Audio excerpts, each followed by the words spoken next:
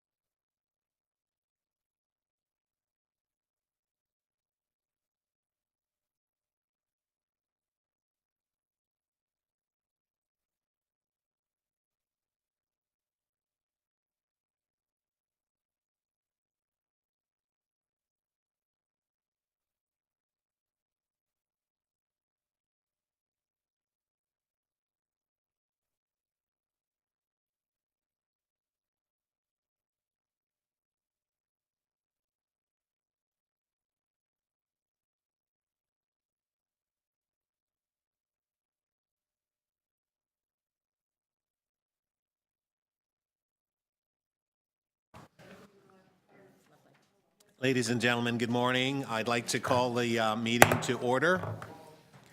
Thank you. Thank you. Declaration of interest on the Conflict of Interest Act. Okay. At 11. Is that 11? Okay.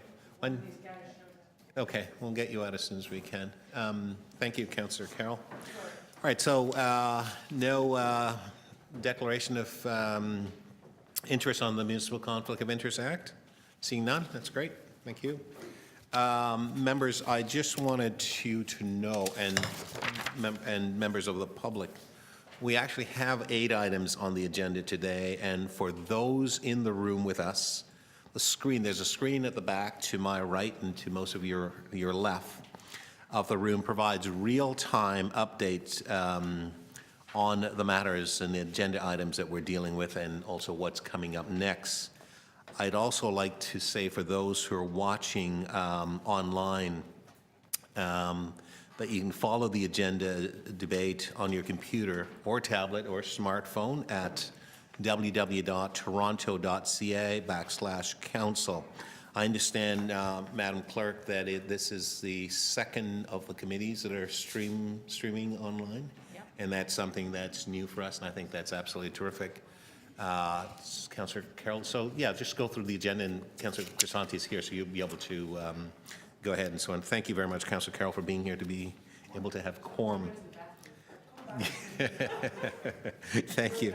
All right, so members, we have confirmation of the minutes from the meeting of April 16th. Can I have a motion to receive that? Okay, Councillor Carroll, all those in favor, opposed, that's carried. Thank you. We have a list of speakers, and I'll get to that in a second. This is one of the sort of the meetings annually that we do. We have a lot of presentations, we have a lot of presenters and so on, so this is that particular meeting. And I'm looking forward to the items being presented. Okay, so I'm just going to go through, are there any specific additional communications or reports, Madam Clerk? Okay, there's none. ED 4.1, Tourism Toronto update. We're going to hold that. We have Andrew Weir, Executive Vice President and Chief Marketing Officer of Tourism Toronto will be here to present. ED 4.2, the greatest airport in the world. The Greater Toronto Airport Authority is here. David Wilson's here, who is the chair of the board. Laura McKee, senior representative from the GTAA, as well as our good friend and board members for Invest, Alim Kinji is here as well. So we will hold that particular item. ED 4.3, real estate economic forecast for 2015. Ross Moore, Director of Research for CBRE Canada, will be here to present to us. We're looking forward to that, as we are in all the other presentations that we'll be receiving today. ED 4.4, which will be held again, it's digital innovation and the use of open big data. All right, and moving right along, we have a deferred item, which was deferred from our April 16th meeting. ED 4.5, update on the economic development and cultural division strategies, creative capital gains, and collaborating for economic competitiveness. So I'll hold that as well. ED 4.6, cultural hotspot, cultural creative community. I guess I'll be holding that as well. Thank you. I did see, yeah, there you are. It says there's a present. No, I know. It's a presentation. I was, ED 4.7, this is an action item, appointment to business improvement. Okay, you're moving, Vice Chair Kelly is moving approval. All those in favor? Opposed? That's. There are none, yes, at the moment. All right. ED 4.8, the economic dashboard. There was an amended one, was there? Not amended? Does anyone wish to? What do you wish to do with that? It's. No, who's saying that? There's a presentation for ED. Okay. We don't. If you wish to have presentation. Right, so what's the wish of committee? To move? Okay, thank you. So we've got that. All those in favor? Opposed? That's carried. Okay, thank you. And I know that Nadira Patterson's here and so on, and it looks like you've got a group with you. You're always traveling in pack. They're moving, yes, welcome. We're hoping to get to you real soon. Thank you. All right, so members, moving right along, we will get right into it. It is 9:45, and I'd like to ask Mr. Weir, Andrew Weir, Executive Vice President and Chief Marketing Officer for Tourism Toronto, to come forward to give us his annual presentation. Mr. Weir, good morning and welcome. Always a pleasure to have you, Andrew. Appreciate being here and the opportunity to come back. I'm going to provide a short update this morning on tourism performance, talk a little bit about the impact of the visitor economy on the city, and happy to have a discussion when we get into the questions. I want to focus on three things today. The first is, broadly speaking, the tourism economy, who's visiting, some trends we're seeing in the visitor market. We are seeing some shifts, and I want to highlight a few of those and where the growth is coming from, some of the opportunities as well that we see. Next, I'll get on to, we have clearly a very special summer ahead of us for a lot of reasons. It's a wonderful opportunity. It also introduces some complexity into our business, so I'll talk a little bit about that. And then finally, the meetings and convention business, which is important to highlight as one of the key foundational drivers for our business. So first, on the broader story of who our visitors are, where they're coming from, the picture overall is one of steady growth. We welcomed 14.3 million overnight visitors in 2014. So I'm going to share mostly year-end numbers from 2014. It takes a few months to get those numbers after the fact, working with Stats Canada and a variety of other sources. 14.3 million visitors spent at least one night in the destination last year. There were about another 25 million that only came for part of the day. So a total of 40, but we focus on the 14.3 million overnight. And just to give you some breakdown of that 14.5 million, a little over 10 million are from Canada. So our domestic market is still vitally important to us. But the growth is largely coming from our U.S. and overseas market. In the U.S. last year, we had 2.3 million visitors. which is the fourth consecutive year of growth from the U.S. market after what had been a period of some decline. And then 1.6 million overseas visitors, which I'm happy to say is the most we've ever had. So that was a new record. Not only was the 14.3 million a record, but 1.6 million overseas visitors was also a record. And in fact, last year, China became our top overseas market for the first time. We knew it would happen eventually, and we're all aware of the dynamics in the market there and the opportunity. But China became our top overseas market with 230,000 visitors that arrived here. That displaced the UK, which had historically been our #1 overseas market. They had 217,000 visitors arrive here last year. In the US, again, I said fourth straight year of growth out of the US market. And the growth really is coming in air arrivals. In a moment, you're going to hear from our colleagues at Toronto Pearson that have really done a lot to build up Toronto as such an important global hub and North American hub in particular. And you see that reflected in the visitors that are coming here. There are now 71 flights a day from New York City to Toronto. Think about that, 71 flights a day, which is an amazing number. But it speaks to the demand. The airlines obviously create this capacity to meet demand. And what we're seeing is a more affluent, international, sophisticated traveler increasingly arriving in Toronto. And that's important because that shift from what had been largely a drive market to a fly arrival market, and 64% of our Americans now fly here, which I think surprises a lot of people. Most people think that the American visitor here is largely driving up from Buffalo, and that'll always be a core piece of the business. But 64% of our American visitors arrive here by air. That's important because the visitors that arrive here by air stay longer, they do more, they spend more in the destination, all of which leads to greater spending across all sorts of businesses, as you would expect. This shift is happening partly because of the way we've been marketing and positioning the city, but more than anything, it's happening because of the maturation of our destination. It appeals to new people in new ways. When you look at things like our live music scene, which I know has been a priority for this committee, likewise the food scene, I know the councilor's been active promoting that part of our aspect of our destination. The depth and breadth of our destination has grown, I would say, exponentially. Look at our festivals, look at the improvements in our neighborhoods, look at the hotel development, especially at the high end of the market. Ritz-Carlton and Shangri-La, they didn't open here because we asked them to. I wish we had that kind of power. But they saw the opportunity. They saw the kind of visitors that were increasingly choosing to come to Toronto and saw an opportunity, and as a result have opened new properties here. And with the new hotels, that's also caused our other hotels, some of our existing properties, to invest substantially in their own property. And so that's good across the board for our visitors and for the businesses all across. One of the key barometers of tourism that we can see on a kind of a monthly basis is hotel performance. So when we look at 2014, there were two particular points of pride. The first was we sold a record number of hotel room nights, 9.3 million, the most we've ever sold in the destination. And the second was we ended the year with the highest hotel occupancy rate in Canada of all the cities in Canada. And in my 10 years at Tourism Toronto, we've never done that before.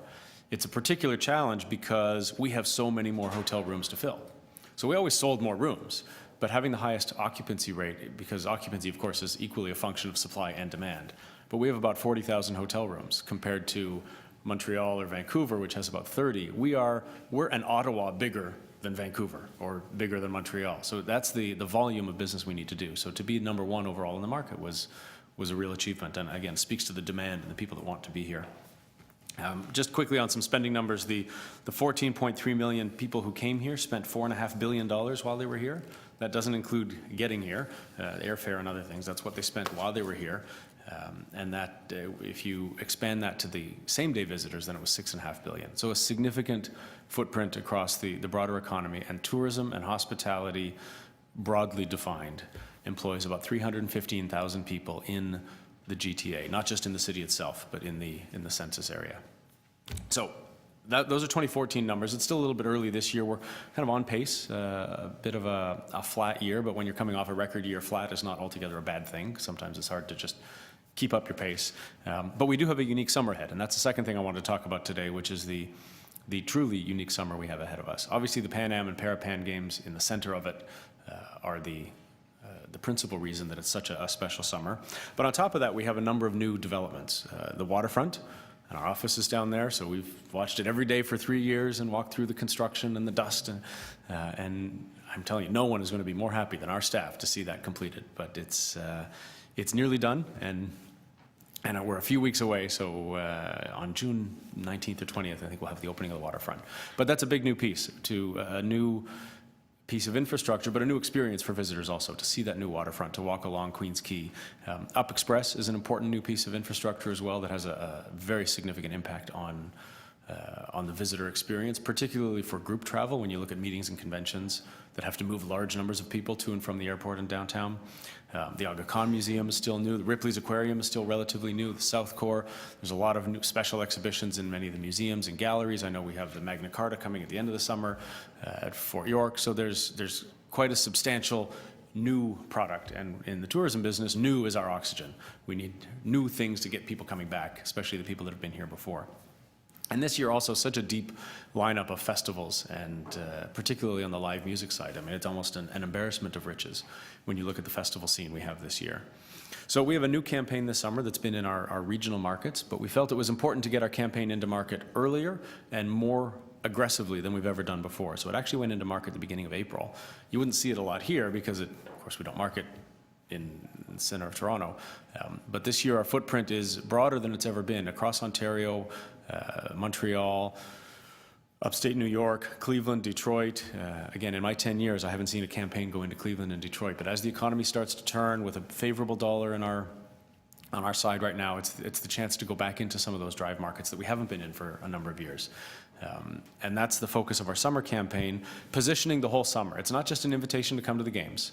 This is from May 1st to the end of September. We've got to position the whole summer because we do have to be aggressive. We are running against this sense that, and we've all heard it, that traffic's going to be crazy. That the problem with a major event like the Games, it's a wonderful opportunity on the one hand, but at the same time, it creates great anxiety.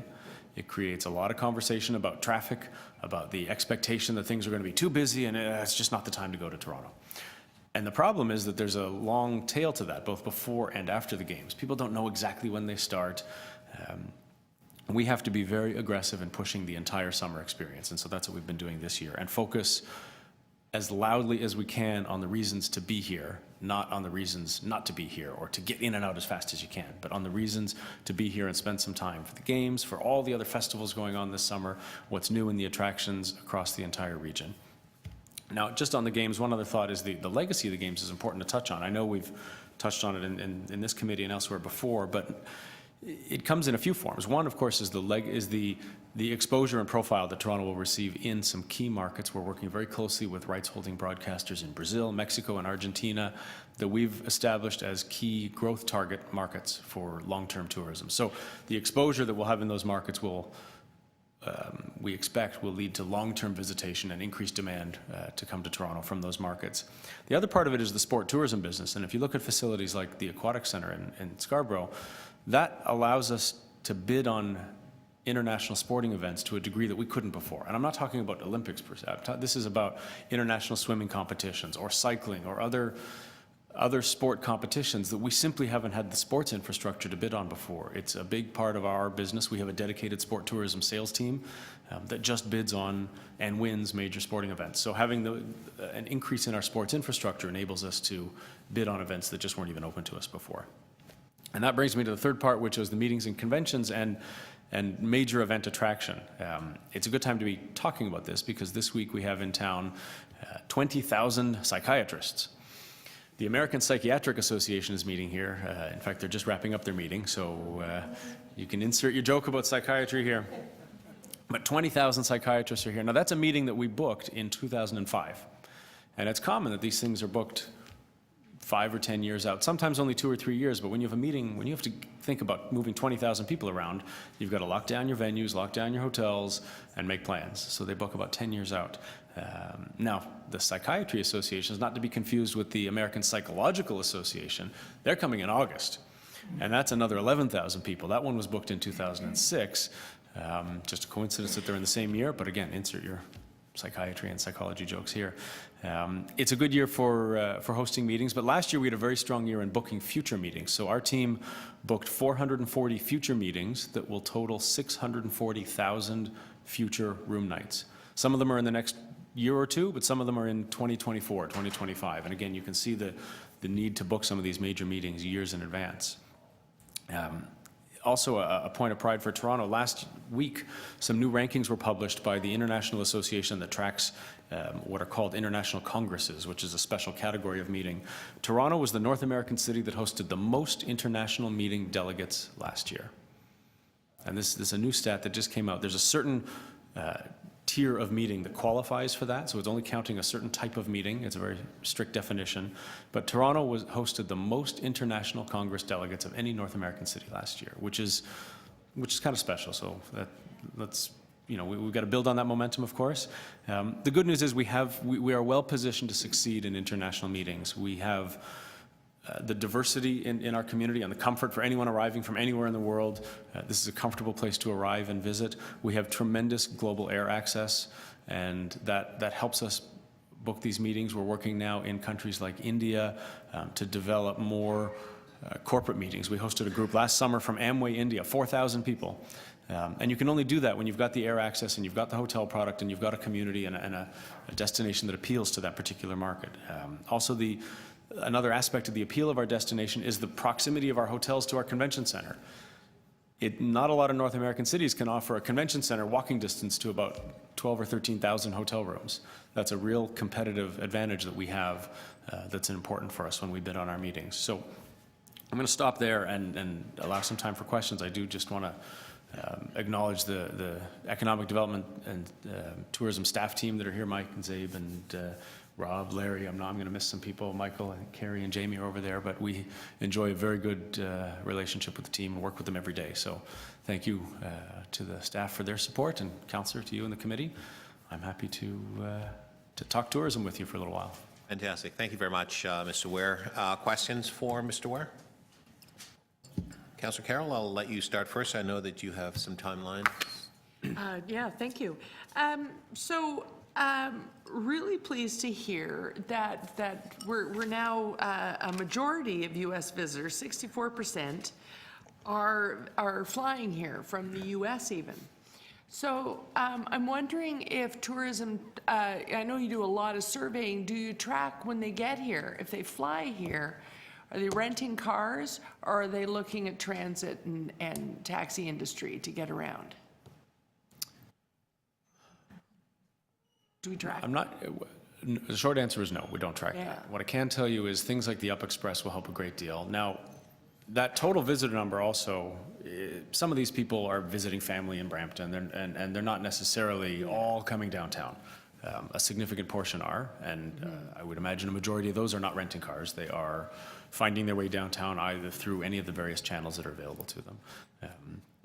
I don't have specific data for you, though, on what proportion would use what mode of transit. Yeah. It might be something we want to track, because it then tells you whether or not we want to be communicating in ad buys inside the transit system, or what you want to pitch marketing on the rail link, ad spaces, whatever. Yeah. You will see an ad from us in the new Up Express.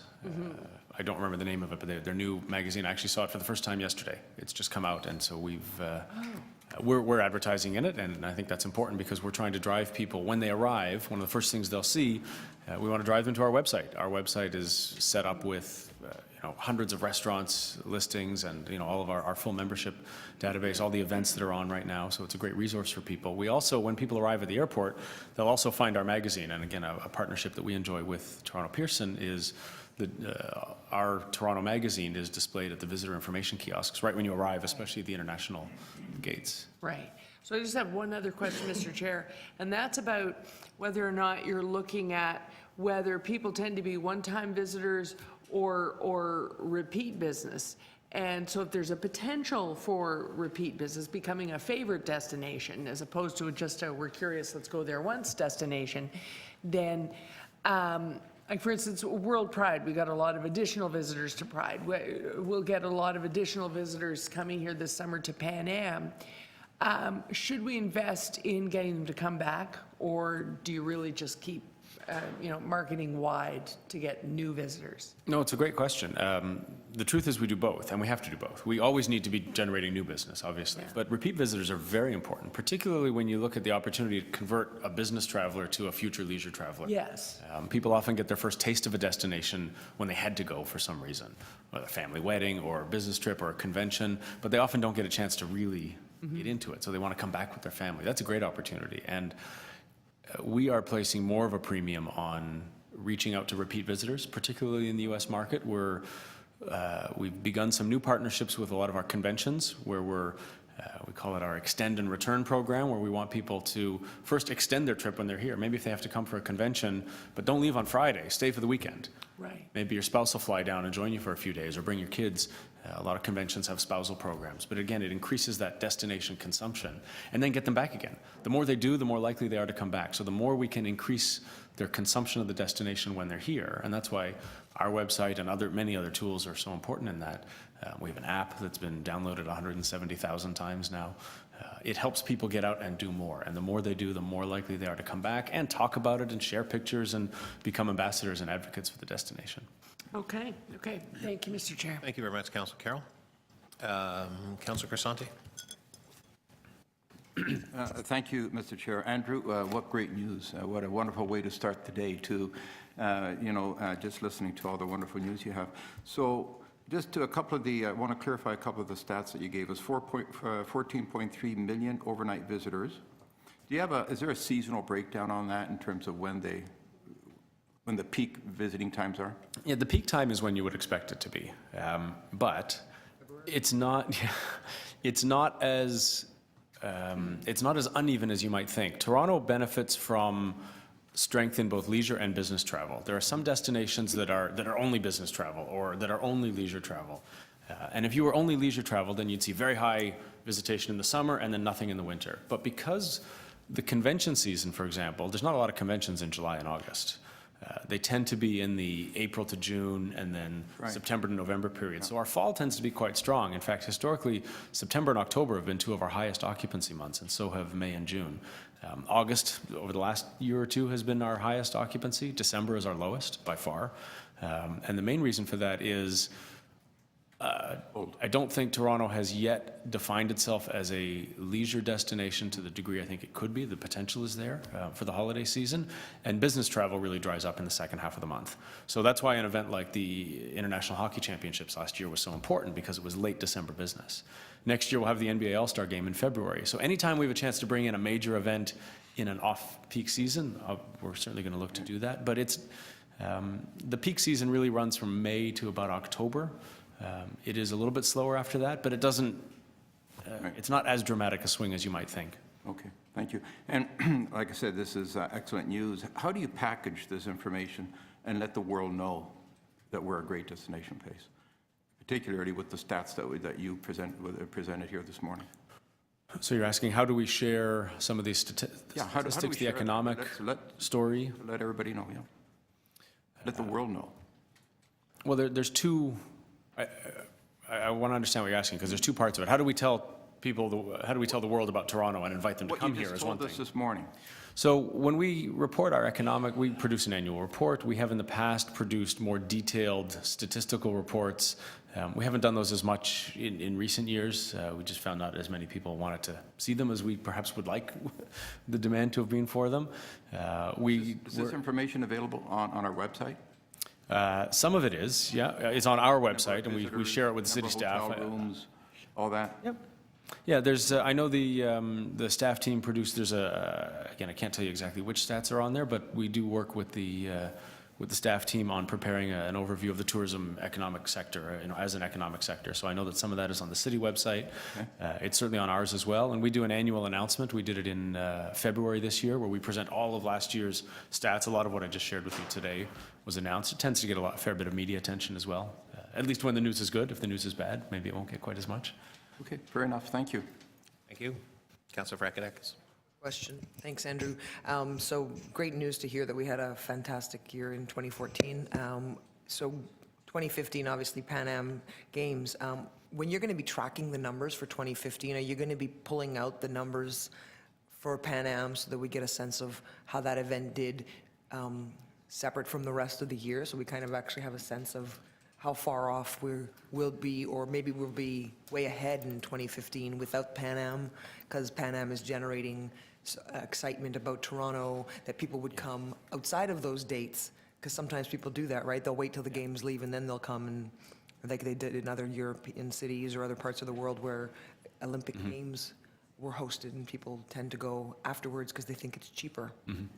Well, we'll certainly track, as we always do, weekly hotel occupancy and arrivals from certain countries. The challenge, of course, is we don't know why any individual person is here. So what we'll know is if we had a better July this year than last year. What we won't know is if we were up 2 points or down 2 points, we won't know if that's because of the games or not. There's always a combination of things. Last year, we had a very good July. We had the Lions Club meeting here with 15,000 people in the middle of July last year. We don't have a major convention in July, obviously, because we have the games this year. And there's no question the games are going to generate a lot of visitation. I think most of the games visitation, the leisure visitors, people that are just coming to experience the games, are generally going to come from our drive markets. It's a real opportunity for people from Ontario, maybe into Quebec and a little bit in the border states. There will be some games family, people whose kids are competing or friends that will come from Brazil or Mexico to follow their families here.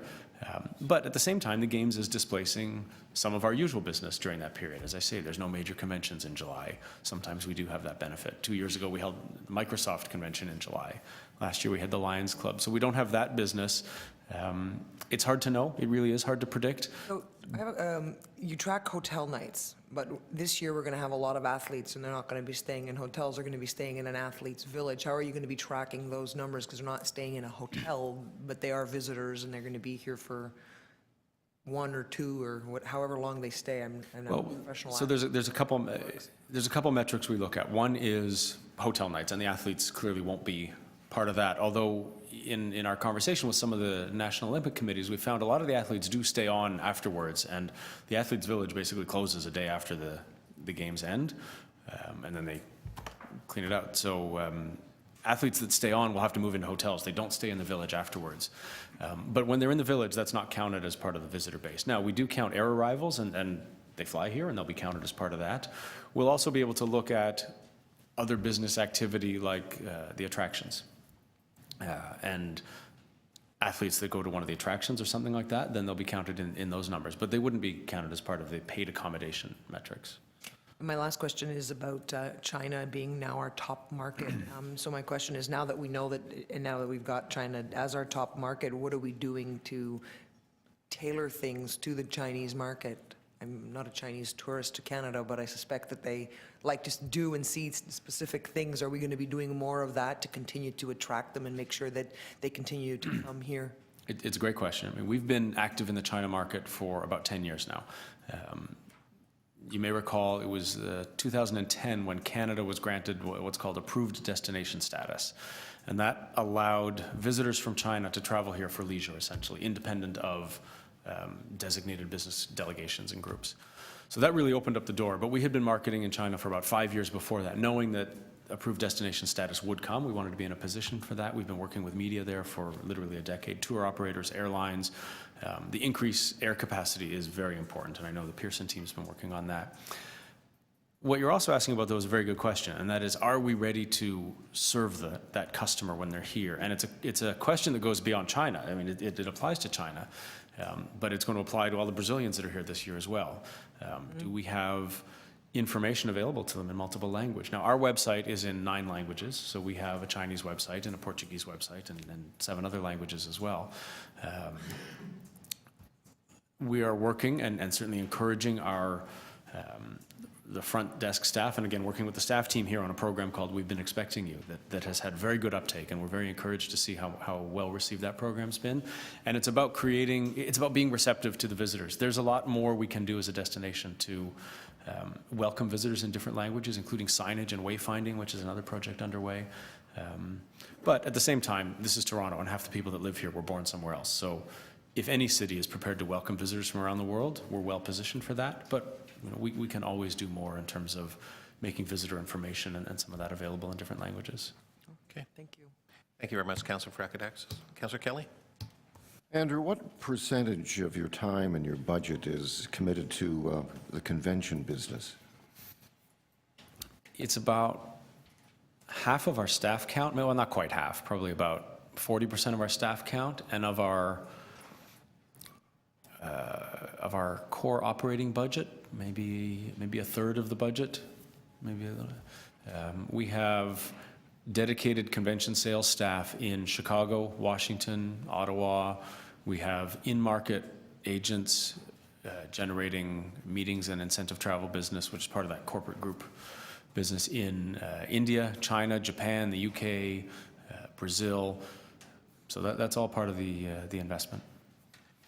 You know, there are two types of visitors, I would imagine, those that are coming here specifically to Toronto and those who are passing through as part of a tour.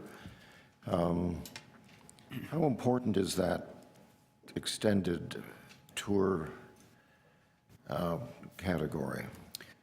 When you say extended tour, do you mean the kind of I mean, I'm a cross-Canada bus Chinese. tours? I suspect that most of the Chinese that come to Toronto are touring Canada, So that and Toronto is a part of that tour. So That has been the case historically. I would say it's less so now. It is becoming, Toronto is becoming more the focal destination of the trip. And this is something that we've seen in a lot of our international markets, not just China. If you look at the Japanese market, for example, historically it was a very low-yield traveler. This was someone who, as you say, is part of a cross-Canada tour, 7 cities in 9 days. Their Toronto experience would be, at best, 20 or 24 hours. We've been working for probably the past 8 or 10 years now with tour operators in each of these markets and not focusing on that business. That is a generally lower yield business. We are focusing on higher yield business, people that are coming to Toronto, to Southern Ontario. Niagara is almost certainly part of their trip.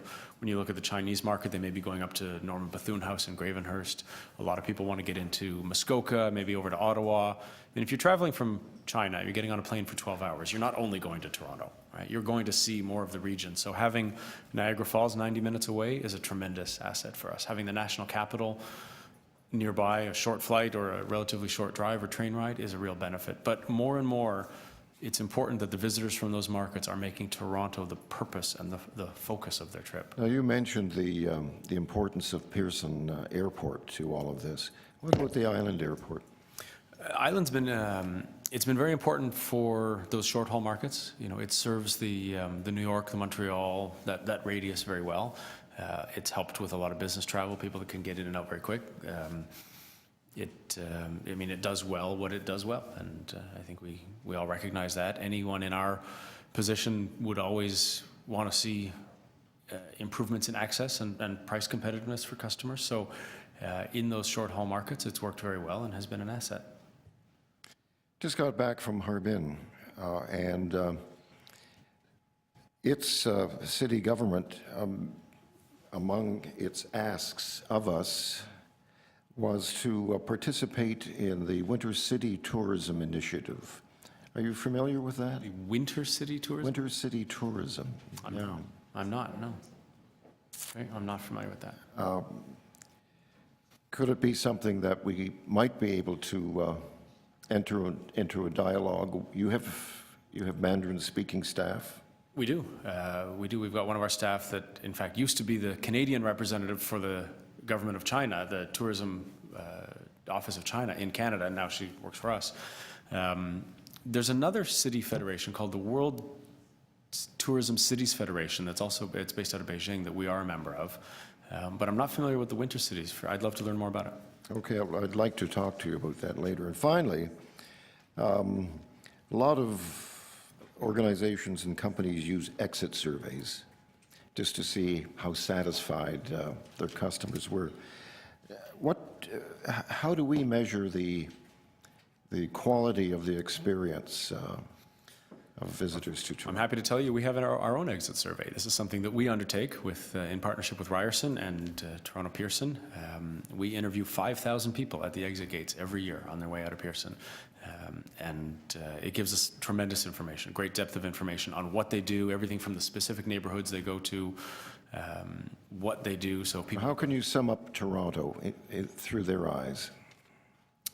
It tends to surprise visitors. It kind of sneaks up on you. People have a certain expectation of the city, and we almost always surpass it.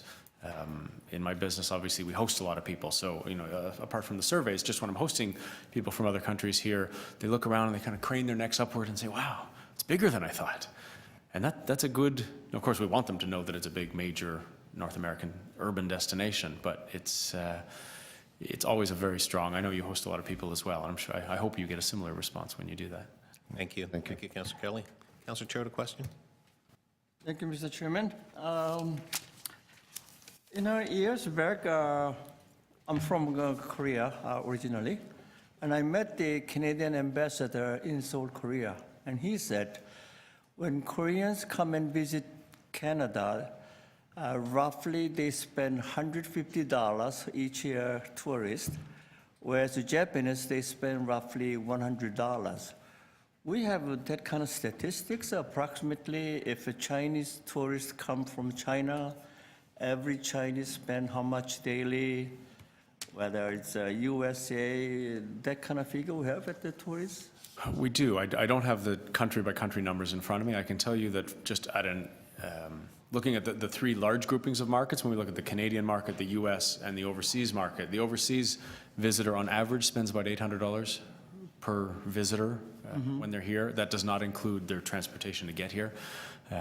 That compares to only about $150 or $180 for a Canadian visitor, because their trips tend to be shorter. They're more likely to stay with family and not spend on accommodations. They do less when they're here. Someone coming from overseas is more likely to be here for the first time, so they're doing more. We do have country-by-country data. I'm sorry, I don't have that with me. It also, because it comes from Stats Canada, it tends to be about 3 years behind. So the most recent I would have on that is 2012 data. Now, when the tourists come from certain areas, do they go specific target area, whether it's just sightseeing or shopping, so that we could meet their needs? That kind of strategy do we have?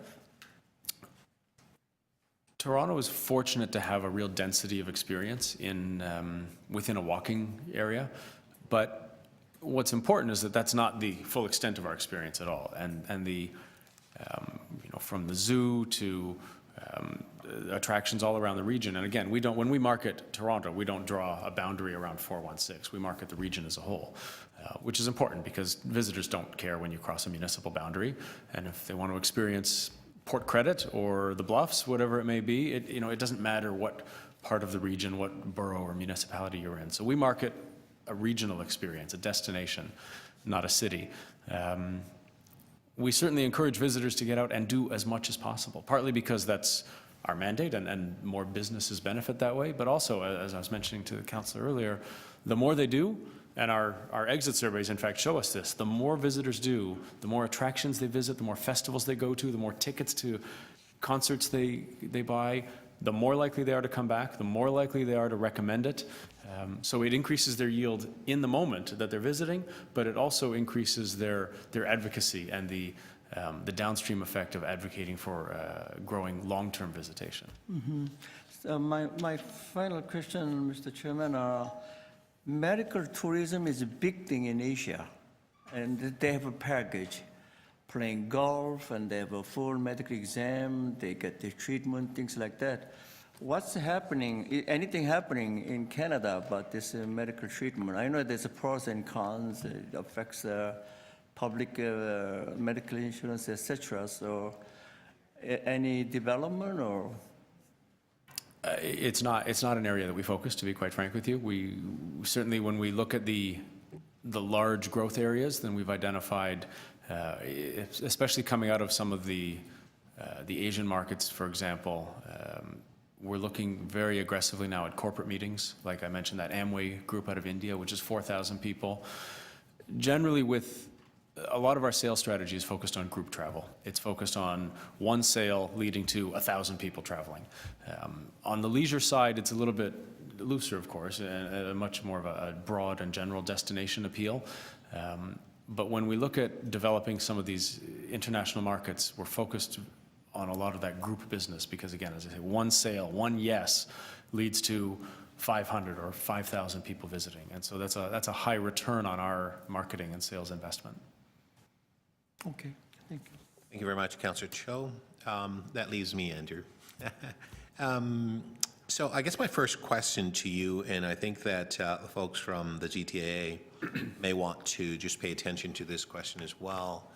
New markets, Emirates, Saudi, UAE, and so on. We had a meeting not too long ago with representatives from Dubai. They mentioned to us that there's a need for us to focus attention on tourism in addition to business as well.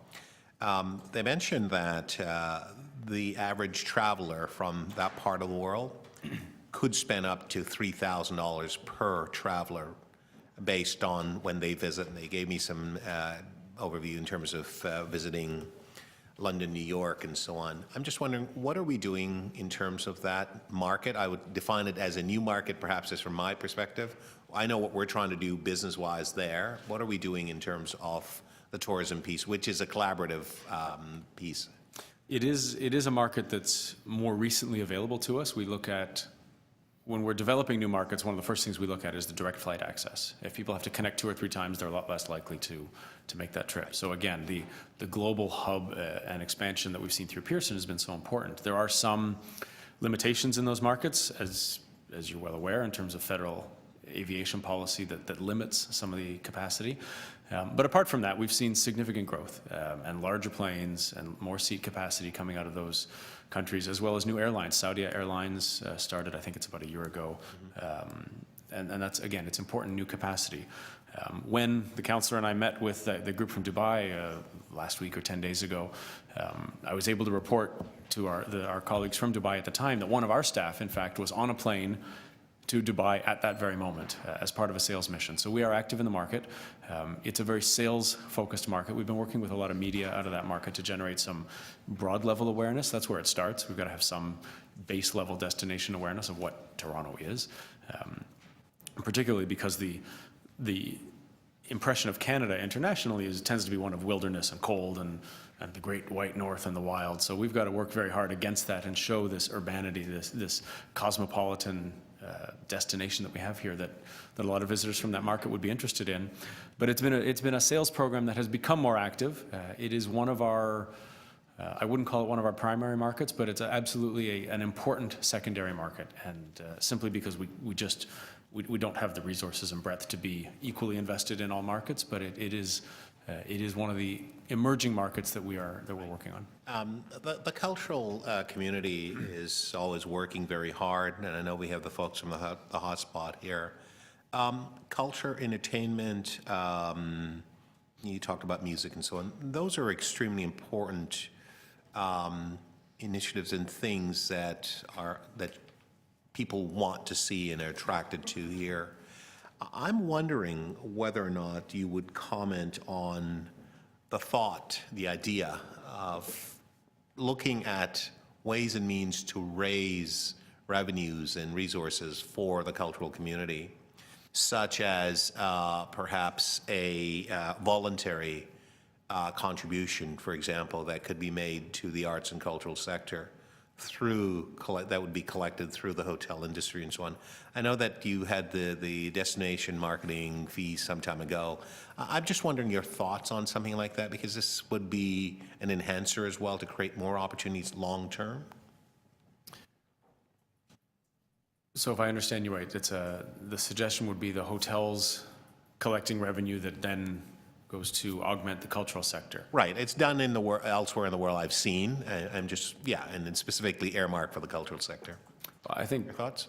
I mean, the cultural sector is looking at a number of sources for revenue. What's Yes. so encouraging has been not only the public sector investment, but we talk about that $1 billion cultural renaissance. Right. The public sector was important, but it was a catalyst because what followed was substantial private sector investment. And that's why we have all the new assets that we have. What the next phase is not so much a building phase, but a programming phase. Right. And more of not just special exhibitions, but I would argue a lot of our leading cultural institutions have an opportunity to build up their reputation for their core holdings. They're as important cultural institutions, not just for the special exhibitions passing through them. what the means for funding those will be, it's a good discussion to have. Fair enough. And we'll get into that, I'm sure. Okay. I did have two more questions for you, and one is, you talked a little bit about the aquatic facilities in Scarborough and so on, and there's been a lot of discussion about legacy development. So this is a legacy development in terms of continuity of tourism that comes through sporting events and the benefits of that. And then, so my question associated with that, do you think there would be a necessity for a hotel facility attached to the aquatic facility out in Scarborough at the University of Toronto? I don't know the answer to that. I think we'd have to look at what some of the needs are. It's not always the case that you need adjacent accommodations. I mean, there are some accommodations not immediately around there, but there are ways to facilitate the athletes. Okay. Thank you very much, Andrew, for your presentation, and thank you for facilitating and fielding our questions. Thanks for having me. Okay. To speak? Okay. All right. Thank you, Andrew. It's always a pleasure to have you here. I am very pleased, certainly, at the statistics and the numbers that you've given us here today. It obviously demonstrates that our collaborative work with not only GTAA, but all of the other partners, the taxis, transportation, business, community as a whole, residents who are welcome visitors and making our policing, for example, making our city a safe place, an attractive place, the work that we're all doing in terms of ensuring that Toronto becomes that unique destination where people want to come to enjoy the amenities, to host, to have events, and to know that those events can be hosted in a very hospitable way that has a desire for people to come back. Our educational institutions have also been very significant in that people have trained here, are aware of the community and so on, and are then being able to sort of make decisions to come back to host event, because I've seen some of those unique aspects of decision making and so on. So it's really, really great to hear that 4.3 million people spent at least one night or more. 14.3 million people spent, I'm losing 10 million there, 14 million people spent a night or more, because that's a huge benefit for everybody in this city. And I'm also pleased to see that the American visitors are increasing, and as you pointed out, that many are flying into the city, and you gave us the overall benefits in terms of that, what is significant of that. I also I'm very pleased of the work that Tourism Toronto continue to do in promoting the region, certainly promoting the city of Toronto. Toronto is that brand name that people attach to all the time. They may visit Mississauga and elsewhere and so on, but they're coming to Toronto, which is that strong cachet in terms of the name.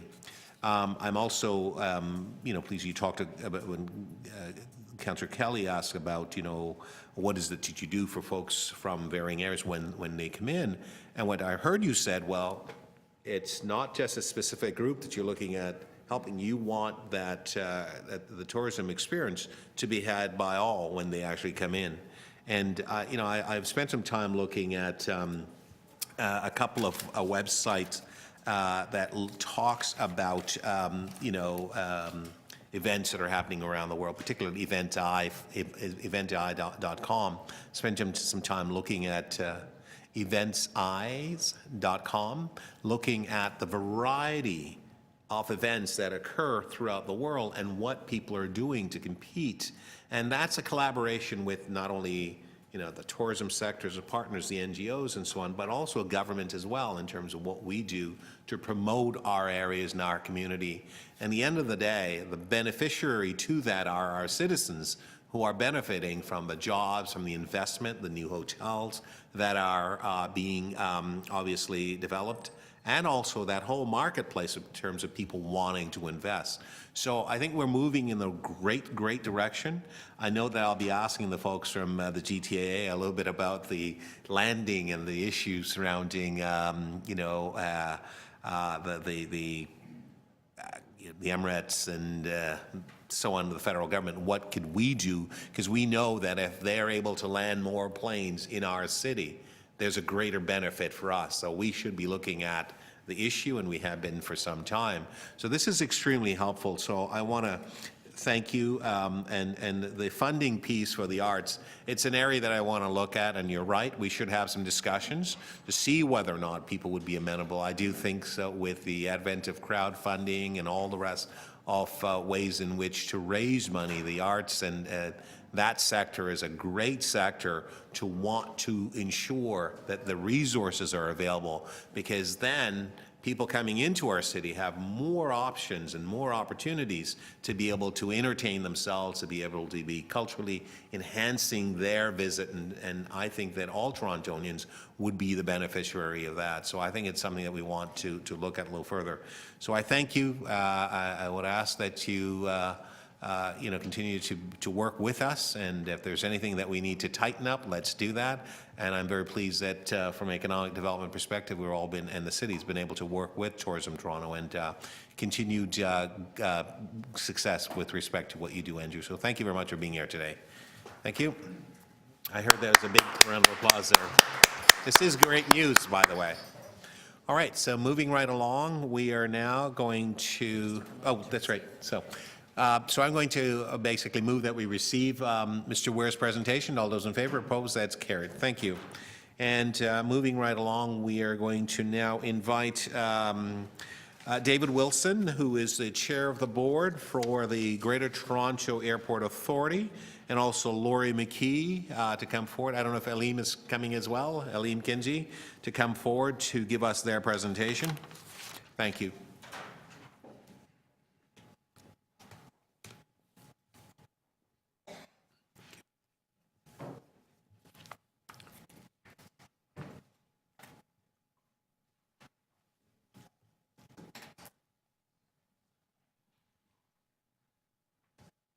Good morning. Good morning. Welcome. Thank you, Mr. Chairman and councillors, for your time today. My name is David Wilson. I was nominated by the City of Toronto to be a member of the Board of Directors of the GTAA in 2011, so I've been on the board for 4 years now. At our last board meeting on May the 11th, I was privileged to be elected chair of the board for a 2-year term. I'm pleased to be here today with Laurie McKee on my right to talk to you about the growth trajectory of Toronto Pearson. We have some very interesting and good numbers to share with you. Pearson is Canada's largest airport and quickly becoming one of the world's most significant global hubs. Toronto Pearson has a 15-member board of directors. We are all drawn from across various sectors in the broad region to ensure a broad array of experience and perspectives. The GTA is now a profitable enterprise. Our unique business structure means that we do not have traditional shareholders. Our obligation is to serve the larger interests of the communities that support and benefit from the airport.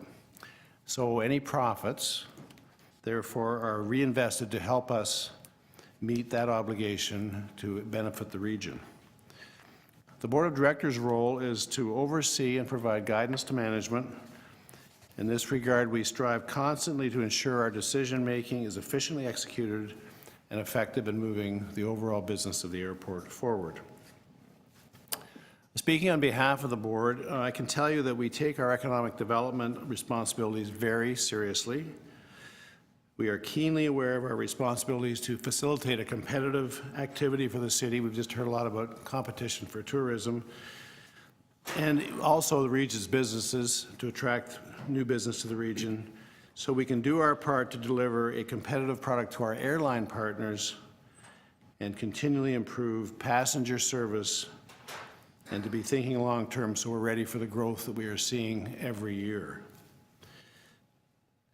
In addition, as a board, we have been focused on financial sustainability and passenger experience. Those are our 2 key touchstones. We also know that as the airport grows, we need to be responsive to the community needs around the airport. So with that as an introduction, Lori McKee has a presentation to highlight our current business priorities, and we would, after that, be pleased to answer your questions. Thank you.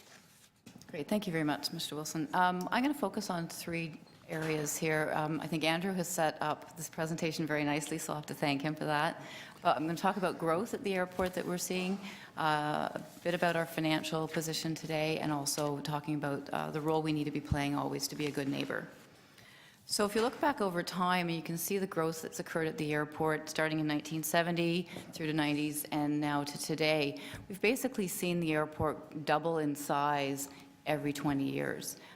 We expect the airport to grow from what we had last year, about 38.6 million passengers.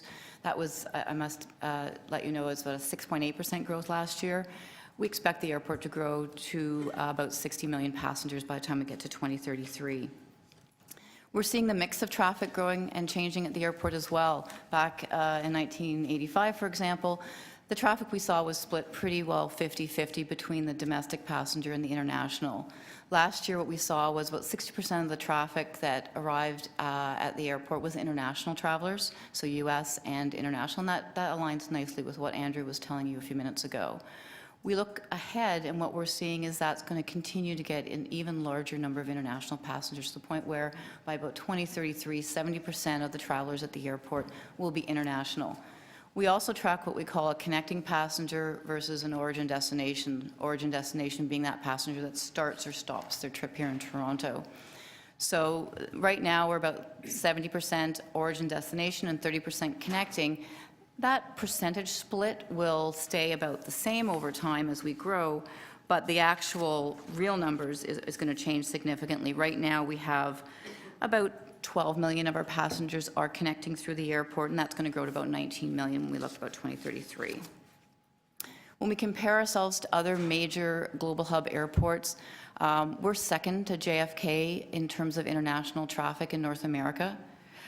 Very closely, if you look at the numbers, we're sitting at about 23 million international passengers, and JFK, we're just hot on their tails. They have about 28 million passengers. We know the airport plays a significant role to support the economy.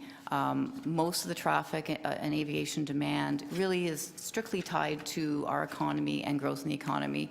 We can track back to show the percentage of GDP that the airport supports. Today, that's about 6% of Ontario's GDP, $35 billion, and about 277,000 jobs throughout the economy. Looking ahead, we know that that's going to continue to grow as our economy grows. About 7% of Ontario's GDP we expect will be supported by the airport by about 2030, and that's a significant number of jobs throughout the economy, 478,000. We look at our catchment areas in two ways. The first is we look at that driving distance, and again, those people that are going to get in their car and come to catch a flight.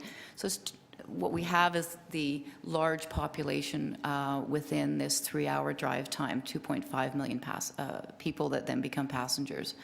We also look at the flying time. So within a 90-minute flight, we have 150 million people that potentially can catch a flight to come to Toronto Pearson to catch a flight. Take that out a bit further into that 2-hour flying time, and you're now looking at 200 million people. So a massive catchment area that we work to attract passengers to come and connect over Pearson for their flights. Given the growth that we're seeing and the demand for aviation, we are starting to think about how does a region like Toronto, Southern Ontario, start to deal with that demand. We expect Pearson's going to hit capacity around 2033. So what happens after that? So we're starting a conversation with other airports in Southern Ontario because we think there's a role that other airports need to play. And how do we collaborate together to make sure that we're supporting the economy in the way that we're required to do in terms of our business mandates, and do that in as coordinated a fashion as possible, and making sure that the ground transportation linkages that are going to be required for a system to operate, and I use the small s, not large s system, but those ground transportation investments, as we all know, don't happen overnight. They take some time, so 15 years will go awfully quickly, and so we'll need to plan ahead. This chart shows you the gap that we're starting to see.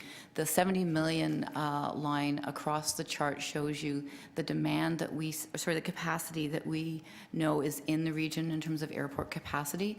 But the demand line you see, it's going to cross that line at about that 2033 timeframe. So there's 24 million passengers when you take that out to 2045. So how are we going to make sure that those trips and passengers come to this region and we get the benefit of that economic activity as opposed to them going somewhere else?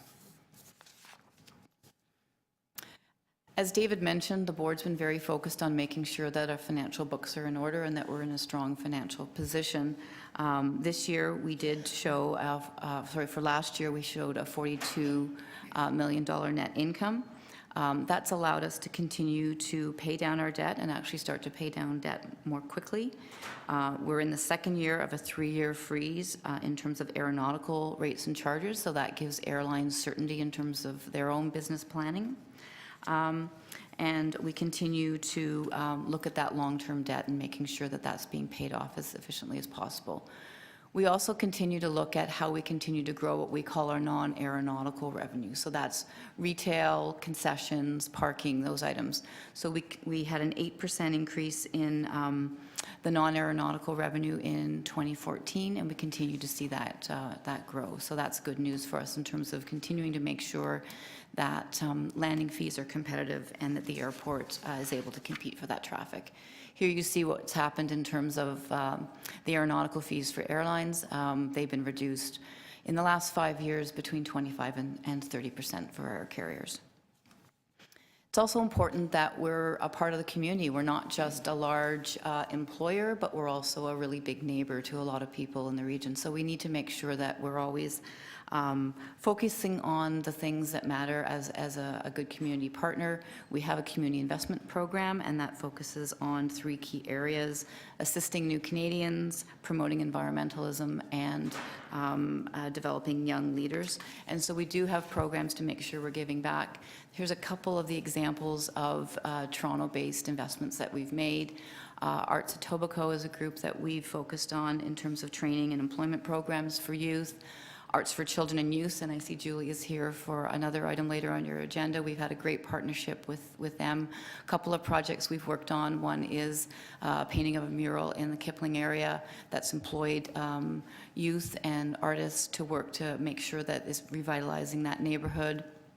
We also have an in-terminal project that we worked with them on, which is a baggage hall area in Terminal 3, which was great in terms of getting employees involved as well and making sure that the story of that building is reflected, and also as a sidebar, providing some employment for some young people. We need to make sure we're always out with our neighbors and talking, so open and timely communication is key. We need to make sure we're talking to people about how the airport operates. We're answering people's questions. We do have a community open house that we'll be hosting with Councillor Crisanti on June the 2nd in Etobicoke North, so we're looking forward to that, always hearing feedback from community. Also on the environmental front, we have a very robust management program, making sure we're minimizing our footprint at all times. We are seen as a leader in the environmental field. We have been recognized as the first airport in North America, second in the world for ISO 14001 certification. We did receive recognition from Toronto Regional Conservation Authority for the Living City Award last year, and a founding member of Partners in Project Green, which I know a number of councillors participate with. Noise management is always important for us. As the airport continues to grow, so do our impacts, and so we need to make sure that the programs that we have to try and minimize our footprint are forever best practice, learning from others and listening to our community. So we do have operating restrictions. There are noise abatement procedures that airlines are required to fly. There's land use planning tools that we have, and again, some of the community outreach I've talked about. We also work with partners and The City of Toronto, we consider a key, one of our partners. So that the photo you see here is when we were, last year, we were welcoming the International Students Program at the airport. This has been a multi-year program where we've made sure we've had other youth out at the airport welcoming the 4,000 students that came in from 115 countries last year to make sure that they felt welcomed when they arrived. And it's a big part of what we work to do with our partners. We also talk about what are the amenities at the airport, how do we continue to make sure customer service is what people are looking for. That changes over time, and we need to change with that. So we're continually opening new offerings for passengers. You can see a couple on the screen, making sure we're always reflecting the community and the city within which we're situated. So Kaplansky's, Joe Malone's, Roger Mooking is there with Twist, and also Avita. That continues to help, as I say, provide passengers what they're looking for, but also helps us on that non-aeronautical revenue. Again, as a passenger, you're always wanting to make sure that the flow at the airport is smooth, easy, and hassle-free, whether you're arriving here and trying to get to your transit or your parked car, your taxi drive, or whether you're connecting over Toronto, making sure those connection flows work. So a lot of that we do is with our government agencies, CATSA, Customs Immigration, US, CBP. Those are some of the touch points that we do worry about. An airport's not an island. We're located in a community, and people need to get to where they need to get to. So we're very excited about the Up Express coming. That's going to be a significant change to the customer experiences, as Andrew has talked about. We know the traffic numbers of passengers using transit is significantly lower than we'd like it to be. Right now, it's about 5%. Only about 2 million of our passengers are taking public transit. With the beginning of Up Express, that will change to about 9%. So that's a positive change, but that's just the beginning. Employees also, given the 40,000 people that work at the airport, we know about 17% of them are taking public transit, but that number is going to grow to about 60,000 people. So we need to make sure that it's not just the Up Express. There's other transit and connections that need to happen. There's that last mile that we like to talk about when we think about whether it's Smart Track or RER or connections to the airport, need to continue to make sure that they are thinking about Pearson as a major piece of transportation infrastructure for the city, but also a major employment area. Pan Am, we're equally excited about Pan Am Games this summer, and we've been working very hard to make sure that the welcome that we have at the airport is, people are ready. Our staff are right now going through free Spanish lessons to make sure that they're able to greet travelers as they arrive. There's about 115,000 athletes are going to be coming through the airport, so we need to make sure that operationally we're ready for that and we're putting our best face forward. And finally, best-in-class customer service, and the photo you see here is our volunteer welcome program that was launched a couple of years ago. It's been very successful for us. So with that, we're all here to help answer any questions that you might have. Thank you very much. Appreciate your presentation. I'm going to start with Councillor Carroll first. I know that she has a pending engagement. Yes, thank you, and then I'll be able to scoot out of here. So as soon as I tweeted the stats, I started getting answers back. How can this possibly be? When you talk about those numbers of passengers, and that we're number 2 behind JFK now, that we're well ahead of O'Hare, is that just based on international flights, connecting flights? What are the stats there? That's in terms of international passengers. So as I said, Toronto Pearson is continuing to grow as an airport with an international segment. So when we look at the pure international numbers, we're second to JFK in North America.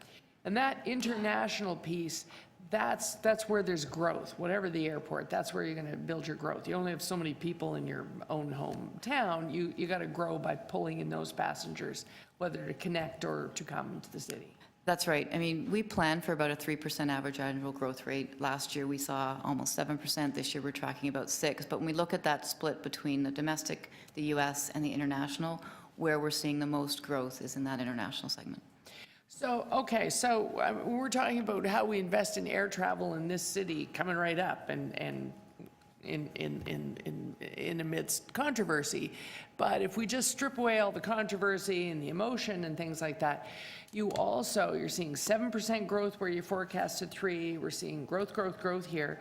So you actually do need to be able to meet more capacity in a relatively short amount of time. We know how long it takes to do things. So 2030 is looming. What should we be saying to governments, to businesses? Is our best bet to invest in Pearson and make sure that its capacity remains intact as that growth continues? Or do we branch out? Do we look at the crazy mission of Pickering? Or do we send the message, invest in this Pearson complex? Our master planning work is showing that Pearson at its full build-out probably has a capacity of about 64, 65 million passengers. Now, we expect to hit there about 2033 timeframe. Now, it doesn't mean you close your doors. I mean, the old Terminal 1, when it closed, it was designed for about 4 million passengers, but was handling almost 11 when it closed. But your customer service really does start to denigrate at that point. What we're suggesting, and this is part of that conversation we're starting with other airports across Southern Ontario, is we believe there's probably a role for other airports in Southern Ontario to start to play to handle that growth that's coming. Pearson is seeing it's being increasingly international. We're seeing larger and larger planes. We're seeing more people on those planes. But there's probably niche roles both from a sort of a local market that other airports will play, but also to handle the overarching regional demand. Right, so if I can ask one more question. So now we're getting at what you're describing there sounds like what you do see in other places. There's a Gatwick, and yet we see in recent years London invested a whole bunch more. I think a lot of it was private investment, invested more in Heathrow. So there are other airports, but you think of them as niches, not as competitors, they build on the main complex. Of course, I'm asking one of the partners, so your judgment is colored. But if we focus on Pearson as the biggest hub, the key hub, and the place where we need to invest, are we matching what other winning airports and other economic hubs have done? You're absolutely right. Toronto is not the first region to hit this challenge and having to look at other airports to try and manage the overall demand. I think that it's important that we think about the other roles those airports can play. We don't think about the Island Airport as a competitor. We don't think about Kitchener-Waterloo or Hamilton as a competitor. We all have a role to play to serve the demand and are happy and excited to see growth at all of those airports because we see that as good for the economy and a signal that there's a strength in the economy and that all of us will benefit as a result. Councillor Carroll, you make a very important point about lead times. So the planning ahead, 2030 isn't that far away. 15 years isn't very long lead time when you have to consider building additional airport capacity. So we are deeply engaged as one of the voices in consulting with other airports to make sure we have the lead planning and we're not stuck without having time to do what's needed to build capacity for this growth that we think is going to continue. Thank you, Councillor Carroll, and enjoy your event. All right, thank you. Councillor Frakadakis, a question? Thank you. Sorry, I was looking through the slides to try to get a sense. I mean, I know we're number 2 in North America for international passenger traffic. I'm wondering how many of those are connecting through Toronto? And I'll follow up with my next question. So our split between those who start and stop their trip here and those connecting, it's about 70% origin destination, so start and stop here, and 30% is connecting. Okay, so the 30%, because then I was looking at your slide here about continuing to grow your non-aeronautical revenue, and I see that it's gone up year over year by about, 20 some odd million dollars, 26. And your photos all show it's all retail, but other major international airports have more than just retail in them. They have cinemas, they have spas, they have day trips where you can leave the airport and go see the city for 6 hours, or you can go see it for 4 hours or whatever. What are we doing to capture that for those 30% of the people who have longer layovers? Some of these places actually have hotels attached to them, you name it, you can. You're absolutely right. Always looking at that layover time and whether or not passengers have more time to do things other than just, get a meal before they catch the next flight. We do have a fitness facility at the airport. We know with Up Express, there'll be opportunities for people to plan a trip into downtown, and if they have some time to jump on the train and go do that. So looking at how we coordinate the packages that people can purchase right at the airport, if they've got 3 hours, 4 hours, 6 hours, 12 hours, whatever it might be. So always, trying to stay ahead of the curve in terms of what passengers are looking for. That's our retail and commercial group is always, looking at what that might be.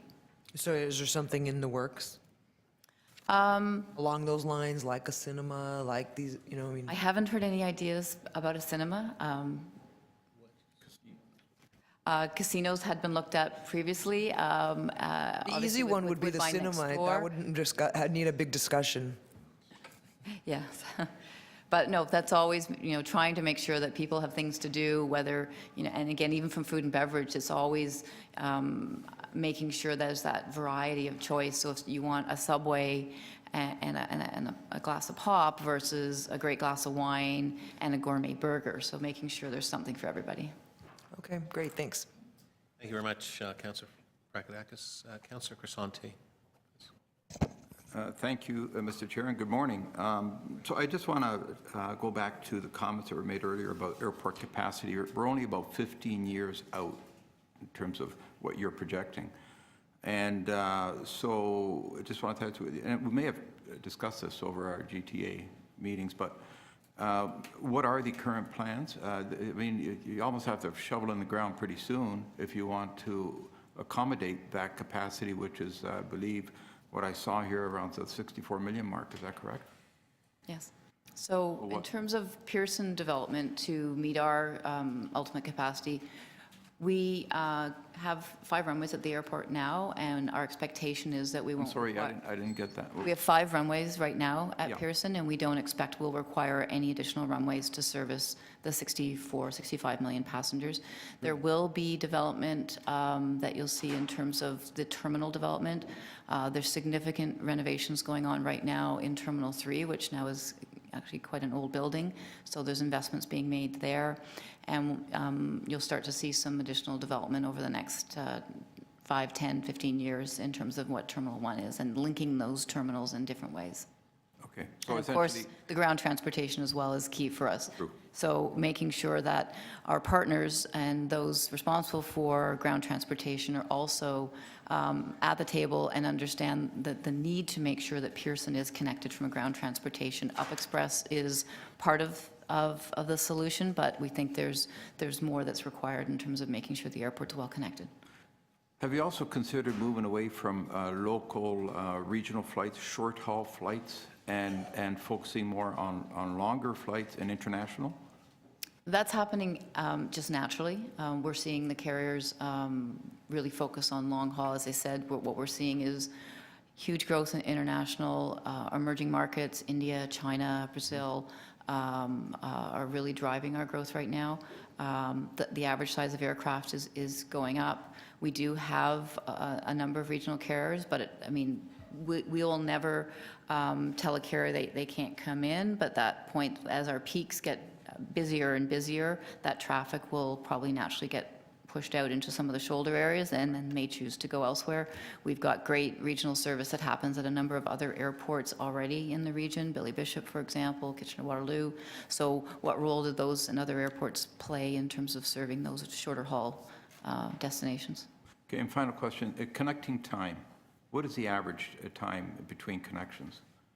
Depends which Shortest to longest. Depends which connection you're talking about. If you're connecting domestic flights, if you're connecting U.S. to international, we set service level standards. I don't have them at my fingertips right now, but those are service level standards that we set as targets, and the board also weighs in on that. Then we put in place the programs, plans, and processes to match those. Obviously, working with a lot of the government agencies that we rely on for a lot of those processes, because it does involve security, it does involve customs and immigration, et cetera.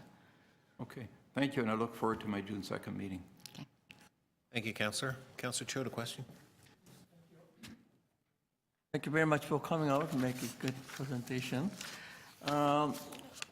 GTAA board, do they have any kind of position toward the Billy Bishop Airport? They're trying to become international airport. You have any position, pros and cons, express any concern, or how it's going to affect GTAA if Billy Bishop becomes international airport? As Laurie said earlier, I said a number of times, that there's a lot of growth happening in the region, and our attitude towards Billy Bishop and other regional airports is we're all part of a family that is here to serve that growth. So we don't view Billy Bishop or Kitchener-Waterloo or Hamilton as competitors. We view them as part of the fabric of capacity to deal with the growth that we see coming with a high degree of certainty. That's the broad view we have of Billy Bishop. Laurie, anything to add? I see. Okay. When I travel big airports, I think one of them was Chicago O'Hara International. And by the way, I'm so happy with our GTA. I often use your airport. As a matter of fact, I'm going to Texas at the end of the month. Each time I go, I feel so proud. We have a great airport. One thing I'm missing is there's no connecting trains between Terminal 1, 2, 3, whereas other big international airports, usually they have a rapid transit, right? Do we have any plan, or there's no need? Bus is enough? Or?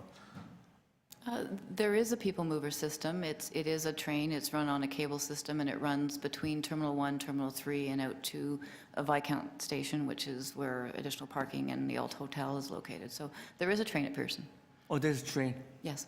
Oh, maybe I didn't use it. It works really well. I'm sorry, pardon me. Yeah, it's a free service that operates on cable basis, but it runs I see. 2 directions. Very, very, very, very efficient. Okay, thank you, because this is my terminal, so I don't change the plane. Thank you. Okay, thank you very much, Councillor Cho. Councillor Kelly, 2 questions?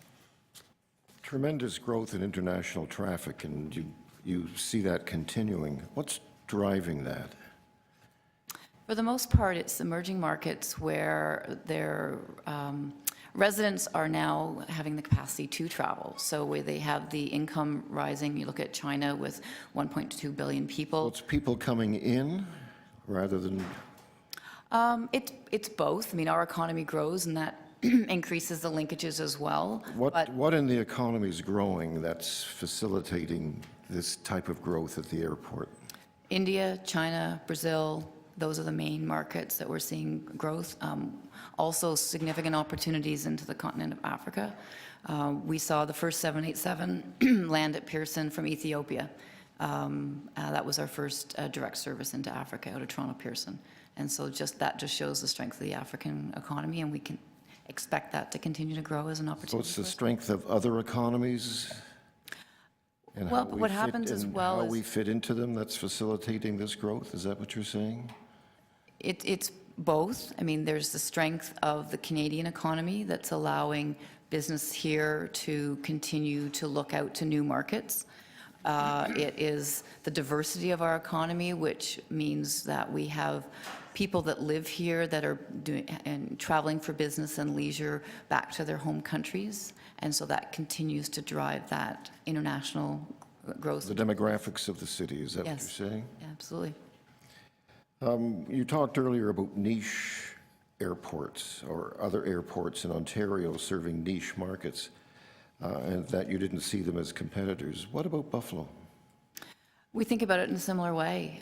When I showed that slide that shows the mega region, there is a mega economic region that Toronto is located within, that we're servicing that demand. I mean, we expect there's always going to be, because of geography, people that will make the trip to Buffalo. That being said, we know as a connecting airport, a lot of the connecting traffic we're seeing in Pearson is traffic that's flying over Toronto into Europe and Asia, and it's connecting here rather than connecting over JFK or other US hubs. So there's a reverse flow of traffic that's coming over Pearson. As I mentioned to Andrew, I just got back from Harbin, and its city government made a number of asks of us, and one of them was to establish a direct flight between Harbin and Toronto. How do you go about doing that? Yeah, the international air service agreements are country to country. So the Canadian federal government would negotiate an air service agreement with the other nation, and within that agreement, they establish number of times of week that flight would occur and other rules about that traffic and how that will flow. So it's a national to national negotiations. Well, who do they call, or who's approached, and how are they approached? We hear about the negotiations when they take place, and we're asked for input. So if the Canadian government is going to be sitting down with another country to have a negotiation, they'll reach out to airports across the country and get input. What we often do then is reach out to you at the city to try and understand what data we can get to help support a new route or service from a country. So it's very much a collaborative effort that we use. We work with Tourism Toronto, the province as well, to make sure that when we're putting that information in, they have the best information. Assuming that things go without facing major obstacles, how long does it take to establish a direct flight from the first ask to the first plane landing? There's a couple of factors involved. In terms of the negotiations, those can take upwards of a year, year and a half before they actually get scheduled and sit down to meet. Once they actually are scheduled, it's usually only a day or two of meetings that takes place. But then, of course, it's the airline then that is now able to fly that route. So they then have a business case and plan to put in place to actually then fly it. So it's up to the airlines then. Finally, how are the new restaurants working out? Terrific. You've seen from the non-aeronautical revenues that dollars are increasing. We opened 15 new food and beverage locations last year. I think we have something in the order of 30 new to be opened this year. And they're all going well, is that what you're saying? Our experience is any food and beverage, any retail concession that opens at the airport quickly surpasses any of their expectations in terms of the bottom line. Good to hear. Thank you. Great. Thank you very much, Councillor Kelly. I'm curious, and the data that you've given us, which is fantastic,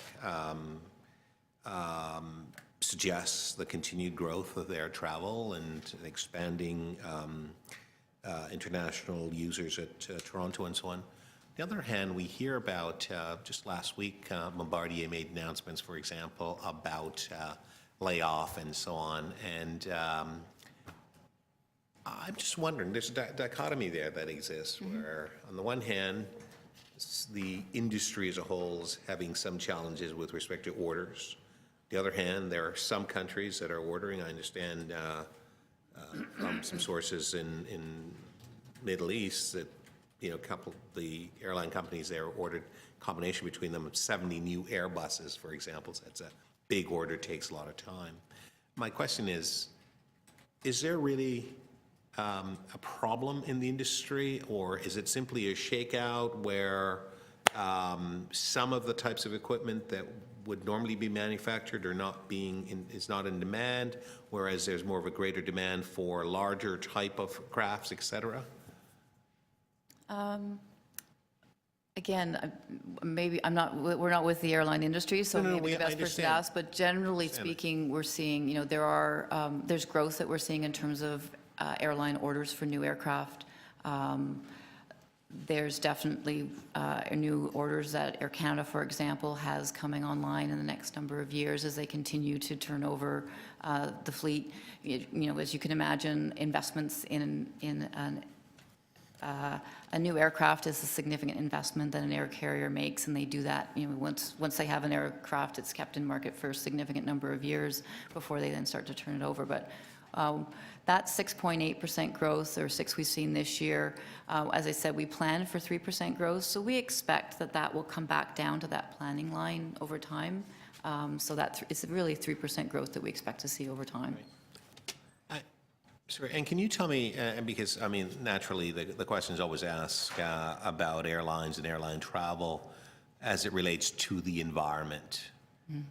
What are you doing in this area with respect to environmental improvements and so on, reduction in terms of greenhouse gas, et cetera, et cetera? Sure. Well, airline technology continues to get better and better. It gets more fuel efficient. It reduces its GHG emissions. They do get quieter as well, which has positive impacts and benefits for our neighbors. We do have our own GHG policy at the airport, our 20% in 2020. So we set a target for ourselves many years ago that we were going to reduce our GHG emissions by 20% by 2020. We've already surpassed that and are in the process of just setting some new targets. So we've been working very hard to do our part to make sure that our own impacts are reduced. So over the last 10 or 12 years, I've been asking questions about wayfinding at the airport. How have you improved that as you are here today? How has that been improved? So set by the board as well, one of the goals that was set for last year and continues on is improve wayfinding, not just in the terminals, but coming in as as you're driving in or coming in on transit, that the actual signage is improved. So there's a full program that's overhauling signage at the airport to make sure that it's simplified and improved. We also have added I would say live wayfinding with our volunteer program, where we have volunteers at the airport now that you'll see when you walk in that help greet and also help direct people. So some live wayfinding has been an addition. What can we as a city do to enhance the relationship with the GTAA and or just the industry as a whole from your perspective? One of our biggest challenges, I think I would say, would be that connection from a ground transportation perspective. So making sure that the airport is not seen as that island or federal entity out there, that we are part of the fabric of the city and Southern Ontario, and we're part of your transportation infrastructure, and we need to make sure, if we're going to be efficient as we grow, that it's well connected by roads and transit. Okay. Thank you very kindly. Thank you. All right, speakers? Okay, seeing none. I want to reiterate the comments that's been made, that the presentation certainly helps us to understand clearly the success of Pearson, but particularly of your organization, which is the GTAA. I've seen the relationship clearly with respect to the city and your organization change exponentially in a very positive way. I'm very pleased to see that there was a day when you would come here and there'd be great clash in terms of perspectives and philosophy and so on. So today that you're here, the news is well received. I, like many of my colleagues and many of our citizens, are users of the services that are offered through your customers who obviously set up in your facilities, whether or not it's the restaurants. I was particularly impressed with the seating facilities, the ability to be able to sit and use an iPad without necessarily having to purchase anything, because that's now the way it is, and the seating has been improved dramatically for customers who are weary and tired and so on. And I think that's absolutely terrific in terms of how technology is being utilized and to enhance the experience. And we certainly understand that when you travel, it's a huge drag on your body and your sort of psyche, if you will. It isn't this sort of luxury that people tend to think of, but certainly you want to enhance and make it a better experience. I would say that the GTAA and the airport concessions and so on are doing that. I know that some people have said to me, well, things are a little bit pricey, but I say that there is a need, because based on what people are getting, there's value for the money that you actually pay, and I think that's absolutely terrific. But clearly, there is more to be done, and as you pointed out, you're not competing with other airport entities in the region. It's an enhancement, collaborative approach in terms of how you're working together. I did hear, for example, from one of the Middle Eastern airlines that they're collaborating, for example, with Porter to draw people off at Pearson International who come to the Island Airport, and then they travel to other areas where this regional carrier goes, and it's very convenient for everyone. So I think that's an interesting collaboration. But more importantly, I like what you're doing about being a good neighbor, because some 10 years or so ago, the issue around noise and the issue of whether or not the GTAA was listening to the residents and so on. I know that has changed dramatically, and I think that's terrific because your traffic's coming in pretty well all hours of the day and night and so on, to a large extent, just because of the nature of the way the world is, right? I mean, on one side, I mean, it's daylight of the world, and the other side, it's middle of the night, or you're into the other day, so to speak, and so on. So we have to understand that and so on. And ultimately, there's a huge benefits that's associated to the work that's done at the airport and the business of running an airport. It's really extremely important for people to understand and so on. So I thank you very much for being here, providing us with an update. We look forward to our continued working with you. We see the changes that are taking place. We see your projection, and we all should be very mindful of the need of a growth that has to take place and so on. While we'll leave the political aspect of another airport in Pickering for another day, I think that what we're seeing here is that the GTAA, which is a very well-run organization, great staff, great people that are ensuring that there is a listening factor that continues to take place, and also implementing and working with the community and working with the partners as a whole. So I thank you very much for being here, and I wish you continued success. Thank you. Thank you, Councillor. Thank you for your comments. Thank you, David. All right, so I'm going to move that we receive the presentation. Thank you. All those in favor, opposed, that's carried. Thank you. We're now moving to ED 4.1, and I know, members, this is a long day. These are always challenging when there's more just simply presentations that occur, but we have to go through this process, and they are good news presentations, so I'm very pleased. ED 4.4, digital innovation and the use of open big... Oh, yes, yeah, we should. Yes, sorry. ED 4.3, real estate economic forecast. Mr. Ross Moore, Director of Research for CBRE Canada. Mr. Moore, thank you very much, and welcome. Good morning. Thank you, Chairman and committee members. I'm Ross Moore. I'm the Director of Research for CBRE. We're a global real estate brokerage company with offices across the country and indeed around the world. I'm joined this morning by my colleague, Masha Dudelzak, who runs our research group here in the GTA. It's actually nice to be able to present to you today. I suspect you get bombarded by presentations on the residential market. Today, you get to hear about the commercial market. And by and large, I have a positive story to tell. I'm going to start by just touching on a couple different economic metrics and then move on and talk a lot about the office market, and then move on to industrial very briefly, and then apartments. And I will make some comments on retail as well. So one of the things obviously we follow very, very closely is jobs. And Toronto had a terrific run, but just recently we haven't seen the job growth that we would certainly like. If you look at the top left-hand quadrant there, you can see Toronto, and I'm happy to say it's in what we call our recovering quadrant. And what that means is, looking at the last 3 months, we're seeing and it's a moving average. We're finally seeing positive job growth on a year-over-year basis. However, we're in a negative position, but that has been a concern. On the next slide, I've looked at the Toronto GDP numbers, compared them against other larger cities in Canada. And it's very nice to be able to say that Toronto will be a growth leader this year. These numbers are pulled from the Conference Board of Canada. And indeed, will be a growth leader next year.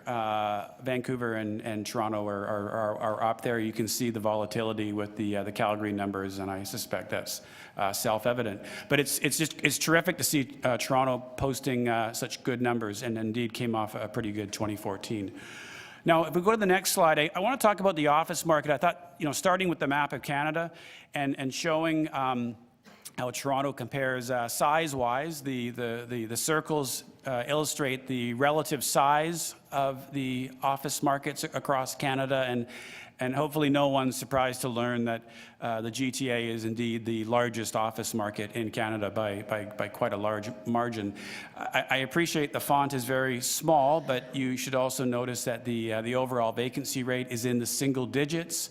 Amongst the major markets in Canada, that's a rarity. So a relatively healthy, balanced market, and the rents are not too out of whack either. On rents, I just wanted to show you this slide. So what we've done is we've given you what we call gross occupancy costs. So this is what it will cost you to rent a square foot on a gross basis in office markets across Canada. And you can see that Calgary, Vancouver, and Toronto are all more or less at $50. The light green and the dark green just illustrate the rent plus what we call additional rent, which would include property taxes. And the point here is that I don't think Toronto is out of line in any way. And if I were to include cities across North America, so to include major U.S. markets, again, Toronto is not out of line. The chart here just shows vacancy rates across the country. The diamonds are the vacancy rate. The green bar is just simply the change in the office vacancy rate over the last 12 months. So if you look at Toronto, the vacancy rate has not changed at all. So a year ago, the vacancy rate was approximately 10% as it is today, whereas you can see many of the other office markets in Canada are posting rising vacancy rates, certainly over the last 12 months. But all vacancy rates across the country are sort of 10, 11, 12%, with just London being the outlier. So I think a question many of you have is, well, what about construction? I look out the window and I see a lot of office development underway. And certainly there is a development wave underway. What we've done in this slide is we've just shown you the square footage of office underway and compared it against other major cities across the country. And then the triangle, the green triangle there is just simply what that construction is as a percentage of existing inventory. So what percent are you adding? And you can see that I've circled Edmonton there, up at 12.3%. So Edmonton is obviously adding a lot of office space. Toronto at 4.2% is not a large number. I think that there's a consensus, certainly with our industry, that the office stock in Toronto is getting on in years. And that new office space is required. If you look at the top 4 cities in Canada, Toronto has Montreal is the oldest office stock in the country. Toronto is second, Vancouver's third, and then Calgary has the newest. So I think it was time. So looking at some of the office developments that have been completed just in the last few months, and and also developments that are under construction, I think you'll recognize all of these developments, and I appreciate the font is very small, but just I think the important point for people here is that by and large, these new office buildings are leased. Across the board, approximately 80% of what you see in front of you has been leased, either pre-leased or tenants have moved in. So, I think the concern 2 years ago was, yikes, we don't see office occupancies growing all that much. I appreciate that the global financial crisis is almost ancient history, but we saw a snapback, but we don't see office occupancies growing really in any city across Canada. Perhaps Calgary is the exception, and that's come to an end. So to see this amount of office space being developed, I think was a concern for many, but the appetite for new office space is substantial, and it's not just a Toronto phenomenon. We're seeing the same level of demand in other Canadian cities.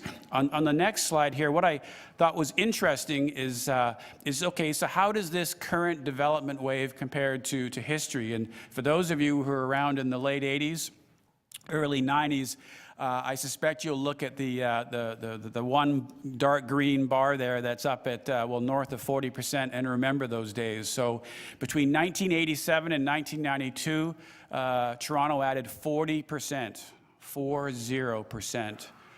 To its inventory. Now that's a development boom.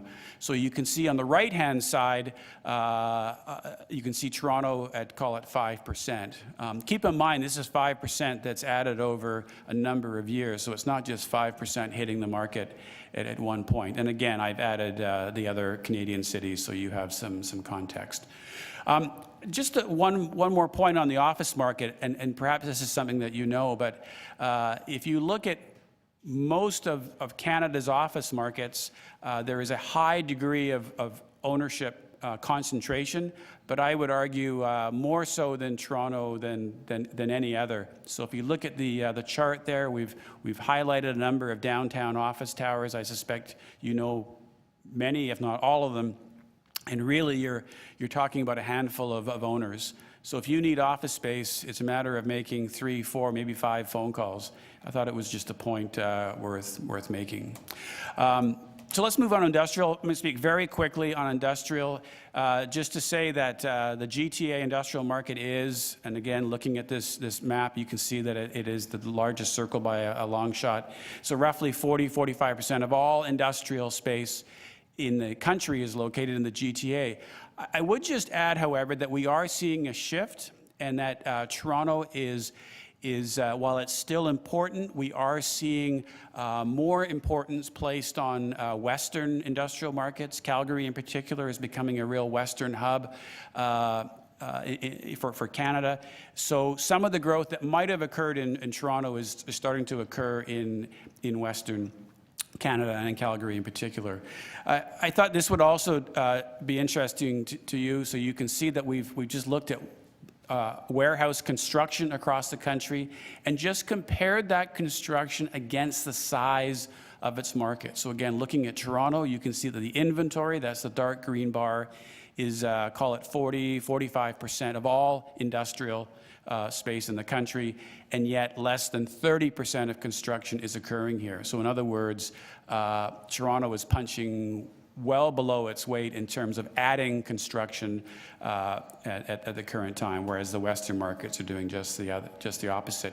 In terms of availability, Toronto is one of the healthiest markets indeed in Canada, and right across North America. You can see the light green bar is the Q1, or the most current availability rate we have, and you can see it is below rather the 10-year average. So a low availability rate, and certainly low against a longer-term horizon.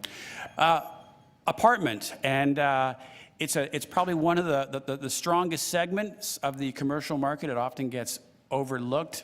I suspect many of you know this slide quite well. Immigration really is the silent stimulus, and you can see Toronto is well above any of the other cities across Canada, and goes a long way towards supporting the apartment market in Toronto. I thought this was worth just putting in, just because there's so much talk about rising house prices in Toronto, but of course the phenomenon is true across the country. Calgary's come off recently, so this is dated back to 2005. And you can see that while Montreal's come off a little bit, Toronto and Vancouver are more or less neck and neck. On the next slide here, we just show the affordability gap, which goes to demonstrate why rental housing is as healthy as it is. The slide here I thought was interesting because what we've done here is just singled or just focused on purpose-built rental construction. And without exception, right across the country, we are seeing I think surge is maybe too strong a word, but certainly a pickup in purpose-built construction. I think many people would say it's about time. The last time we had a quote-unquote surge in rental construction, you have to go back to the 70s.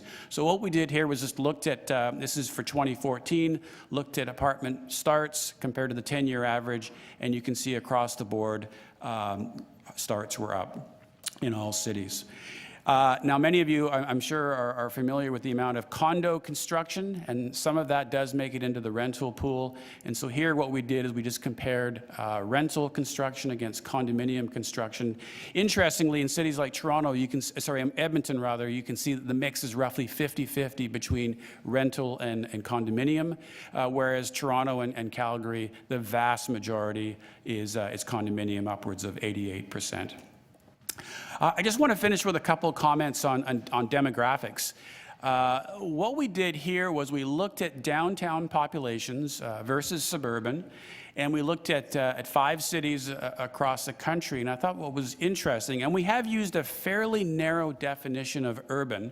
So we took Bay and King as center, city center, and we looked at 2 kilometers. That takes you as far north as Wellesley, as far west as Bathurst, and as far east as well, just the other side of Parliament. So a fairly narrow area, but what's interesting is the growth that we've seen in that population. I suspect this is something that you all know, but I thought what was interesting was to look at how Toronto compares with other Canadian cities in terms of urban growth, and also you can see how it compares with suburban growth. So that goes a long way to explain the health, obviously, of downtown Toronto. Just one more point on demographics, and this is a little more difficult to see, but there's been a lot of talk about millennials and where they're choosing to live here. And so we looked at 2006, 2014, and I think the message here is that we haven't seen perhaps a large shift as some people think.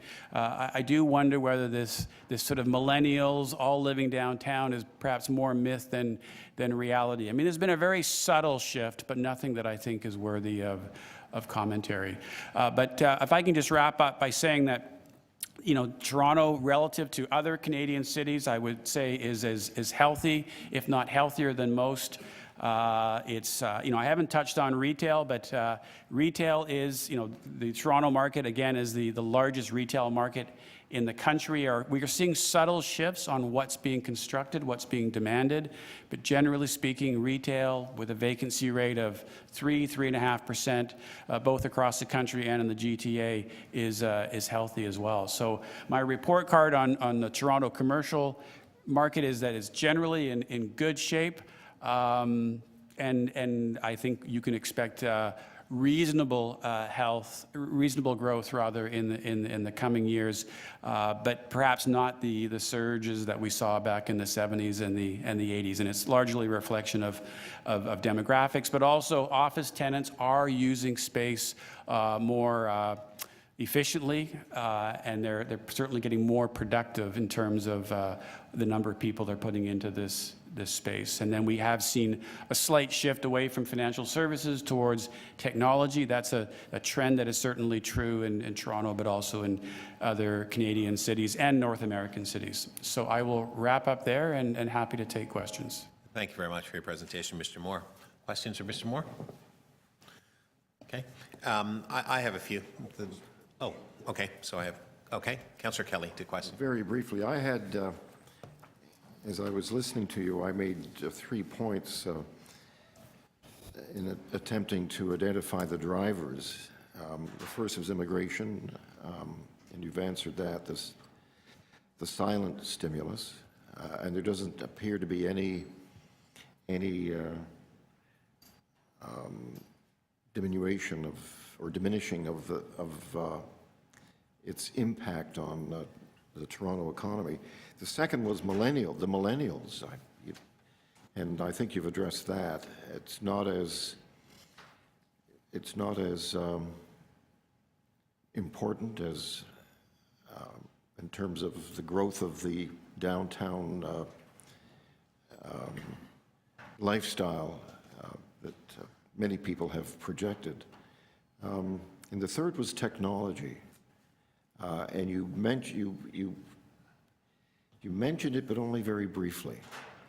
Could you expand on technology and how it may influence the market over time? I'm recently working my way through a book that's entitled Average is Over. An American prof, Tyler Cowen, is arguing that we're on the cusp of a technological revolution that's going to transform our economy, but I'm not sure how that would play out in a city like Toronto. Yeah, it's, technology is very interesting. I think it's fair to say we're in the early innings. It's a trend that we saw, I think, really with the management consultants, the tech companies, they led the charge. But I would argue in the last 2 to 3 years, it has now spread beyond what I call the sort of the leading edge type tenants. And now you're seeing the banks, the law firms getting far more efficient with their office space needs. And so and I could throw many numbers out at you, but you know, if you think that 20 years ago we were at 250, 275, so it's 275 square feet per employee, I think it would be rare to find anybody taking over 200 square feet now. And so you have the law firms, certainly the banks. They're down at, the banks are 150, 140, and it's not uncommon to see leases signed now where it's under 100 square feet. We've seen a couple big moves just recently here in the GTA where tenants have cut their office space needs in half. And technology goes a long way to explain why they can do that. Because people are working from home, they're working from anywhere. They come into the office for a couple hours, people don't have assigned desks, and technology allows that. You have a laptop, you have an iPad, you have an access card, you can go anywhere, you plug your phone in, and off you go. So CBRE as a company, our new policy is that every new lease we sign in the world, we're going to this new mobile hot desking plan. So you walk in, you grab a phone, you sit wherever you want, and lots of meeting space, but your office space is really now just a workstation. And that's a trend that we're seeing everywhere. Now, the pushback I get from some of our brokers is, Ross, you know, that might be true for Fortune 500 companies. Interestingly, it's true for many governments, federal, provincial, and municipal. But where we're not seeing it is in the sort of the mainstream. So think of your 5,000 square foot tenant. It might be a group of accountants or a group of financial advisors or whatever they may be. They're sitting in 5,000 square feet. Their lease comes up and they renew for 5,000 square feet. But the argument goes that as the Deloittes, as the KPMGs, as the banks go, that small and medium-sized tenants will also follow. And so this is the trend. I would argue it is a significant headwind. It's certainly a trend that we're seeing in the U.S. This isn't just a Canadian or Toronto phenomenon, but it's really all tied to technology. The argument goes that it's good on both sides. The employees like it, and the employers like it, because obviously there are cost savings. Can one conclude from that the recent surge of office construction in Toronto may not be repeated in the decades that lie ahead? That what we'll have is continued growth, but within the roughly the same physical plant? Terrific question. Because I think the pre-leasing, and I made a reference to the fact that most of it is call it 80-85% pre-lease, and I think that has surprised a lot of people. And what we're finding is that, sure, you do have to pay more for this new space, but you get more people into that same space. So to a large extent, it's a wash. Now, the argument goes that the older stock just isn't able to handle the volume of people that are they're trying to put in there. So there are HVAC concerns, there's elevator issues, there's washrooms, fire exits, and so on and so forth. So I think what's surprising me at the moment, and again, it's not just a Toronto phenomenon, but even though we're in this, well, I'll call it a mini development office wave, there is considerable chatter about new office development coming on. So if I was a betting man, I would say we have not seen the end of it. Tenants are showing a real desire, a real thirst for this new office space. The question is, what happens to the old space? Thank you. Councillor Cho? Thank you, Mr. Chairman. Yeah, I need a little help for me to understand chart number 10. That's how does this office supply cycle compare to previous ones? When I look at all these histograms, Toronto, 1992 is way high, but the projection 2018 is way low, especially when I compare this histogram to Edmonton. 18 is way high in Edmonton.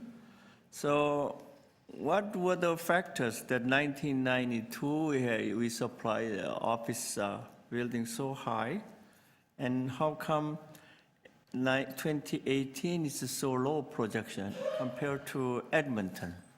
Right. So it's, you have to be careful here because we're not talking about absolute square footage. We're talking about percents. So if you go back to the late 80s, so again, it was 1987, completed by 1992, you were dealing with a much smaller base. I see. So even though you're only building, let's say, 20 million square feet, it was 20 million on a much smaller base. Today, we're building 5 million, approximately, on a much larger base. I see, yeah. And same with Edmonton. Edmonton, we're only building 2 million square feet, but a much, much smaller base. So if you look out to 2018, you're talking about adding 12, 13, 15%. So the percentage is so different, but the actual numbers Correct. reflect different thing, right? Correct. Thank you. Okay, page 15, that's industrial availability rate, first quarter 2015. London so high, and Toronto just the average, maybe a little lower. But London doesn't have oil. And what are the factors that London so high, and then Toronto not as high? Is the same thing with the numbers, or? So when we have investors or developers come into Toronto from outside the country, the way we explain those numbers is we say, if you want to know the health of the manufacturing sector in Canada, look at the availability rate in London. That is a market driven largely by manufacturing, whereas Toronto is increasingly a market driven by warehousing and distribution. We don't make things here, but we move a lot of things. So that's just reflecting the health of the distribution and warehouse I see. industries, not the manufacturing. Number 17, page number 17, immigration, the silent stimuluses. Is it the actual number of immigrants coming to Toronto, or is it investment by immigrants? What does it mean, the immigration? So based on, again, numbers we're getting from the Conference Board of Canada, this is the number of immigrants coming to Canada and settling in the GTA. I know it's all presentation is related to office. I don't know, Mr. Chairman, whether I could ask just another simple question. Overall, the housing price keep going up in Toronto following Vancouver. I don't know whether you could help me. Why is it just going skyrocketing in Toronto? Or is it a different area that you cannot respond? So CBRE is primarily commercial. Our CB office, for example, in Hong Kong and in London sells residential, but we don't sell residential. The closest we get to residential is we've sold a lot of downtown land that ultimately becomes condominiums. So for me to comment on housing is probably not correct. But what I would say is that I think to a large extent, the house prices here reflect the quality of the product. And I don't mean literally the quality of the housing stock, but the quality of the city, the quality of the Quality of life, market. yeah. people want to be here, and there's clearly more demand than there is supply. Thank you very much. Thank you very much, Councillor Cho. So I would pose a question, sir.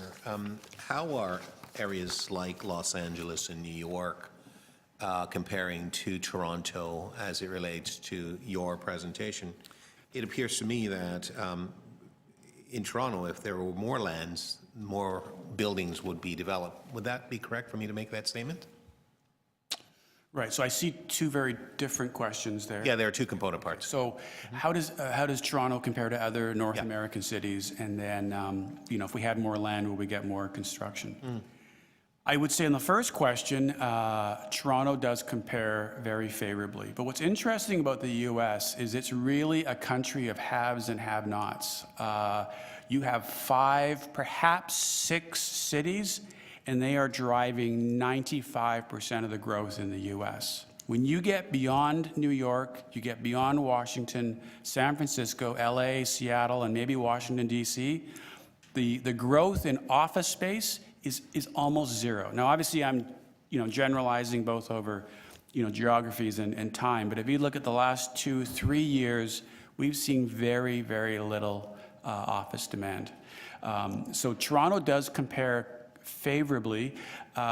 What's interesting is that it used to be said that 3 things drive office markets in the U.S. 1 was financial services, 2 was energy, and 3 was technology. Financial services has gone almost to zero. If you look at cities like New York, New York is not growing through financial services. New York is growing through business services and technology. Now, up until recently, energy was a key driver, certainly in markets like Houston and Denver. Well, not surprisingly, that's gone to zero. And so we're left with technology.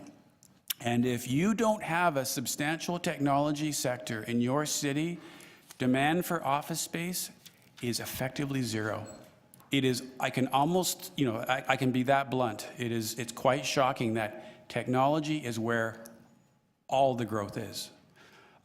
So fortunately, Toronto has a substantial tech sector, and so we're seeing growth. We're seeing growth there. And on the second question, development.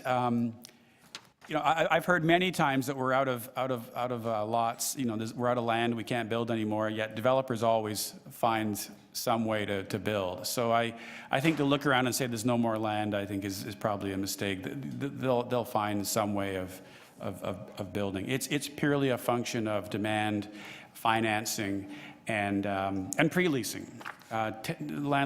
Developers won't proceed without having a tenant in place. Right. In your projection in terms of your review and your look at Toronto moving into the future, and I would say sort of if we saw the presentation from the folks from the GTAA, looks at 2043, for example. If you look to 2035 and we were to look at our portlands that we're looking at developing now, would you say that the potential lands to come on stream for developable opportunities for the commercial sector, is this a good thing? I mean, you never want to build too much, too quickly. But I think that's a great, if I can sort of say, almost an escape valve. It's somewhere where you can build. Yeah. I think what's interesting is if you look at office markets around the world, much of the office development is occurring in non-traditional areas. So for those of you who know Boston, there's a tremendous amount of development going on in what they call the Seaport District. 20 years ago, people would have thought you're crazy to build a Class A high-rise office tower in the Seaport. And there are other examples in other cities where we are seeing office development. So to suggest that we're going to see office development along the lake there, I wouldn't be surprised. Thank you very much for your responding to my questions. Are there any further questions for Mr. Moore? Okay.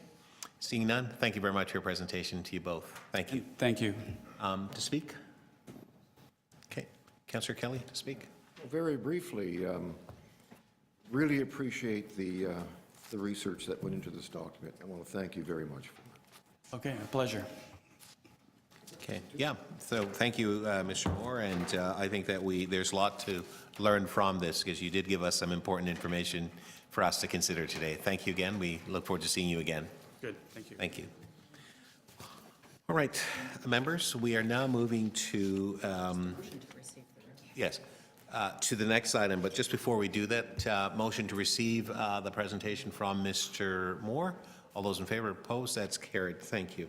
All right, Mr. Kleinman is here, who is going to address us on ED 4.4. That's digital innovation and the use of open big data. Mr. Kleinman, thank you. Mr. Kleinman is a visiting scholar at the Munk School of Global Affairs at the University of Toronto. And he is on leave from the Greater London Authority, where he leads the Mayor of London's economic and business policy team. Mr. Kleinman, welcome. Thank you very much, and thank you for giving me the opportunity to talk to you today. As the Chairman has said, my day job, I'm Director of Economic and Business Policy in London, roughly the job that Michael Williams has here. I'm on 3 months leave at the Munk Centre, and I'm looking at, at the Munk School, and I'm looking at the issue of digital innovation and data, which is a big issue for the administration in London, and I know it's similarly a very big issue here. So I'm offering some thoughts really about how we approach the issue in London. I think we have some shared challenges and opportunities, so I hope this brief discussion will be useful to the committee. Why does digital innovation matter for city decision makers? I think because it gives opportunities both for economic development and growth, which is obviously the focus of this committee, for better citizen engagement, and possibly also for more efficient service delivery as well. The challenges we face, which I'm sure are very similar here, is we're approaching this in a context of budgets which are level, if we're lucky, but more often shrinking. We have capacity issues, that is, there's a limited amount of time and people that can be used on strategic issues. There's a limited amount of technical resource. And in terms of political capacity, elected councillors, city mayors and so on have a number of different issues to address. How do you get airtime for this one? Thirdly, I've put the phrase informational asymmetry, which is a polite way of saying when you're dealing with other partners, particularly vendors, often they know a lot more about it, certainly than I do, and I think that's the case in most cities around the world. So how do we overcome that issue? Very quickly, just the background on London. I'm sure most people are aware, but just to make it clear, I work for the Greater London Authority, which is the upper tier metropolitan authority, and an executive mayor who's directly elected on an at-large basis, and the mayor has a statutory responsibility to promote economic development in London. We're the middle row of a sandwich. The lower tier, London's 32 boroughs, are the primary providers of local services. They spend about as much money between them as we do at the upper tier. And central government controls public spending quite tightly in London and provides the legislative framework. One other recent innovation to mention, the last coalition government, but I'm sure the new government will continue this, brought in a system of local enterprise partnerships. So in London, we have a London Enterprise Panel where there's a majority of business people. It's chaired by the mayor, but also has councillors from the London boroughs, and is an important advisory body on jobs, skills and regeneration. The key driving force in London is really the same one I've been hearing about on the last two items relating to Toronto. That is the growth in people and jobs. And the chart there shows what's happened to London's population over the last 200 years or so. It's important to point out that for most of the 20th century, London's population was falling. It fell from about 8.6 to around 6.8. Then from the mid-1980s, it turned round and has been increasing ever since. And those are our most recent projections by our economists and demographers, with a core forecast of rising to around 11 million by the middle of the century, and a high above that and a low below that, but still well above current population. Because population is increasing and because we have a relatively skilled and talented population, partly driven by immigration as in Toronto, that itself is attractive to firms either to stay in London and grow or to move to London from other parts of the UK, Europe and around the world. and that is driving our property market, picking up from the last speaker, in important ways. So in terms of the location of employment, as you can see, it's still very central in London. What in fact is happening is the central business district is expanding because of the strength of the economy. So previous fringe areas, such as King's Cross and Battersea, are now becoming prime locations for office. And again, the take-up of space by technology companies, as the previous speaker was speaking about in relation to Toronto, is a major driver in London. What that means is that we are trying to advise the Mayor on ways to further diversify the economy, in which we see our science and technology base as being one of our key assets. So we're working with several of our universities on key regeneration opportunities, normally just outside the central area. So Imperial College has a development called Imperial West, in West London. University College London will establish a second campus in the Olympic Park at Stratford, and we're working with King's College at Canada Water in Southwark, which we hope will also include a centre for urban science and progress, which will be a data-led initiative. There's also a substantial amount of government investment going in across the city, but in particular at specific locations. So at King's Cross, the Francis Crick Institute, which is a translational institute in the life sciences, will open very soon. And the government has announced that the National Alan Turing Centre for Data Science will also be established in the King's Cross area. And that's a location where, for example, Google will be moving all their London activities in the next few years. So it's private as well as public investment. Our economists recently looked at science and technology jobs within the London economy, and about 1 in 5 jobs are in science and technology, fairly broadly defined. That's about, it's risen by about 15% over the last 10 years, roughly in line with the increase in jobs in London. The largest subcategories are currently publishing and broadcasting, but interesting, digital technology is now the fastest growing sector, and over the last 10 years increased by nearly 30%. We've also done some work mapping where those employee jobs are, and I think you can see in this map it brings out, to some extent, this west-east differential. So a lot of the jobs are located in the central area and out to the west, to some extent in the east, but not as great. And that kind of west-east divide is one of the key issues which we're trying to overcome. We have major demands for infrastructure because of the rise in population and in jobs. And again, I'm sure it's very similar here. And for us, the key issue is how do you maintain, or if even better, improve the quality of life with a lot more people, with a lot more jobs, with the need to move people around the city more and protect, for example, open space and protect air and water quality. We commissioned Arup last year to do this rather heroic piece of work, trying to estimate what the total cost of infrastructure, of all the infrastructure needed to 2050 would be. You end up with a very large number. Fairly quickly, you're throwing around hundreds of billions, but without going into the chart in a huge amount of detail, the 2 big ticket items, that is the blue and, I don't know what you call it, scarlet or red blobs in the charts, are housing and transport. So about 2/3 of the expenditure are on those 2. It may or may not help to look at the line graph, which shows these large amounts of money as a proportion of GDP. Because I think when one thinks in terms of hundreds of billions or even trillions, your eyes, my eyes certainly fog over at that point. But expressing it in the graph as a proportion of the GDP, of the economic output of London, I think makes it a bit more real. And as you can see, in order to meet those infrastructure needs, over the next 10 years or so, our expenditure on infrastructure would need to go up by several percentage points, but it's not an exponential curve. We think it would then level off after that.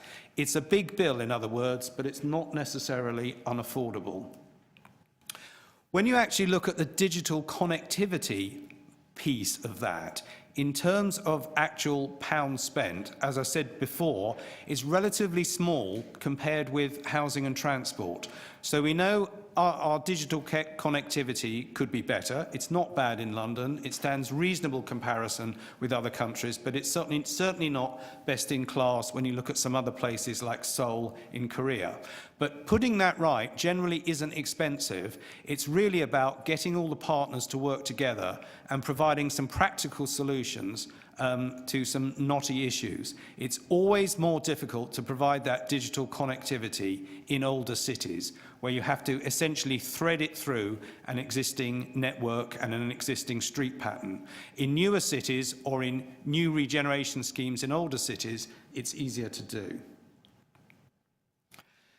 That takes me on to smart cities. And the proposition on smart cities is that there are new and cheaper solutions to some well-known urban issues available through a cross-cutting, integrative approach, which is sometimes called a system of systems approach.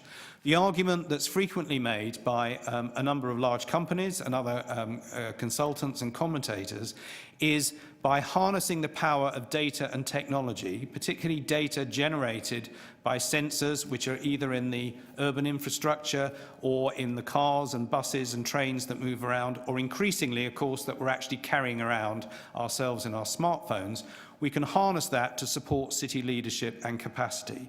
And it certainly holds out the possibility of being able to provide cheaper and better solutions. However, I think from a city decision-making point of view, one needs to be a little bit careful that the problem and the solution is not simply defined by the suppliers. And I think that means that cities themselves need to be intelligent clients. My experience leads me to suggest that each city will need a bespoke solution. In other words, it will need something which relates to the particular needs and demands of that city, rather than a cookie cutter or a standard template which can be imposed in any city around the world. We also, last year, the Mayor published what he called a Smart London plan, and we thought long and hard about what a smart city in London or what a Smart London approach would be, and we came up with this definition: using the creative power of new technologies to serve London and improve Londoners' lives. And it was very important to us that we put Londoners at the beginning and the technology later on. So in the Smart London plan, which, sorry, just before I come on to the detail, why should London adopt a Smart London plan? Because we think we're already a leader in digital technology. 28,000 technology firms, a concentration of talent and expertise in London. We have a data store, which is our open data portal, which receives 30,000 visits a month. And we know that many hundreds of apps have been created by the developer community, not within City Hall, being created out there by our making the data freely available. So we think we're in a good position from that point of view. In terms of the themes that we've adopted in the Smart London plan, as I said, we make number one putting Londoners at the core. It's easy to write that as number one. It's very difficult to do in practice, and I think it has to be done by working very closely with key partners. Secondly, access to open data. Thirdly, leveraging the research technology and the creative talent that's in the city. Number four, bringing together through networks, which is perhaps another way of saying we don't pretend that we know everything or even a majority of it within City Hall. We need to work with a lot of other partners. We need to enable London to adapt and grow, but preserve that quality of life. We need to do better in terms of our own service delivery and the access that Londoners have to information about services.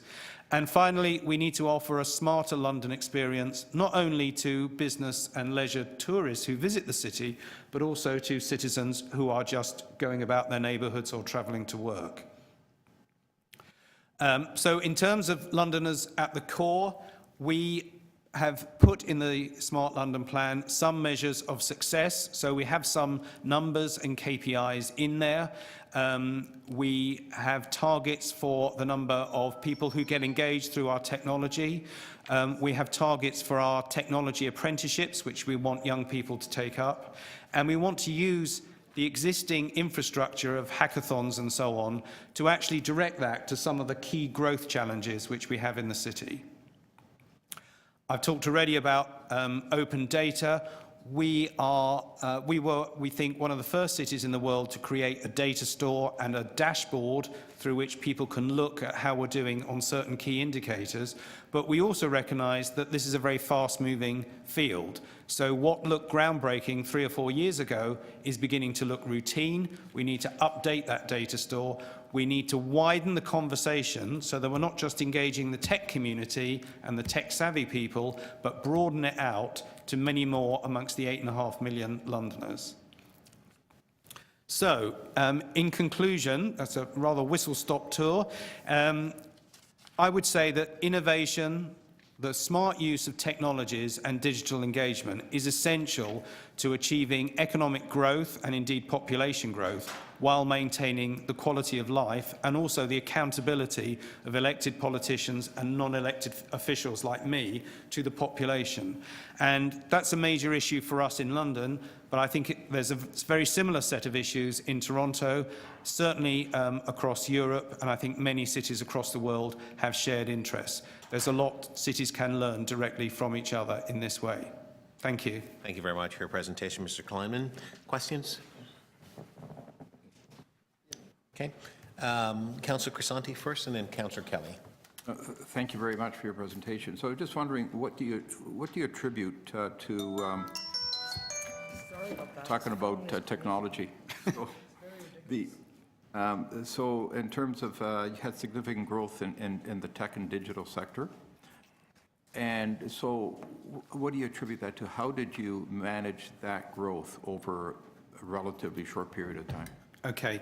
I'd love to be able to say we identified this through an exhaustive period of research and then initiated a series of programs, but I think it's more true to say that it slightly took us by surprise. And in some ways, you could turn the question around the other way. When we actually began to look at the strength in debt of our university sector, it really became a question of why aren't we getting more economic development on the back of the strength of the sector? So if you compare, for example, the number of publications and the number of citations of key scientific papers of the London universities, we found we compare quite well to Boston and San Francisco, which or the Bay Area, which we see as the market leaders. When you look at patents in each city, basically we go off a cliff. We had about 1/10 of the number of patents. So there's obviously something being lost in the translation of that scientific advance into jobs. One of the other things that were happening was that there was a very bottom-up movement in the tech sector, particularly around, if you like, where tech meets creative. And I think this is one of the things that happens in big cities like London, and I would suggest also in Toronto, as well as places like New York. You've got tech people, you've got creative people, you've got people who are bankers and lawyers and accountants, very in close proximity to each other, often in the same networks. So it's relatively easy to either grow or scale up a business. So this was beginning to happen from the bottom up.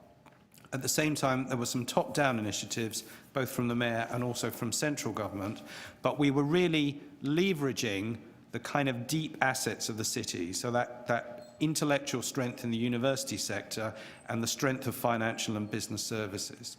Plus, and I think this is also important, London's an attractive destination for people to come, start a business, young people particularly, to live in. And within the European Union, at least for the moment, we have free movement of labour, so people can move on a visa-free basis to London if they wish to. Yeah. So there was no particular incentive that was...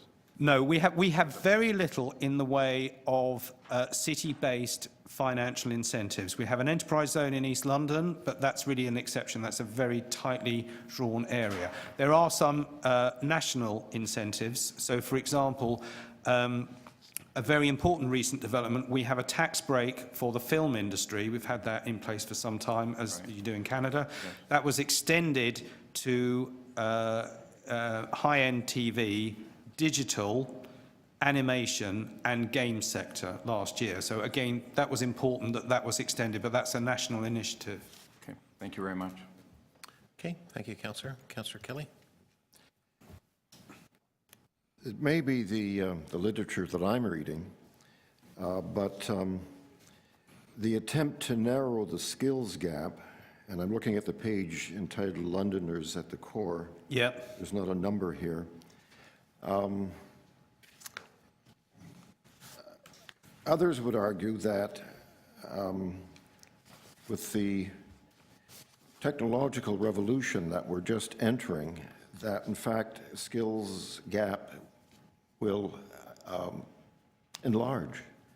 It'll widen. And that attempt to narrow the gap may be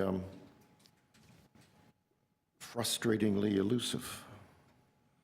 Your comment? Yes, I think that's a key issue, and I sometimes think of it as running up an escalator which is moving in the other direction. So you're running very fast and you think you're doing quite well, but when you look at the wall, you're still in the same place.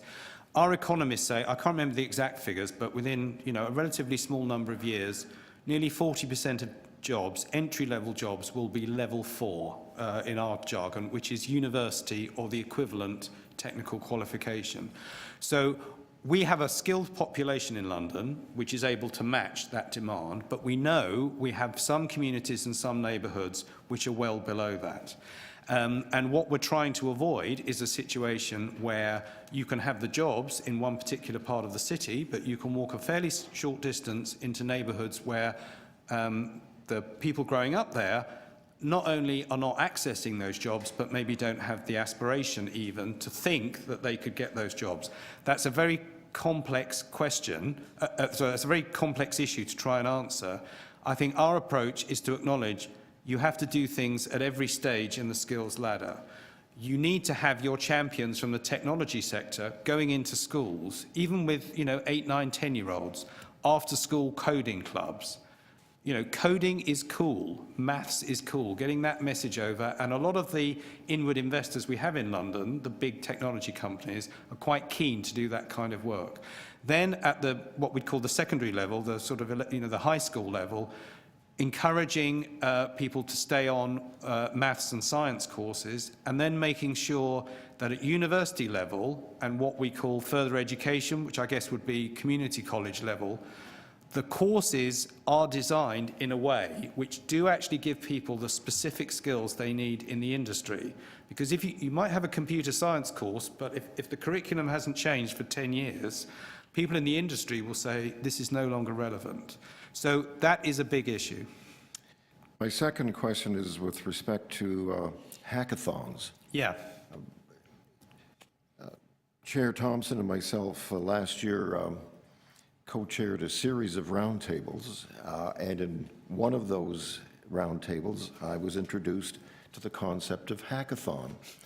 I've since followed up on that with a number of hackers, if you will, and have discovered that while there's tremendous promise in that approach, Yep. It founders on the city's desire to do business through RFPs. So here you have the ability to tap into the brilliance, the unorthodoxy of a hackathon's approach to solving problems with the city's insistence on RFPs. Yeah. They don't mix. Yeah. Your thoughts on that? Yep. RFPs, or procurement, as we'd refer to it, is a real issue, because what you will find, I think the hackathon is really one stage before. I think there you're looking for something really which is genuinely new and innovative, but it's got to be more than that. And the city has to move towards a procurement system which allows smaller firms and startups to be able to compete, so that the contracts don't just go to the familiar faces.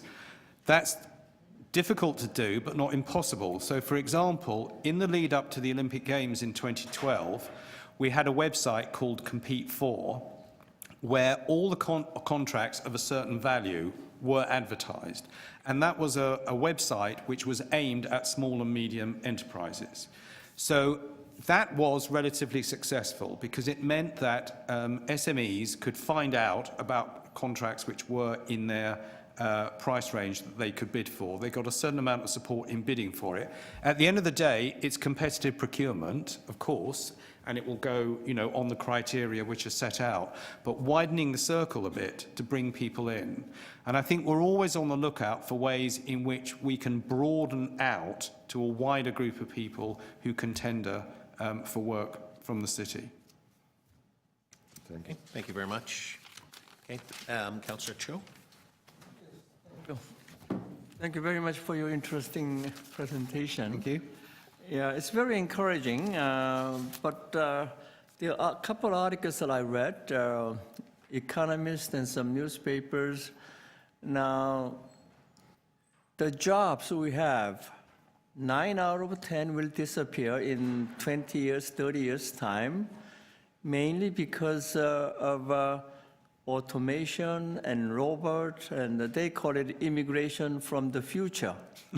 So, yeah, it's not immigration from abroad, but from the future. So, when I read that kind of articles, it's very depressing, whereas yours, this is opposite. So how can I connect this together and make sense? Yeah. You're creating more jobs, but the other article says because of robot, automation, and the selfishness, all these things take away our jobs. There are some very serious thinkers who are worried about exactly this point. I suppose the contrary point is that at each previous technological revolution we've had, the same fear has been expressed. In the end, more jobs have been created. They're not the same jobs. There'll be different sorts of jobs in different kinds of sectors. I think one of the things we're seeing is the growth of what you might call hyphenated sectors. So we have fintech, we have medtech, we have creative tech, that is marrying together technology with other sectors, whether it's medical or financial services or something else. So I'm reasonably optimistic that while some jobs will disappear, other jobs will be created. And certainly our jobs performance over the last few years, even allowing for the recession, similarly to some of the numbers which were shown earlier, has been pretty strong. I think the worry in the jobs market is avoiding an increasing gap between relatively well-paid jobs requiring high levels of skills and other sorts of jobs which are paying, close to or not much above minimum wage. And I think that's always a danger. But I think in terms of the number of jobs, what we've seen certainly is that coming out of the recession, the jobs growth has been pretty strong. Yes, that's the next question, but you're kind of answering that. I have a couple more questions. Now, in Toronto, I think it happens all advanced countries. We have so-called precarious job, a lot of part-time jobs. So when it comes to statistics, the unemployment rate is lower, but in reality, people, they barely survive because all these part-time jobs, and the rich company become richer, and poor people become poorer. So it happens here. How the big city like London, they cope with this kind of thing, and how they narrow the gap so that richer don't become richer and poor become poorer. Again, I think I wouldn't want to minimize that. That's a very difficult issue, and it's a continual challenge. Some of the things we do are to encourage apprenticeship programs so that people who are not necessarily best suited to an academic career can get access to vocational education. It's always been a failure of the UK educational system that it's been seen as, two-tier, that if you're not academic, it's somehow a lower qualification to be vocational. I think in Toronto and in Canada generally, you have basically a very good education system, certainly in terms of the international comparison. So that provides a firm base. One of the other things we do is that the Mayor, with the support of officials, campaigns for what we call a living wage. So there's a minimum wage, which is set nationally, which firms have to pay. But we also, and our economists do the calculation, we calculate what a living wage would be in London. In other words, what do you actually need to earn, which is above the minimum wage, to have a decent standard of life in London. It's not compulsory, but the mayor campaigns with companies large and small for them to adopt the living wage. And the Living Wage Foundation, which is an independent non-profit, will accredit your firm if you pay the living wage, and you get a logo that you can display, which, for example, if you're a cafe or a restaurant, might well be a way of attracting more customers because they know you're a living wage employer. So London in 10 years, 20 years, better life qualities and the minimum wage will go up and the more ideal city. Is this a projection that the mayor has? That's what you're aiming for, and I think it's always about this balance between quality of life and economic growth, but remembering that quality of life itself is an economic issue. I mean, I would see it as Director for Economic and Business Policy. Quality of life is important because when you talk to inward investors, as well as the basics of can I recruit staff, is there office space, and so on, the next thing they come on to pretty quickly is what is the quality of life like? Is it a safe city? Are there good schools for my children to go to? Is there a good cultural and leisure offer? Is there open space? And if you don't have those things right, as a city, I think you will lose investment to other places which are better at it. Well, I'll go for a second round. I have one more question then. Councillor Frangidakis. Thank you. So my question is in regards to your slide where it says digital connectivity. Yeah. And, I couldn't help but notice that Mayor Johnson has set up a connectivity advisory group that take practical steps to ensure that everyone in London has access to affordable high-speed connectivity. Yeah. And I'm wondering if you could talk to us, how far along are you in this advisory group and what things, I mean, I notice what you have in terms of a work program, but what has resulted from it? Yeah. It's very early days for that. And the reason we set up a connectivity advisory group was we realized that no one organization or even group of organizations holds the key to, frankly, why we don't have better broadband everywhere in London. I mean, we have reasonably good broadband in most places. When you start looking into it, there are often very specific issues. So the major carriers, which in London are Virgin Media and BT, roughly equivalent, I guess, to Rogers and Bell. Then there are some other smaller firms. There's also a role for the local boroughs who have to give the permit to dig up the street and deal with the physical thing of disruption to the traffic system. There's also a piece about bringing in new players. There are also quite vocal lobbies who are unhappy with the current means of provision. And the thinking behind setting up the group was you need to get all these people in a room and agree on a common set of actions, which is not, that takes time to do.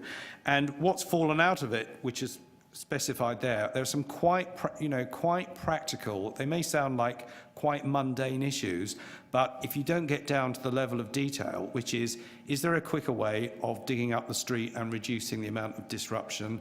Can these works be timed to coincide with the utility companies also digging up the same street and so on? Are there other solutions? So for example, one of the very practical things we've been doing is looking at the buildings which are owned either by the GLA or our agencies like the police and so on. Can we put masts on top of these buildings to carry a wireless signal where it's difficult to get fibre in the ground? And just doing an inventory of that throws up a number of possibilities. So it's very much around practicalities, but you've got to get all the players to agree, which is difficult in this area because obviously some of the information is commercially confidential that people have, which is fair enough, but you still need people to work together on this. Yeah, no, I really liked, the initiative sounds really interesting because you're trying to get, connectivity everywhere where people need it, including areas with low levels of coverage. Yeah. So in the boroughs and some other places like where there's council housing and such where, people needed as well, and just than in central London. Yeah, absolutely. And this does relate to the efficiency argument, because we know it's much cheaper to deliver services online than in any other way. But if you have 20-25% of your population are not online because they can't afford it or they don't know how to do it, you cannot move to just online delivery. So the two things go together. We're also not ashamed of completely stealing ideas. So there's a building sort of approval certificate system, which they have in New York City, which we thought was a good idea. So we're going to try and see if we can bring in something like that. Plagiarism is a form of flattery, I understand. Okay, thank you. Well, thank you very much. I have a question to the General Manager of Economic Development. Councillor, that will be when we take it offline to staff. Okay. So we'll do that, so. Oh, right, because we're going to a second round, because I figured I was the last one asking, but okay. Yes, I too have some questions. Councillor Cho, just, I'm aware. Thank you. I do have a couple of questions, Councillor Cho, and then I will get to a second round, then allow the opportunity to ask staff questions. But I do have I guess a question for members of committee. It is 25 after. There are two items left after this particular item. One was a deferred item. The other is a cultural hotspot. Ms. Patterson wishes to address the committee. We do have 4 members. We do also have the necessity and need to ensure that staff get a break.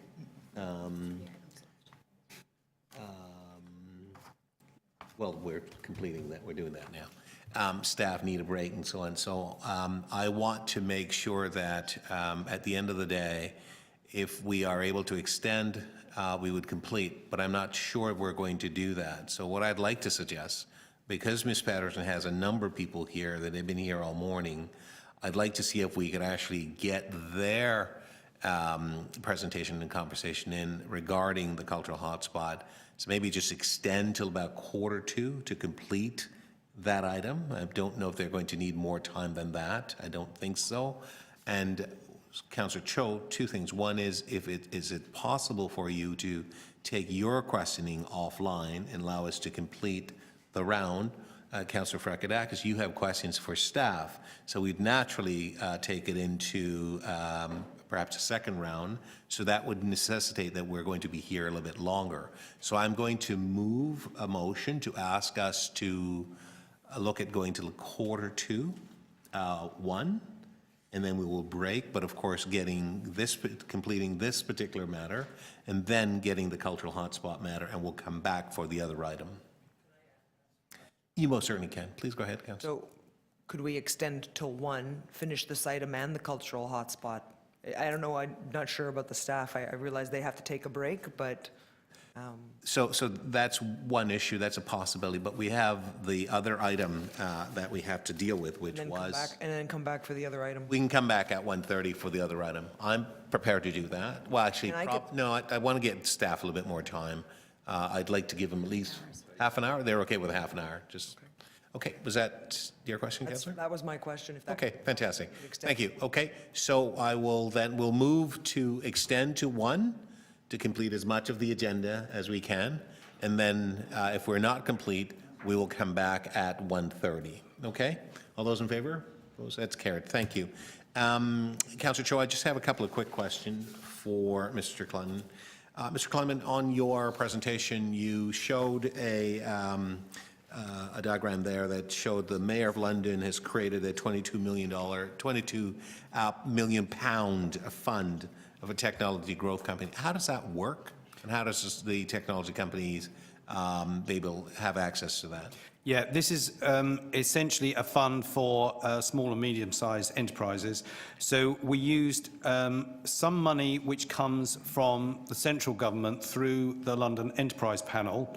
So there's some public money in there which is then matched by private investors, and that fund is administered through a third party, a professional investment firm. So we set it up at City Hall, but in terms of which investments are chosen as worthy of the funds going in, that's entirely with professional fund managers. Okay, that's helpful. So what exactly does big data mean to you? Yeah, that's a very good question. I mean, I looked up definitions of big data. The most common one is something like big data means data that's larger than can be done through normal computational processes. So I think from the point of view of a city authority, I think the big data is coming or will be coming soon through two main sources. One is through smart city Internet of Things, if you like. So that's sensors which are already being embedded in street furniture, in roads, in railways, in cars, and so on. The other set of data, big data, is what's referred to as unstructured data. In other words, things which we wouldn't normally think of perhaps as being data at all, that is things on your smartphone, pictures, messages, Twitter and Facebook traffic and so on, which also can be used to yield information, which can then lead to better services being provided.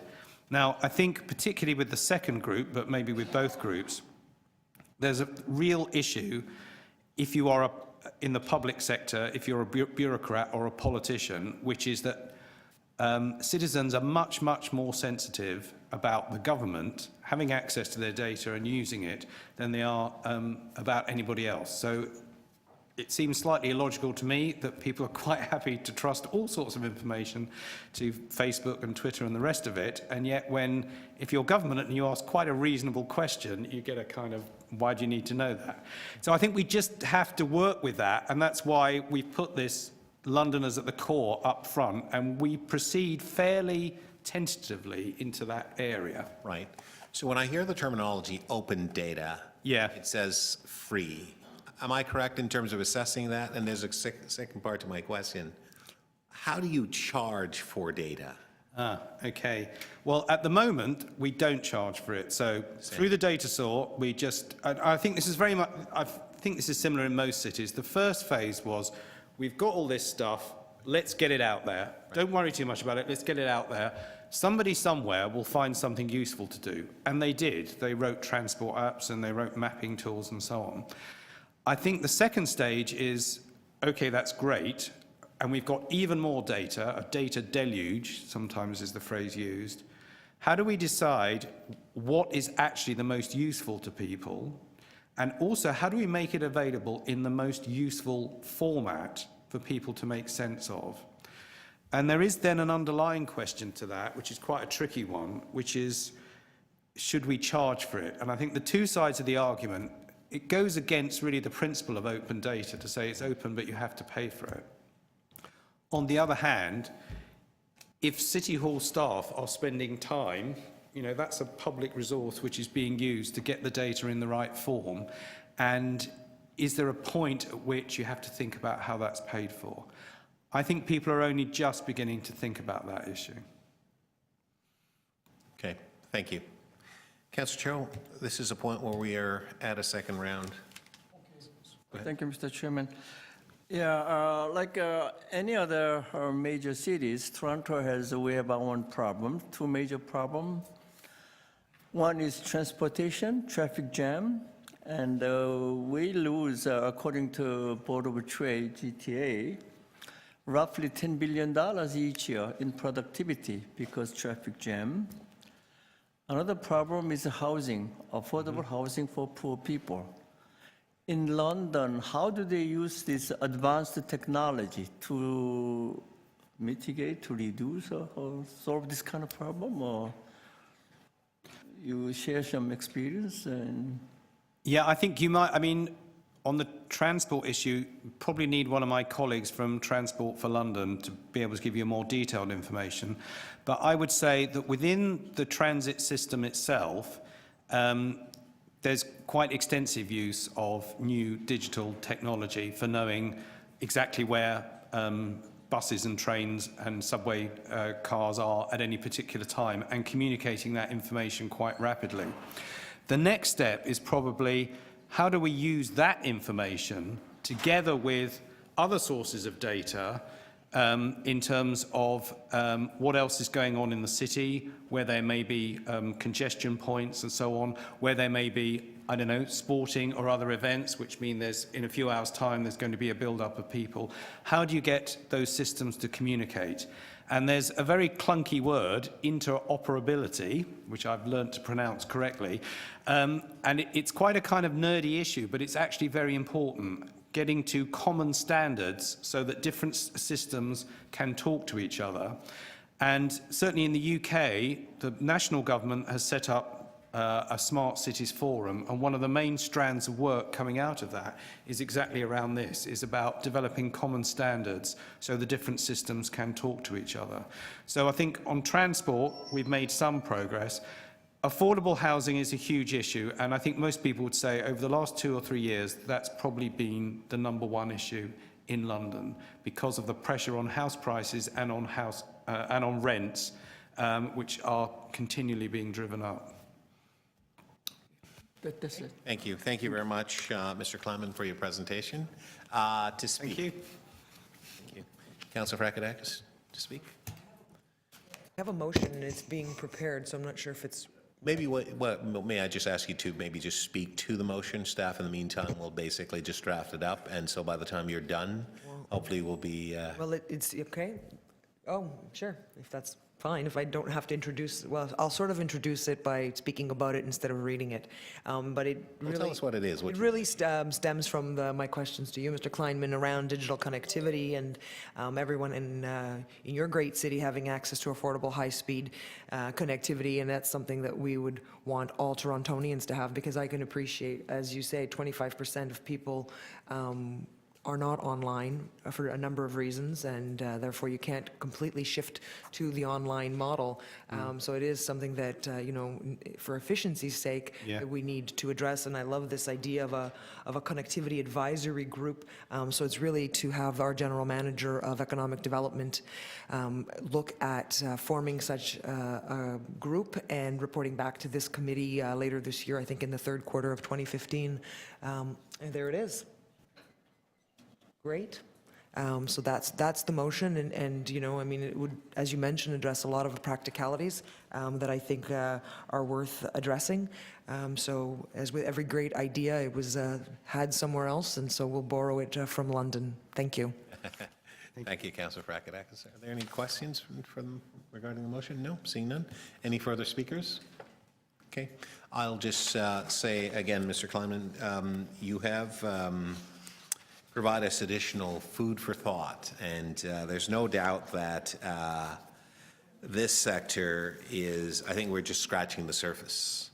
There's just so much to be done, and I think that the interdependency of cities and groups and companies and so on in terms of sharing information and data-specific information is going to create huge opportunities for everyone, but at the same time, there are those who will be impacted by it by not having access to it and so on. And I think that one of the mottos that we utilize in this city is that no one should be left behind. Yeah. And so whether or not it's through technology, housing, or transportation and so on, it's issues that we're trying to work on, trying to deal with. And it is complex, difficult, challenging, and so on.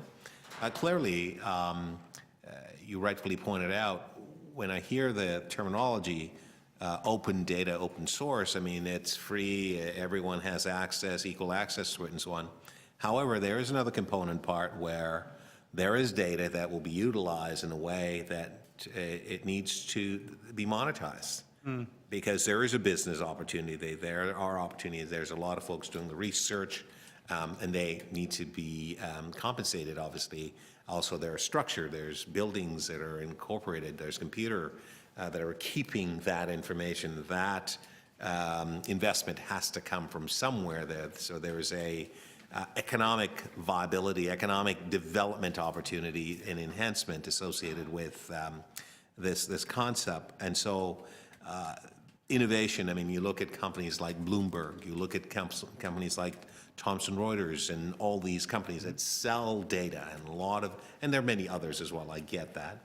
Data is not always going to be for free, but a lot of the platforms where people are data sharing and creating other opportunities and so on are there, and it has a tremendous utility in terms of the viability of providing better services, connecting people, helping them with more efficiencies, helping young people with their homework. I look at Khan Academy, for example, and I wish in my day that they had that, quite frankly. I'd probably be much smarter than I am today, or at least I like to think I'm smart. You know, I think that it's amazing how people are learning and sharing the data, and I look at the Microsoft's investment, which is the $30 million that they put into the Khan Academy, and kids from around the world now can be better at using this sort of feature. It is open data, but at the same time, there's resources that our people are generating, obviously, their economic well-being from that and so on. So there is a tremendous amount of work to be done. I am going to borrow and take from you, because conceptually I've been thinking about working with people in my ward, particularly young people, about coding and just creating that environment so as to provide access to just the free and easy use of technology and or getting acclimatized to this particular environment. It's not something that we do as well in North America and other places. I visited India recently, and I looked at a particular area in Delhi and also in Bangalore, where I saw the utilization of, or the whole concept of just having young kids in areas just working on, just being unleashed to be creative, be innovative, and so on. And I think that's something that we take for granted. You know, Ryerson University here, as you know, the DMZ, they're now transforming that and taking that right around the world. I mean, that's a forum that has been exceptionally successful thanks to Sheldon Levy and Dr. Sheldon Levy and his leadership there and so on. So we need to really be much more creative. And I love the way you tied in technology with creativity, because there is a tie-in, there is a factor. There's technology with science, medicine, obviously, and so on. But we tend often to overlook the cultural piece, because design, creativity, and culture is a part that will hopefully be wedged in and nicely assimilated into this whole process, because we need to get there, and I think it's extremely important. So I thank you very much for your work. I wish you well, and look forward to actually taking a look and following your work in London, because as you pointed out, we certainly don't want to build a new wheel or build a new whatever if it's already been built and it's adaptable to our needs and so on. So I think that cities, countries, and nations are learning and borrowing from each other. That's why we talk, and why you're here to help us to expand our horizon as part of being involved with the Munk School of Global Affairs, and which is an organization and an institution as part of the University of Toronto that we have great deal of respect for. So I thank you very much for your presentation here today. It will help us in terms of our own thoughts and what we're hoping to achieve as part of our technology expansion and our technology innovation and growth. Thank you very much. So, thank you. We have a motion from Councillor Frakadakis. All those in favor, we'll move to receive the presentation, and all those in favor, opposed, that's carry. Councillor Frakadakis' motion. Thank you, Councillor. All right, Mr. Patterson, you have been very patient. You are here with members of your cultural hotspot group and so on. So I thank you, and I will yield the floor to you and ask you to introduce the guests that you're with, and you may begin. Great. Thank you so much, Councillor Thompson and councillors.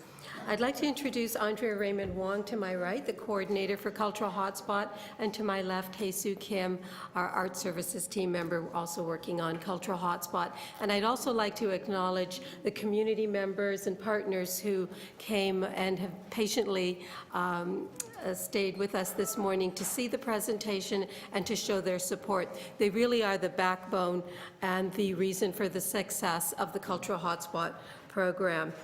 So before we get into the presentation, and we will be brief, I'd like to start with a brief video from our launch of the Cultural Hotspot in Scarborough in 2014.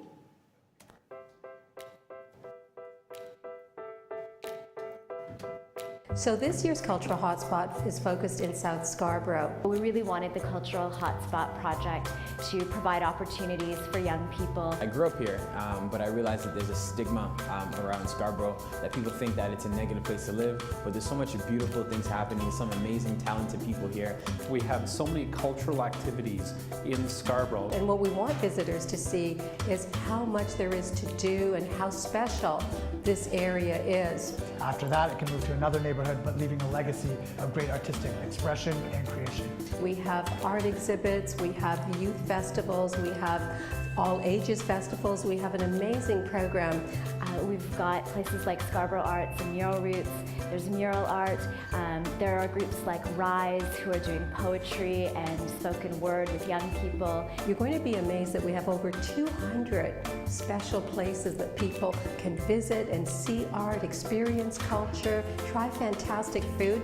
This area has some of the best restaurants that people don't know about. Each of the partners that we've engaged with have a component of youth engagement and youth employment. Art has a really good ability for transferable skills, you know, understanding around how do you work with other people, how do you communicate, you know, so you're giving people actual tangible skills that later on they can build jobs out of it and create their own livelihood. The hotspot is an opportunity for us to kickstart that and to expand that both from the city perspective and beyond. Toronto has a hugely vibrant art scene. We're a city of neighborhoods. Everything from the neighborhood and from the suburbs is actually what penetrates mass media in the downtown. A lot of the time, the focus might be on the downtown core and the arts happening there. In Scarborough and some of the other inner suburban areas, there's also a wealth of creativity and arts. You should come here. There's so much happening culturally in Scarborough, and you're going to have an amazing, fun time. It's going to amaze you. So good morning, I'm Nadira. Yay, Cultural Hotspot.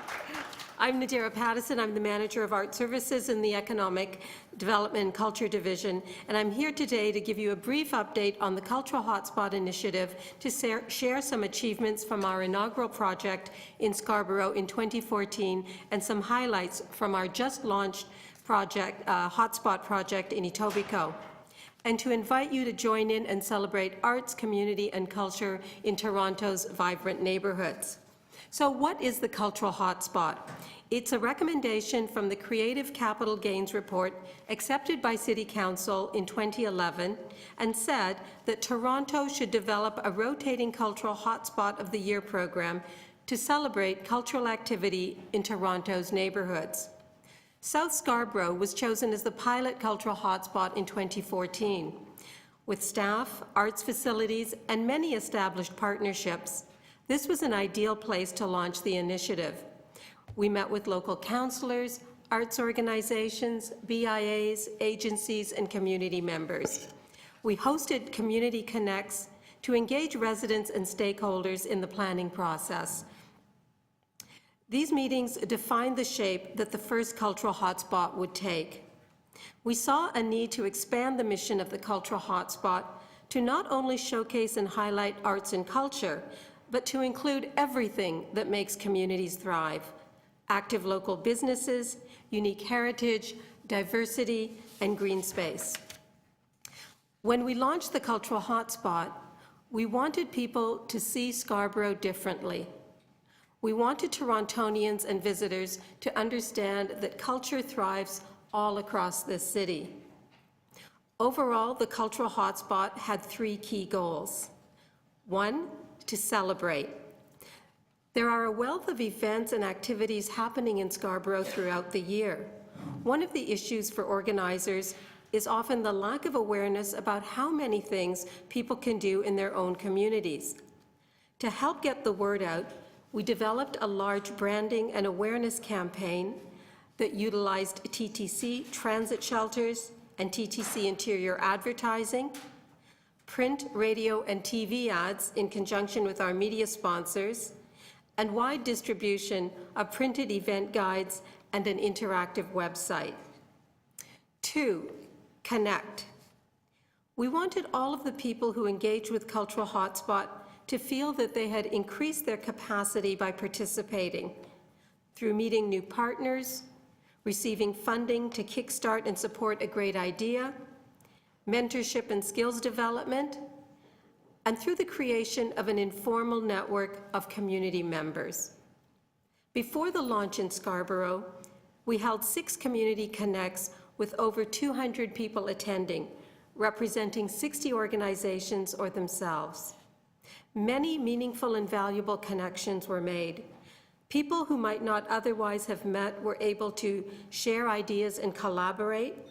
For example, 2 local BIAs embraced the cultural hotspot and worked with local artists to exhibit their art in neighborhood stores, and those partnerships are continuing today.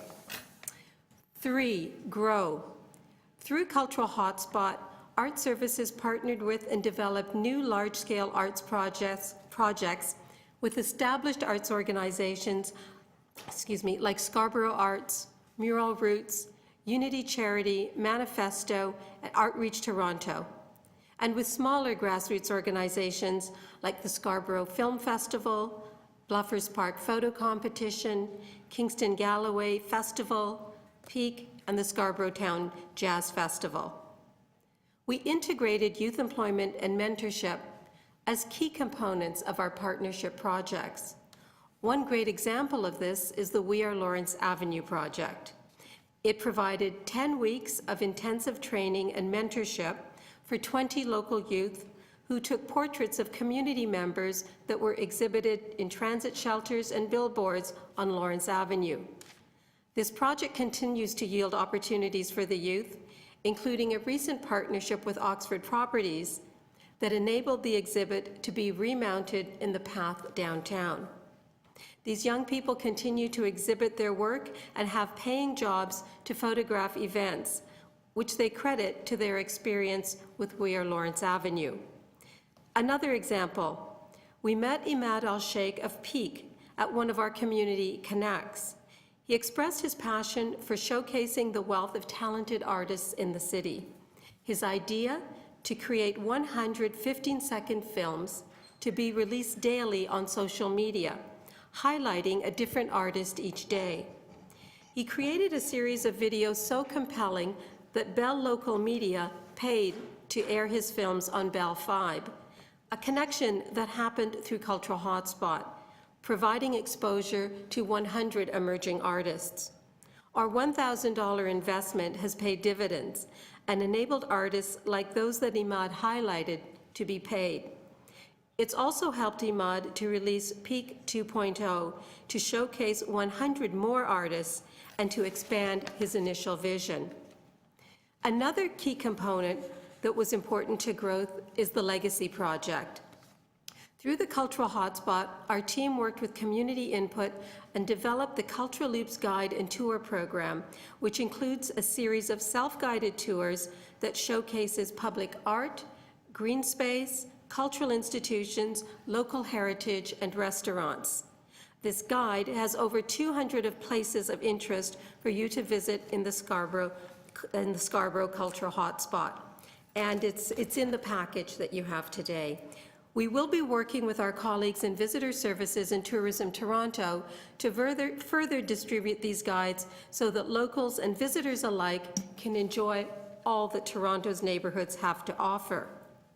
So what were some of the results by number from 2014? 24 new partnership projects with over 37 key partners, 30 events and festivals supported, 11 youth employed, 100 youth mentored, 100 plus volunteers. The city invested $200,000 and we leveraged $300,000 on top of that through our partners.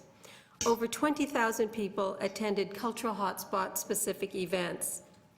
This year in Etobicoke, we've already added a new program, Hot Eats, working with 6 local BIAs and featuring local restaurants through a marketing campaign. We've just launched the Etobicoke Cultural Hotspot, and you can find out all about it on the website and in the guide. And that guide for Etobicoke is in your package as well. We're excited about our great partnerships this year, including dynamic new arts projects with our signature project partners, Arts for Children and Youth, Arts Etobicoke, Lakeshore Arts, Artreach Toronto, Sirius Theatre, Milkweed Collective, and more. The goal is then to go north, the top of Toronto in 2016, and then to East York. With such a great city, we have places to highlight that will lead us into the next decade. But in the meantime, there is a lot to do and much to celebrate, connect, and grow in Etobicoke. And we'll leave you with this brief montage from the people of Etobicoke who entered the Why I Love Etobicoke contest recently for our launch.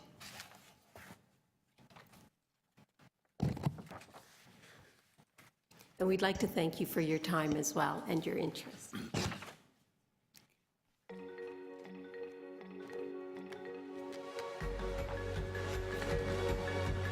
What do I love best about Etobicoke? You can't beat being this close to the lake. Cold beer. You love the Gene Augustine Center. Great places to eat. The nightlife, the puppies, and of course the nachos. And you can park anywhere you want, most times for free.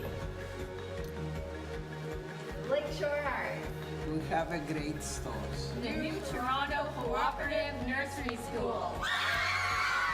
Diversity. The Humber Lakeshore campus. The Mimico Arena is just like my church. This is the assembly hall. Because lake shorts. I can walk to the lake and go boating. I like playing at the park and riding my bike.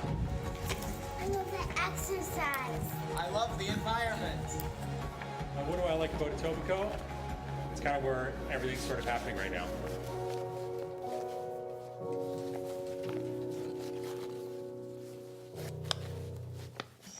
Thank you very much for your attention today and for Great, your interest. thank you very much. Are there any questions? Councillor Persanti. Thank you very much, Mr. Chair, and I know we're really short of time. Thank you so much for your presentation, and I love all the talk I heard about Etobicoke and your timelines for 2016 too, because I noticed in one of your slides, I think slide 54, 53 maybe, where the northern part of Etobicoke wasn't highlighted. We also have a BIA. Have you had any discussions with the BIA in the north? And if not, I'm happy to provide you the contact. Absolutely. We've reached out, and our challenge has always been how to make it a hot spot. And in Scarborough was the same thing. And our goal is to cover the whole city. So in Etobicoke, we've reached out across Etobicoke to say that even if you're not in the designated for marketing purposes, the hot spot, that people are still engaged. And we do have young people from North Etobicoke who are performing and will be in the cultural hotspot. And not the BIA specifically, but we can certainly, we've reached out, I think, to all of the, I think we have reached out actually to all of the BIAs and let people know how they can participate. But we do intend to go north and to capture those areas as well as we move across the city. Okay, great. That's all I wanted to ask, and I'd be happy to help you get there. Okay, great. Thank you so much. Another fan. Thank you. Councillor Cho. Thank you. Thank you so much. It's a really exciting project. I'd like to understand a little better. Is this a city project? City project, right?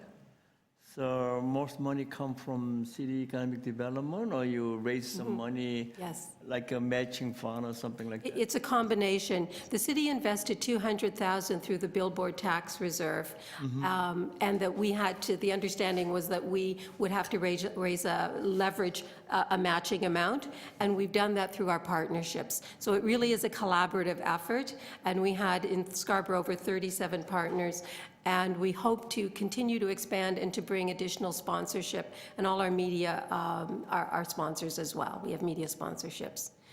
So it's a bit of both. Yeah, is it one-time project, this area and go move another area, or is it like a seed project? You do that, and with that project, the roots come down, and then they expand, create jobs, and the quality life residents will go up, et cetera, et cetera? Or? Well, it's a pilot project. We do hope that it can continue because it has brought together partners who are already doing great work, but also added additional opportunities for youth employment and skills development. So it was a pilot project. We are looking and we'll be asking for the resources to make it a permanent project.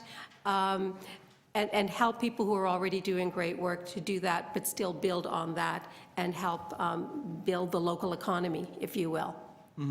So now you have some kind of follow-up evaluation measure, like we spent so much money, how many volunteers came, and a year later, we create 5,000 or 550 jobs, and that kind of evaluation follow-up, so We do know plan whether on doing we're a successful lot, or not? yes, we do plan on doing, we do have evaluations now, and we'll plan on doing longitudinal evaluations to see where we started and what happened from that. That will be an important part of the project. So this is this year first time, right? Yeah, in Scarborough, and then we've jumped right into Etobicoke and working on the legacy work with Scarborough. That's very But good. evaluation is really important. Good luck, yeah. Keep Thank up you your so good much. work. Thank you. Thank you very much, Councillor Cho. We are at 1 o'clock, but Ms. Patterson, I note that you are here with, obviously, members of the community. I wonder if you would be so kind just to take a quick moment to maybe introduce them, what groups they're with and so on, because they have been very patient. They're here. Thank you, and I'm Councillor very pleased to Thompson. see you. And I wonder if I could have them stand up and introduce themselves and their affiliation Sure. with Hotspot. You can just do it from there.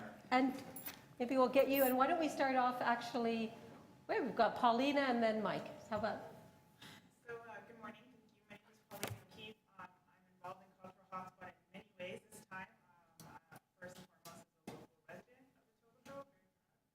I'm also a spoken word artist who's running one of the SCARB projects there, the Words by the Water Literary Festival, that is going to promote literary performance arts in that part of our city. And I'm also the director of outreach. Okay, thank you. Great. Thank you, Next. Pauline. And why don't we go with Mike, and then we'll just come right around. I'm Mike Thomas from Unity Charity. We're an arts. I know you. Hey, Mike, how are you? We work together. Good to see you. I hadn't seen you in a while. Yes, so what Unity does is we provide arts programming for youth, usually high school age. It's hip-hop art, so it's breakdancing, spoken word poetry, MCing, responsible graffiti art, and beatboxing. So last year at the Hotspot, we supported the program and participated by providing breakdancing workshops at Don Montgomery Community Center. We also participated in helping organize the finale, the grand finale event. And this year we're running popping and locking workshops for the Etobicoke Hotspot. Great. Good, we're running out of time, but Okay, well, let's just review quickly. maybe just say who you are and what you're with. We'll do it My quick. name is Samara Moore. I was involved in the Lear Lawrence Avenue photography program, and I'm here because that program really impacted my life in a positive way. It impacted a lot of the other youth in the program, so I'm just here to Thank you. Thank you so much. Good afternoon. My name is Bright Sajman, and I'm with Arts for Children and Youth as their program and outreach coordinator. Thank you. Sir? Carl Spurgus, co-chair of Arts Etobicoke, and it's our turn this year. And tonight, in fact, at Silver Collegiate is the first event, which is in Photographs Seniors Dance Performance. Ah.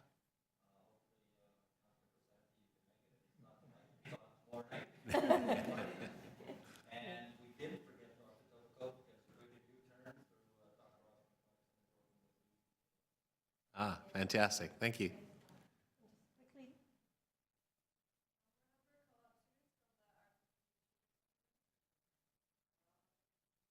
Ah, fantastic. Thank you.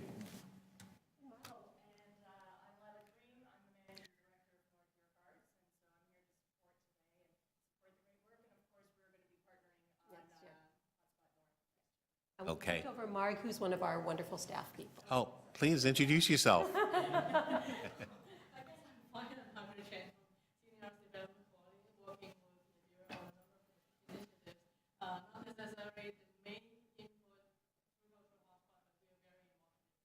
Ah, thank you.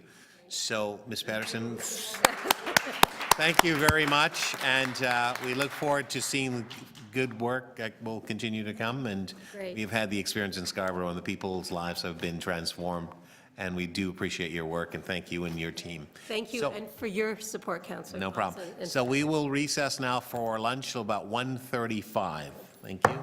Thanks, Jesus. Great job.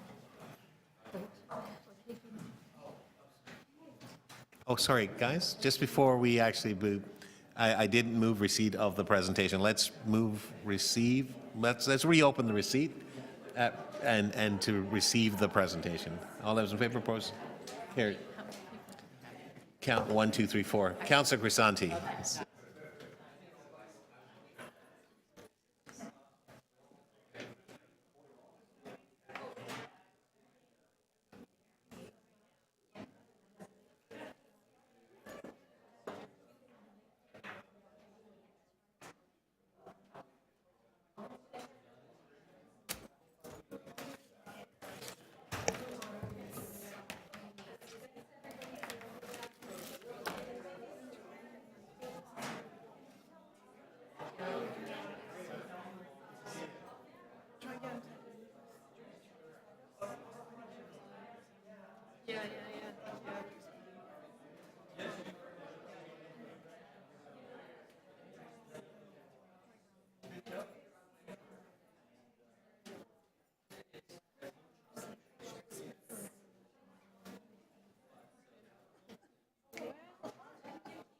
Did you want me to sit with you for it and do your slides, or is it easier for you to do your own slides? Okay. Okay, no one's gonna be here, right? For the next 30 minutes? Did you lock the doors?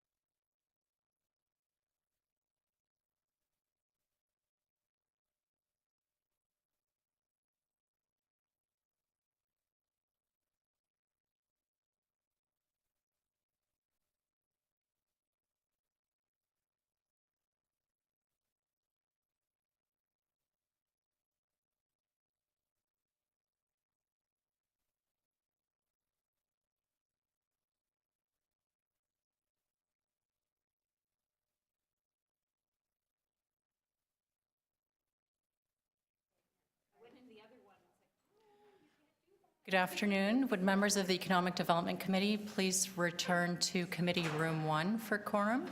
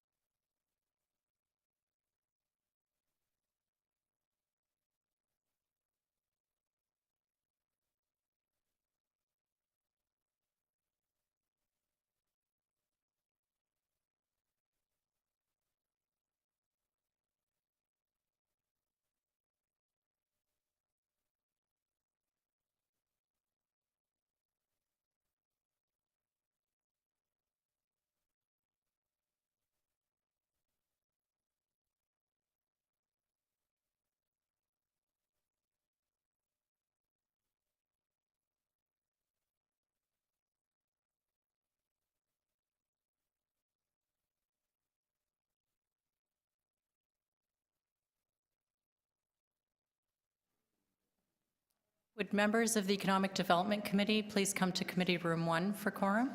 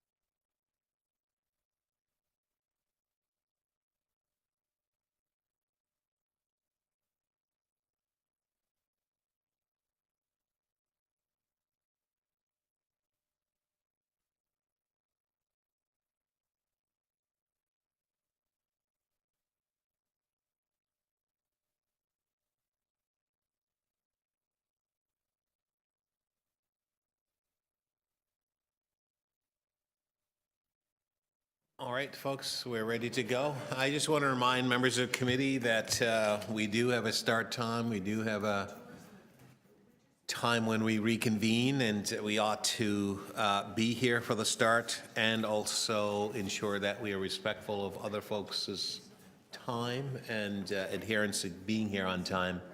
So, Mr. Williams, we are now dealing, sir, with item number 84.5, an update on the Economic Development and Cultural Division's strategies in terms of creative capital gains and collaborating for success. I will now turn the matter to you, sir. Thank you, Mr. Chair. Mr. Chair, members of the committee, we wanted to bring you up to speed on our two strategies that drive and set priorities for the division. This is a timely opportunity to do it, and in some ways is a blessing that it was delayed from the last meeting to this meeting, because in the next meeting, the one in June, is when council has mandated service level reviews by each of the standing committees for the programs that fall within those standing committees. And so this will give you sort of a head start on that, if you will, from the point of view of the activities that are the key ones for the division at this time. Pam Roberts, who's sitting right opposite you, and her manager, Larissa Deneau, who's in charge of policy for the division, are going to give the presentation. It's going to be their responsibility to track and help support the full division's efforts in achieving all that's set out in these two strategies.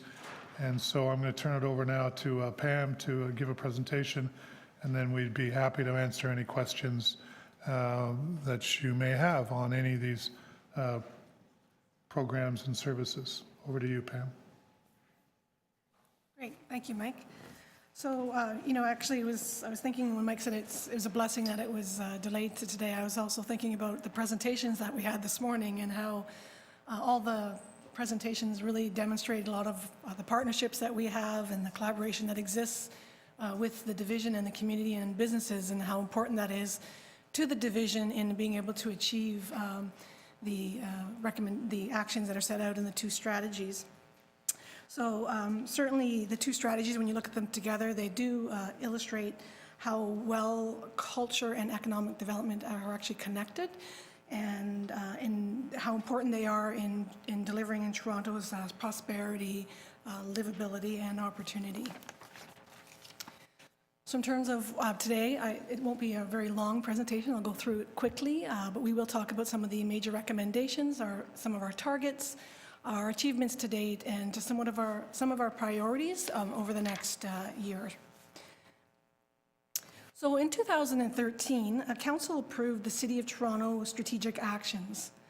They were grouped into 6 themes and 26 actions, which explained how we were going to achieve what we wanted to do for Toronto, and it would help support Council's mission, vision, and goals for Toronto. Our division takes the lead on 2 of these actions, investing in culture and accelerating economic growth. In addition, we have a significant role in supporting 2 other actions, increasing employment opportunity and enhancing city's quality of life. I think I missed investing in culture. Sorry about that. So our 2 strategies today that we're going to talk about are very important in delivering on those. This here slide actually shows you where our 2 actions fall into 2 of the city's themes, the city building and economic vitality, with additional responsibility in the 3rd theme of social development. In addition, you can see that the division-based citywide strategies that support these actions where it falls. So starting with the 2 strategies and some background, Collaborating for Competitiveness builds on Toronto's Prosperity Initiative Plan and Economic Growth Plans Directions reports. And they support many corporate initiatives, including growth management, infrastructure, workforce development, and strong neighborhoods. It was approved by Council in 2013, and it had a wide range of internal and external stakeholders who were engaged in the development of this plan. The Creative Capital Gains plan builds on the city's cultural plan for Creative City. This was developed in consultation and was led by Robert J. Foster, Karen Kane, and Jim Prentice. It also included stakeholder engagement with both business and cultural community and staff across the city. And again, it's important to notice, and as I said earlier, the importance of a collaboration and delivering on all of these strategies. Coming to economic development and culture in this past year, I'm new to this division, and I'm actually always astounded and very proud of everything that gets delivered in the division because of the partnerships that exists and how it really demonstrates government working with community and business, how much we can actually be able to deliver when we work together. So looking at some of the major recommendations for collaborating for competitiveness, we're including making Toronto a big, competitive big city in North America, ensuring adequate supply of business input, encouraging business investment and formation, and boosting business growth. Some of our targets included 20,000 net new jobs, as measured by the Toronto Employment Survey, which is undertaken every summer by City Planning. This number was updated, as Councillor Thompson indicated in his presentation to Economic Development Committee in January, and we are now have a target of 35,000 gross new jobs. We also have a target of 60% of new jobs in the economic driver sector, and this sort of really focused on some of the initiatives that we heard about this morning in sectors around manufacturing, financial services, and digital media. And those are all areas that are traded sectors, which rely on export and brings wealth into the City of Toronto. This differs from those local services, such as personal services and retail, where the wealth is actually redistributed within the municipality and it doesn't really bring new money into the city. So definitely one of our focuses will be export. Looking at the progress we've made for making Toronto more most competitive big city, in collaboration with City Planning, policy has been strengthened to protect employment lands, and we've been working on a development permitting system, and that is underway, and it'll help speed up the development for industry, including advancing our discussions on the improved Gold Star for Business program. In addition, we have developed a marketing campaign and launched it for the IMIT program, and Council remains committed to property tax rebalancing. Some of the progress on supply and availability of business input, we've implemented the Enhancing Toronto's Business Climate is Everyone's Business. We secured provincial agreement to assess the impact of MPAC industrial properties to ensure that assessment is based on the current use, particularly when zoning and the OP are industrial as well. And we've continued to provide economic impact analysis on a number of transportation projects, including the Gardner East realignment and the Scarborough subway expansion. Looking at encouraging business investment and formation. At the last council, we actually heard a report on the business incubation report, and it was approved by council, and we heard that presentation here at EDC. And this is a really big key step in terms of entrepreneurship and supporting that.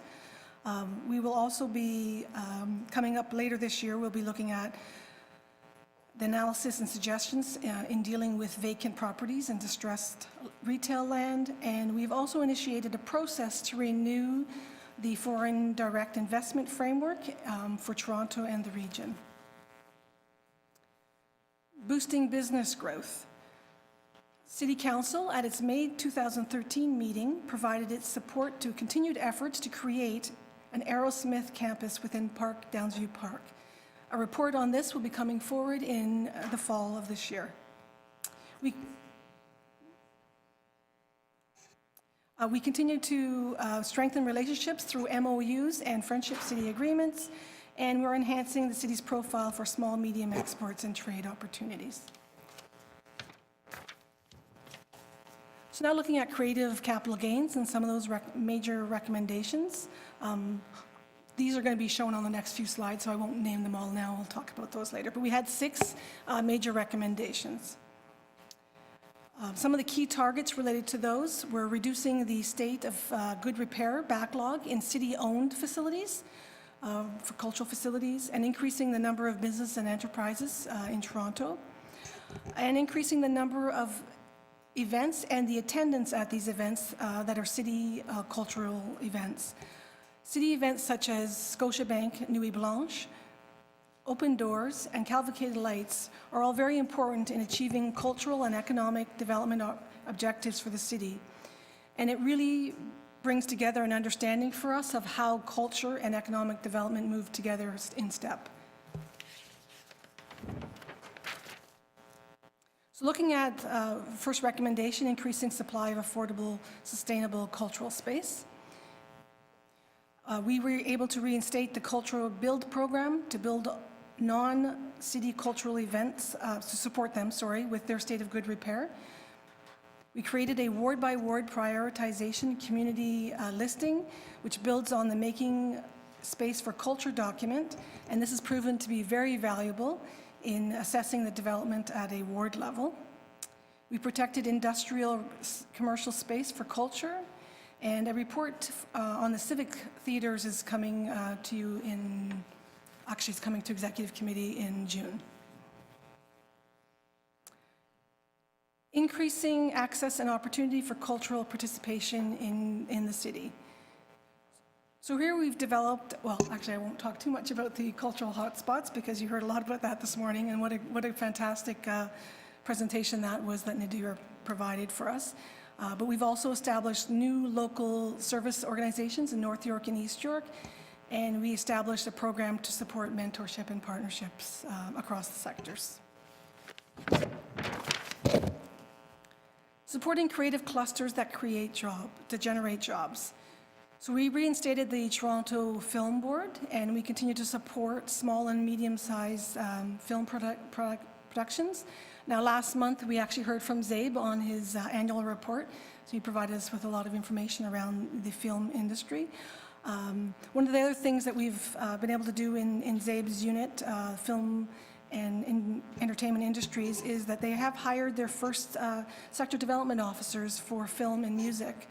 And following in the film success, where they've been able to align strategy with operations, the goal is to be able to do the same with music and to really be able to drive some of those objectives forward. Also working with planning, we've been able to assess current and future infrastructure in continuing to study and map the natural occurring cultural districts that are across the city. Some of the progress on promoting cultural institutions and festivals. Well, we heard a little bit about 2014 and how busy and successful it has been. We did host World Pride in 2014, where 2 million people attended, and we had an economic value of over $300 million come to the city. In addition, in 2015, we have this little thing coming that's called Pan Am, which we've been all greatly involved in. And our division has been, through community engagement and lots of planning, doing planning for the 23 days of free programming that will be held at Nathan Phillips Square. So that's going to be a very exciting time around this building. And the museum, we also commemorated the bicentennial of the War of 1812 and opened the Fort York Visitor Center. The museum and heritage strategy is also looking at ways to increase exposure and recognition as we celebrate Toronto's museums and historic sites.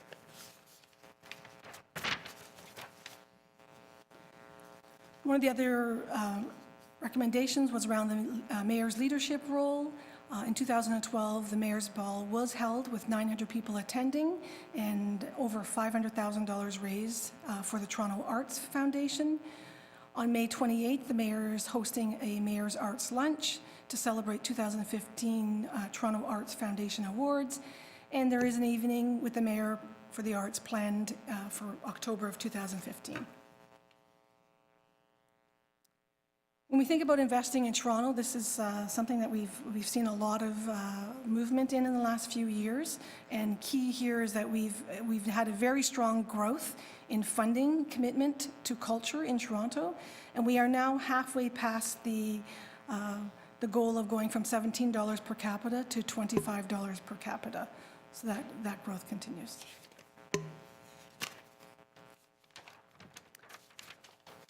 So looking at the next steps, these are our top 10 priorities, recognizing that there's a whole wealth of other activities that are going on in the division.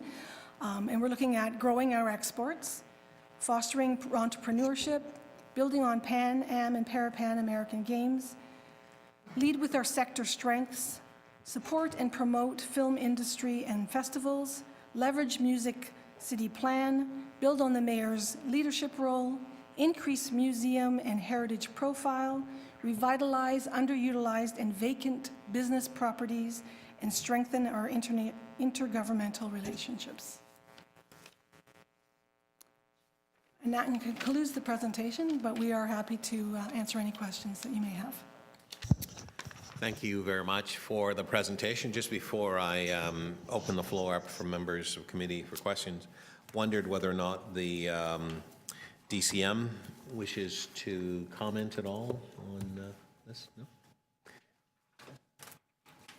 Only to congratulate economic development staff on implementing council direction so effectively. I think a lot of the accomplishments outlined here reflect that. I think a great deal has been done. Excellent, thank you. All right, Mr. General Manager. Okay. All right, members of committee, the floor is open. Going once, going twice. Oh, Councillor Carroll. First of all, the first question is with respect to the inventory of cultural spaces. Where are we going with that in terms of communicating out to potential users that inventory is now there and that we hold it and that we can help guide them to cultural space partners? Because I understood that to be the next step, but I'm not aware of it happening. Sally, do you want to answer that? Sally, would you go to that mic, please? Would you mind? Thank you.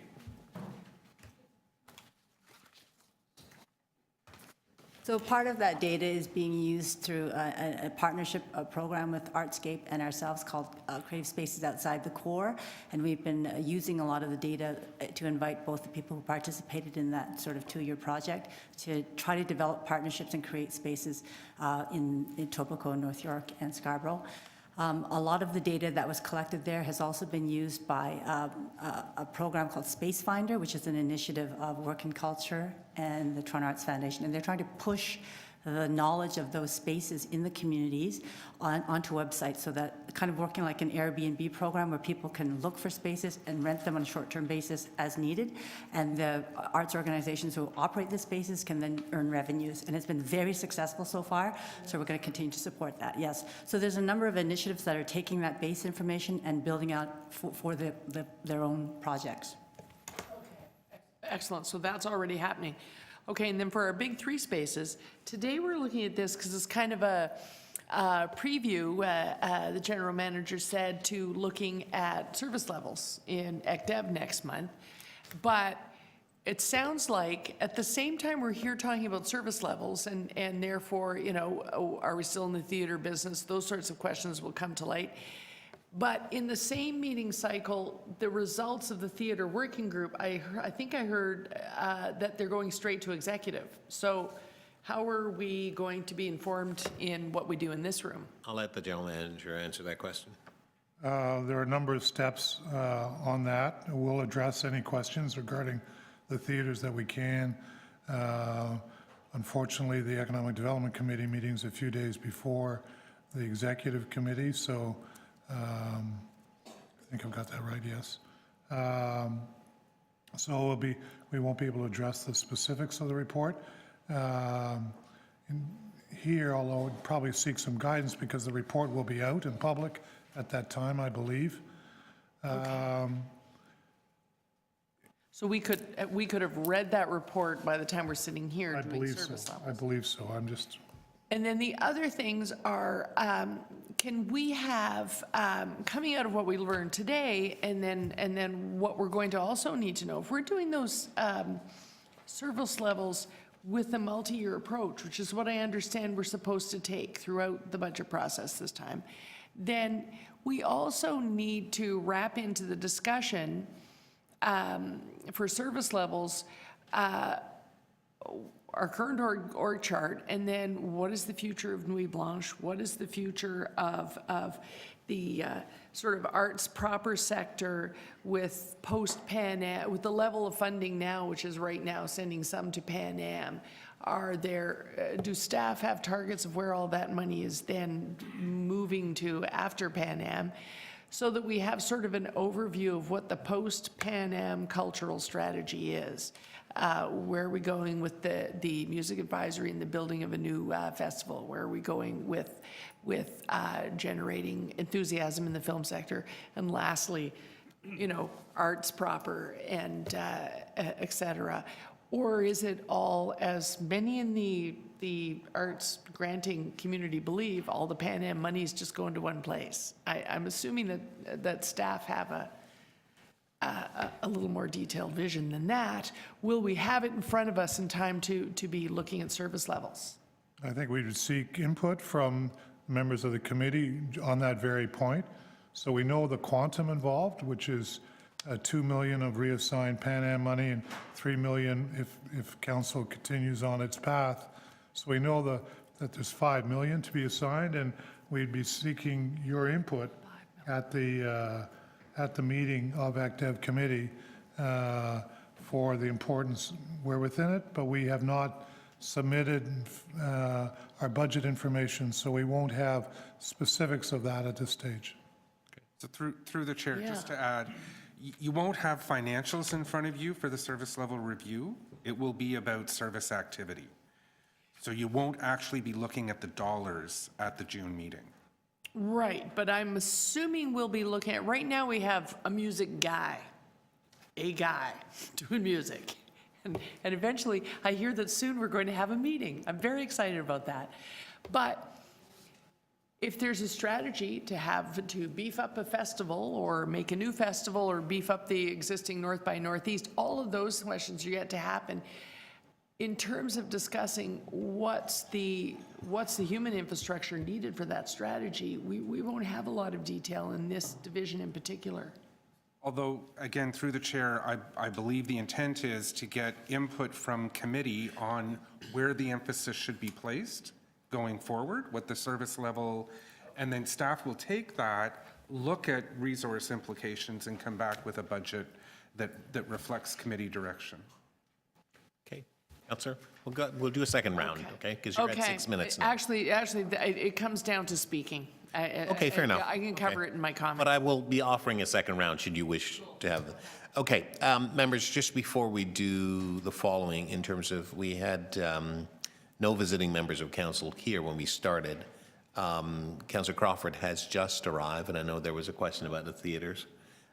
So what I'd like to do is offer him the opportunity, if he has questions, to be able to ask questions and so on.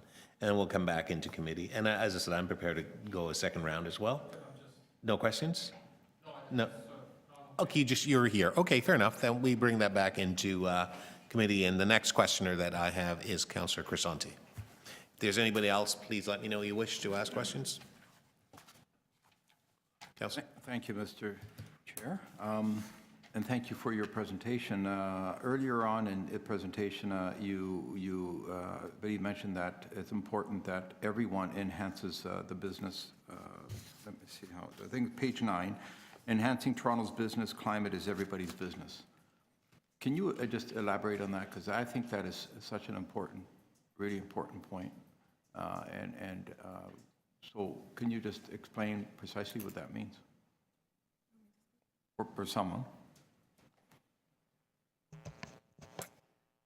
Somebody said this the other day, I think it was Mike, about, I think it was, they were talking about the best social program is in a city or is where people are working.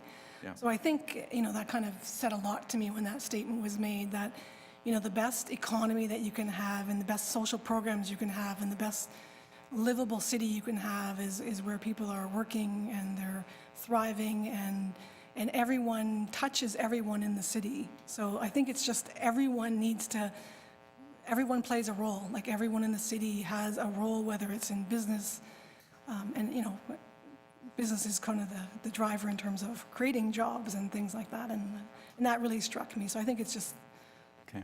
it's that sort No, of. I totally agree with that concept. I think everyone should be in their own way, in our own way, salesperson in terms of, attracting business, enhancing business, and ensuring the business stays in our community and grows. I find, though, that a lot of times, at least what I get up in North Etobicoke, is, people really want a place to go and talk to about their ideas. I think this is something we're lacking. Is there a place? So I want to start up a business. I want to invest. Is there a place that, there's a group of people in the city that have the answers for me, like a one-stop shop, like one visit that I can make, ask my questions, feel good about the reception I'm getting, and feel good about, the experience I just had, and walk away and say, wow, this city is really, really cooperative. This city's going to help me either open my business, they're going to help me invest. Is there that place? Because I sense that it really isn't right now. And she's shaking her head, says yes. I'm gonna let If there is, There's I'm that gonna let place is George called speak. Enterprise Toronto. Yeah. And you know what just happened to me when I was walking? I just ran down and grabbed lunch during my break and walked by where someone was directed to Enterprise Toronto. And then I walked by and listened to a conversation that was going on, and they were asking about taxes and Revenue Canada and what they're supposed to do. And there was this great conversation going on and I'm not sure if that's always what they do, but they were answering all the questions that the person had about just, so I think it is Enterprise Toronto, but I think George Sorry, could probably. can I just interject here? I wonder, and I appreciate the question, Councillor, so if you can direct the questions through me, Chair, and to staff. And I think Mr. Spezza is here, and I think Mr. Spezza will elaborate and enlighten. Mr. Spezza? Thank you, Mr. Chair, and through you. In order to address the question, Councillor Crescenti, we have a number of different touch points. In fact, for small business, in particular startup companies, the Enterprise Toronto office is a walk-in counter service where they can get free advice and consultation, sit down with business consultants that will help guide them through a business plan, help them with a marketing plan, et cetera. And even if there are questions through the Small Business Enterprise Toronto office, which they're not quite equipped to answer, might be relating to something else that they don't have the answer to, they'll certainly direct them to someone else in economic development. Through the Business Growth Services section, we also have staff that are out on corporate calling and working with companies and addressing a number of issues they may have regarding policy, legislative issues, tax incentive programs, expansion, real estate programs, et cetera. So we have a number of different touch points, and including a website where there's a lot of information there where they can actually have direct access to answer some questions around business services. Okay, I'm out of time, but are these readily available in close proximity to across the city, or is there a central spot they have to go to?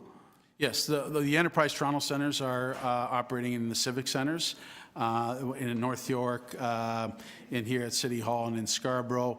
We do have a line, not a staff in the Etobicoke Civic Center, but there is a direct line that people can call into the Enterprise Toronto Center, where we actually have a staff person in Etobicoke that can answer some of those questions as well. So they are decentralized services and designed to be closer to the businesses that they serve.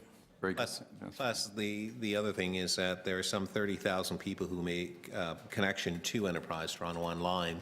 Additionally, they have a vast array of workshops throughout the city, which I've seen, and people do attend, and it's promoted in a very, very appropriate way in that people are well informed and so on. So there's a lot of activities that takes place there. I just wanted to add, because I think while we are asking staff questions, I think there's an opportunity for us to kind of collaborate on this particular piece, given its importance. Councillor, we'll come back and give you a second round. Councillor Kelly? Question? Thank you. All right, so I'm going to, we have a strategy that we're actually obviously working towards.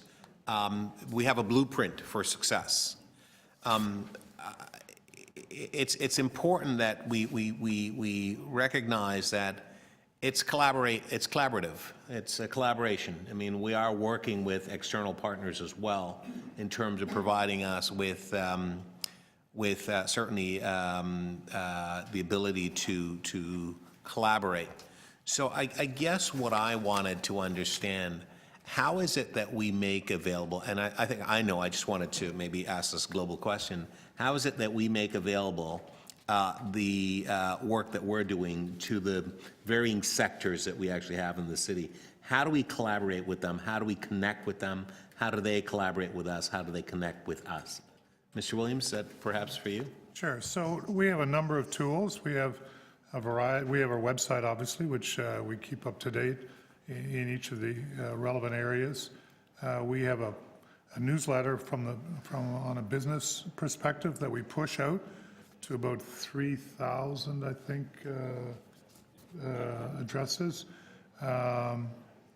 We have a historic sites weekly newsletter we put out about what's going on again, to a long list, and it's also available on our website. We have a couple of very active Twitter Twitter generators in our division that push information in that way as well. And then, of course, we form an enormous number of partnerships that Pam has already alluded to, so that people feel very comfortable picking up the phone and calling their contact, whether it's in City Hall here or in Metro Hall or in any one of the main civic centers around the city. Okay, that's very helpful. You have here, you talk a little bit about, on page 11, progress, collaborating for competitiveness and boosting economic growth. Can you perhaps explain and give me an overall understanding with respect to how this ties into the global strategy that you're working towards? You're bringing a report that will be coming. Sorry, can I just ask you to stop for a sec? I think there's actually two meetings going on. One meeting is going on in the booth there, and this meeting is going on here. Can we just have one meeting, please? Thank you. Mr. Williams? As you say, we're bringing a report to this committee as requested by council to update and provide some recommendations with respect to an enhanced strategy to go global. That will also address the next status report on the regional agency, Foreign Direct Investment Agency. So that'll include a wide encompassment of priority markets, priority methods, focus on exporting, working with our provincial and federal partners.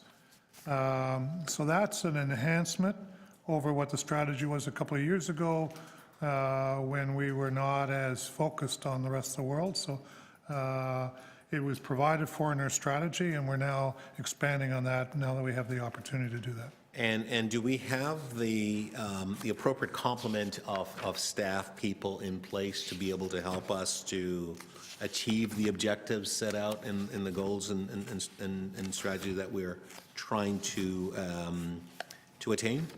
As we'll point out in our service review next month, no. Okay.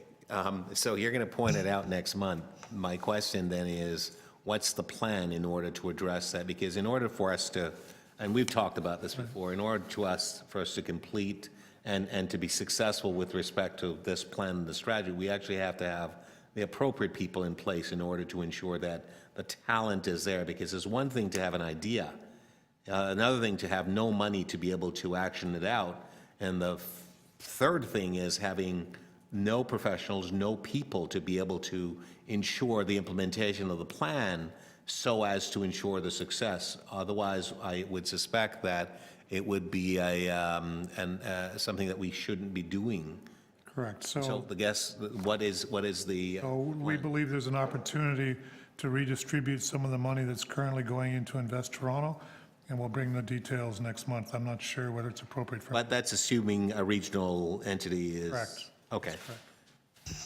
All right, fair enough. We'll do a second round because I think it warrants it and so on. So I'll go back. I saw Councillor Cho. Mr. Chairman, it's my first round. No, I'm not suggesting that. I know it's your first round, but I will do a second round. We're going to you being the last person, the first round. Councillor Cho. Okay. This morning I read Korea Times delivered to my home this morning. Prime Minister of India, Modi, was visiting in Korea, and there are 5 big tycoon faces in Korea: Hyundai, Samsung, LG, I forgot the other 2. And they are all different big companies inviting Prime Minister of India to their company and show all the different facilities, projects. It's all in the newspaper. When Modi was here, the Prime Minister of India, he was welcomed Ottawa, Toronto, and Vancouver, usually by their Indian Canadian people, but we didn't see any connection, the economic activities. Having said that, my question is, we have so many dignitaries around the world. When they come to big city like ours, we have any kind of connectivity program? Earlier, the hotspot did great job, celebrate connectivity growth. So I'm just wondering, we actually sell all the cultural, economic, whether it's a factory or the school or hospital, we have that kind of program so that we could really connect it to the well-developed countries. The other day, with the great Councillor Cho, can we get the DCM to answer your question then? Yeah, so Through the chair, I'll start. That's actually generally managed through protocol, and it will depend on the interests of the particular individual dignitary or delegation coming through, and then it's linked to the appropriate division. So if they indicate an interest in economic development, then it would certainly be connected. But generally, it's managed through protocol in the first instance. And if I can just add to that, Councillor Cho, we have had 27 interested delegates who have expressed an interest in coming to the City of Toronto to meet with and talk to us about business. So that's unfolding, and that comes through protocol. Mr. Williams, do you want to add? Yeah, in my experience, almost every group that comes from another country also works with their local consulate and with the local bilateral trade association, and they make connections with their diaspora businesses. So, the Korean companies, the Korean delegation that was here did reach out to some Korean businesses based here in Toronto when they were here, is my understanding. And then we, of course, are happy to help set up meetings. We are constrained by resources, and so that's one of the goals of the report next month and the budget process for 2016 to address the opportunity to do a better job of selling these delegations when they come to Toronto on the merits of doing business with Toronto-based companies. Oh, that's very good. Okay, earlier I was quite impressed with the hotspot. We have a real rich, multicultural, diverse community. And if local community, whether they are Tamil, whether West Indians, which culture, doesn't matter, if they want to eventually become professional, we have any kind of system that they come and talk to city staff, and then we do that kind of thing beside the spot? What do they want to become? Whether it's a ballet dancer, whether it's an orchestra. So the answer is yes, Councillor Cho. We have Toronto Employment and Social Services, which has a whole structure, and in fact, We've dealt with some of the initiatives that they're working on, Working as One, for example. They also have, if you will, I think they're development officers, or I'm not sure what the actual term is. They call it. There's a specific term that I've heard. Sorry? You're talking about the TESS officers? TESS officers, yeah. There are people that are able to work with those individuals. We've referred numerous people to TESS. So yes, there is. There is, yeah. So it seems to me, I'm thinking that there's need for a better primer so that folks can understand some of the things that we actually have going on. But we can talk about that offline. So, yeah. On that question, if I might just amplify your answer, Mr. Chair. Both Artscape has a number of programs to help artists become professionals, and we have a course we offer to entrepreneurially minded artists who wish to start their own business called Business in the Arts. So there are a number of efforts underway, and we have professional schools in Toronto, so if somebody wants to develop at the highest level, then we would, of course, put them in touch with the National Ballet School, et cetera. Thank you. Those are your questions, Councillor Cho. Okay. Members, just moving forward, I see that we have been joined by Councillor Davis, who is a non-member of committee. I'm not sure whether or not you actually have questions, Councillor Davis, on this particular issue. If you do, I would entertain the opportunity of allowing you to be able to ask questions. We are in our second round, so if you do have questions, or do you want to take a moment and let us continue? What would you like? Thank you very much, but I'm fine. Fantastic. Great to have you. Thank you, Councillor Davis. All right, continuing along. Any further questions? Okay, good. Seeing none. Thank you very much for the presentation. To speak? Okay, we are going to start with speakers. Councillor Carroll to speak.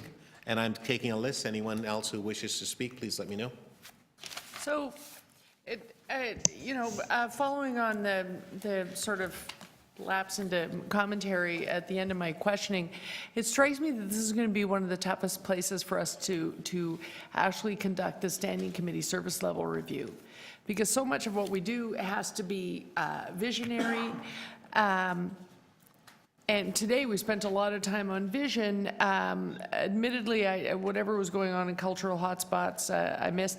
But we also have the difficulty of not being able to be nimble enough. My husband has spent the last 2 weeks counseling 150 people out of the television industry. 150 people lost their job in the television industry. And the television industry is just shrinking right before our eyes.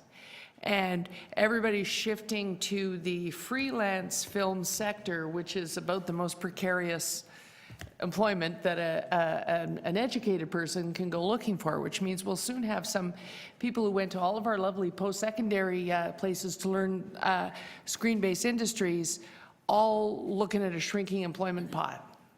We have become so high-tech that we're running out of jobs for them.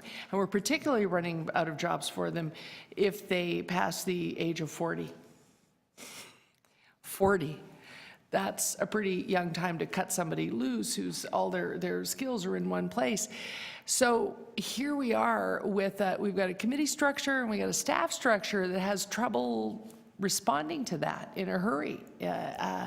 And we got to start to deal with those things. I'm not sure that we're going to be able to, that's just one tiny example. I'm not sure that we're going to be able to touch on all of those here in a service level discussion, because we're also in the infancy of a staff reorganization that took a long time to get to and really just got to. A little over a year ago, it's sort of fully, people were fully in their right places. And so I think this is also one of those divisions where the fact that we are not allowed to have an informal committee discussion is rearing its ugly head. It's becoming harder and harder. I just listened to a bunch of members sit here and indicate that they really don't know all the services that we deliver. And yet 1 month from now, we're supposed to discuss them. And I just heard us describe things that have existed for a very long time in the economic development structure. Enterprise Toronto, we've been walking by it as we go out the front door for years, and we don't know how it works, and yet we will be discussing what level it should serve at next month. So what I'm suggesting is that it's not just the biggies and agencies like the TTC is right now whinging and whining to the province that this Bill 130 that says we can't strategic plan and get together once in a while and just hash stuff like that out to make sure that our committee is healthy and that we can support the chair in his efforts. It's really hurting here as well. In a standing committee you wouldn't expect. In works, you know, they'll have service level discussions. They'll say, we think you should cut the grass 8 times a year, not 5 times a year. And staff will say, get over yourself, and then they'll agree that it's 5, and then they'll be done. That's service levels in another standing committee. That's not gonna work here. This is a committee that needs to be allowed to have discussion, needs to be allowed to informally strategize before we send staff off and direct them to do the big strategies that sometimes take them a year or 2 to really develop for us because they require so much collaboration and consultation in the business community. We haven't even had a real discussion to be clear what it is we're asking them to develop. So I'm going to suggest that we do our best to support all of these efforts that we've just heard of in the hearing of the 2 strategies, that we do our best to define them in terms of service levels next month. But we need to join a chorus that takes the message from this standing committee to Mayor Tory, that the mature level of government the province has asked us for, and the collaborative and consensus-based council that the mayor has a mandate to deliver, he ran on that, is becoming increasingly hard to do, including in a committee that some people call not paper-based like economic development. This is another place we need to be allowed to sit down with our chair and have an informal strategy session before we're directing strategy of staff. Thank you very much, Councillor Carroll. Further speakers? Councillor Cho to speak. Yes, thank you, Mr. Chairman. Sorry, Councillor Davis. We're in committee now. Thank you. Councillor Cho. You had expressed an interest not to participate, not to speak, and I took that as being what you said. We're in committee now. Councillor Cho, please go ahead. Councillor Cho.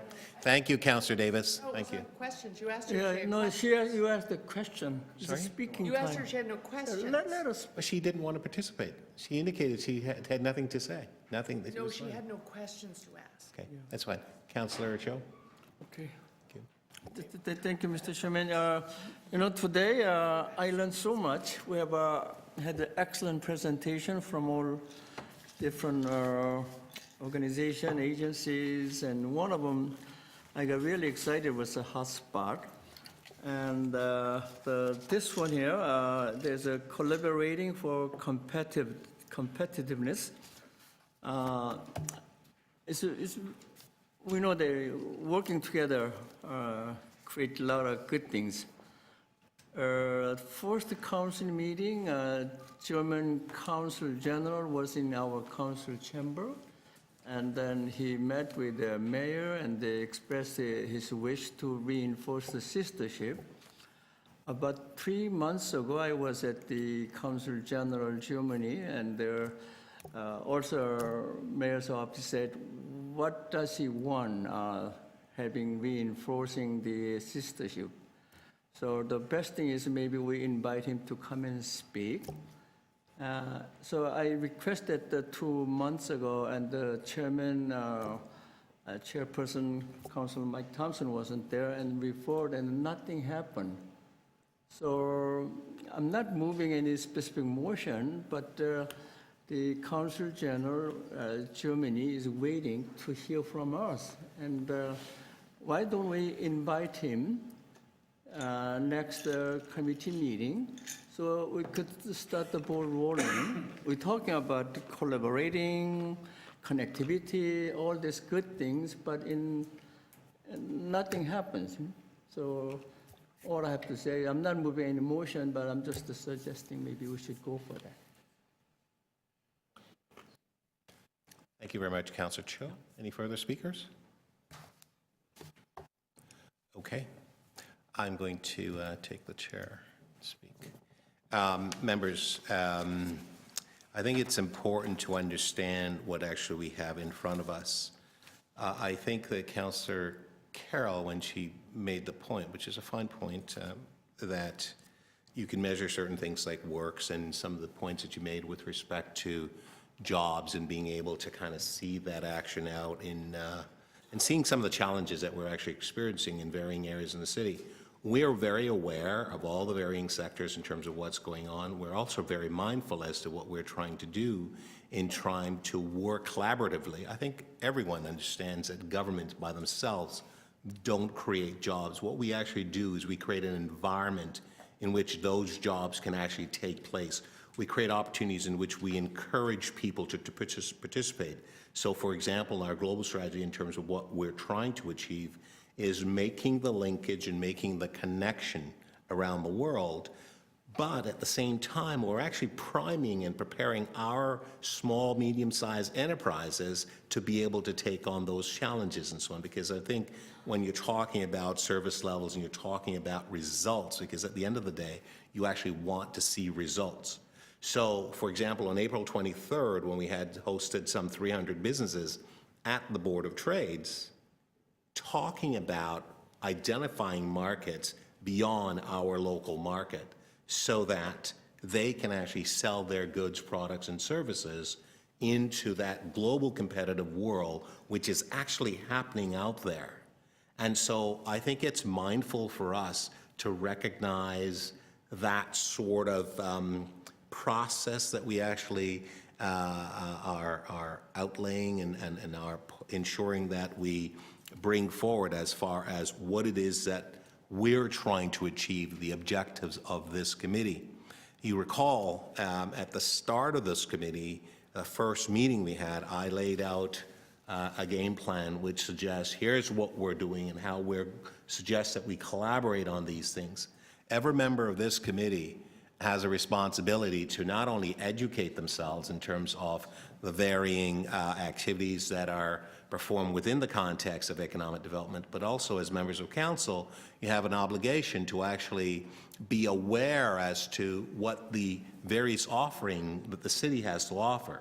So in the case of Enterprise Toronto, TESS, and so on, we understand what those areas are actually doing.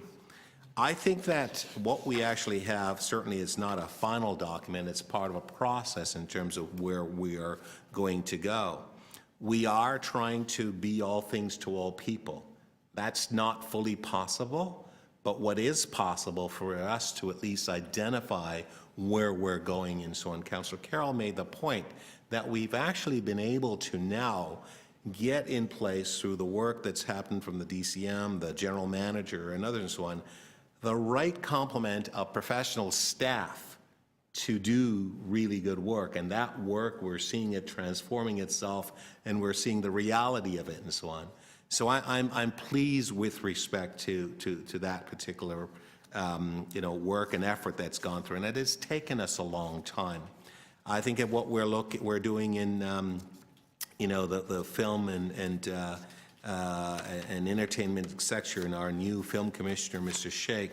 I think what we're looking in terms of our theater sector and our new director there, our manager there, I mean, there's a lot of great work that's going on. In fact, I know the program to run summer camps, for example, may not seem like much to others, but it's a big deal, quite frankly, for those who are really interested in this particular area.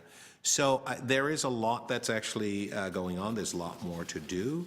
We have a blueprint towards success, looking at how we are going to collaborate with industry, how we're going to work with the mayor's office. There's a lot of work that's going on there as well. And so I think what we ought to do is, for those who need to have more information, I suggested to the general manager briefly that maybe what we need to do is a quick primer so that folks have ideas in terms of what we're doing and how we're doing it and so on. So it's really important. But this is a work in progress, and I look forward to the information that the general manager will bring forward, and we will have further opportunity to discuss the service review. And we don't have the ability to say, as you use the example, Councillor Carroll, about the grass cutting, we're going from 8 to 6 or 4 and so on. We don't have those ability and so on, but I think it's extremely important for us as we have guidelines and having a process to be able to identify where we need to actually make those strategic actions so that we can take the appropriate directions in terms of moving forward. So those are all my remarks and so on. So I don't know whether or not, Mr. General Manager, you wanted to add anything further. So you're okay? If that is fine with everyone, then I would then simply move. We have obviously the item in front of us. We'll basically move the presentation and then motion to receive. All those in favor, opposed, that's carried. Anything further? That's it.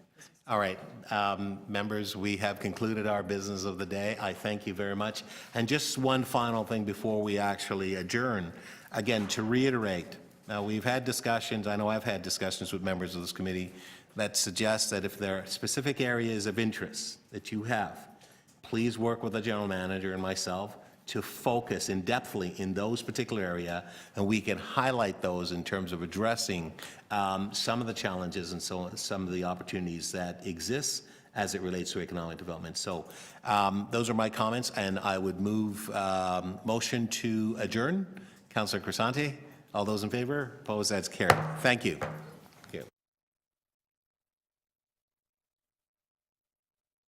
Sorry, thank you to the staff, terrific staff. Thank you.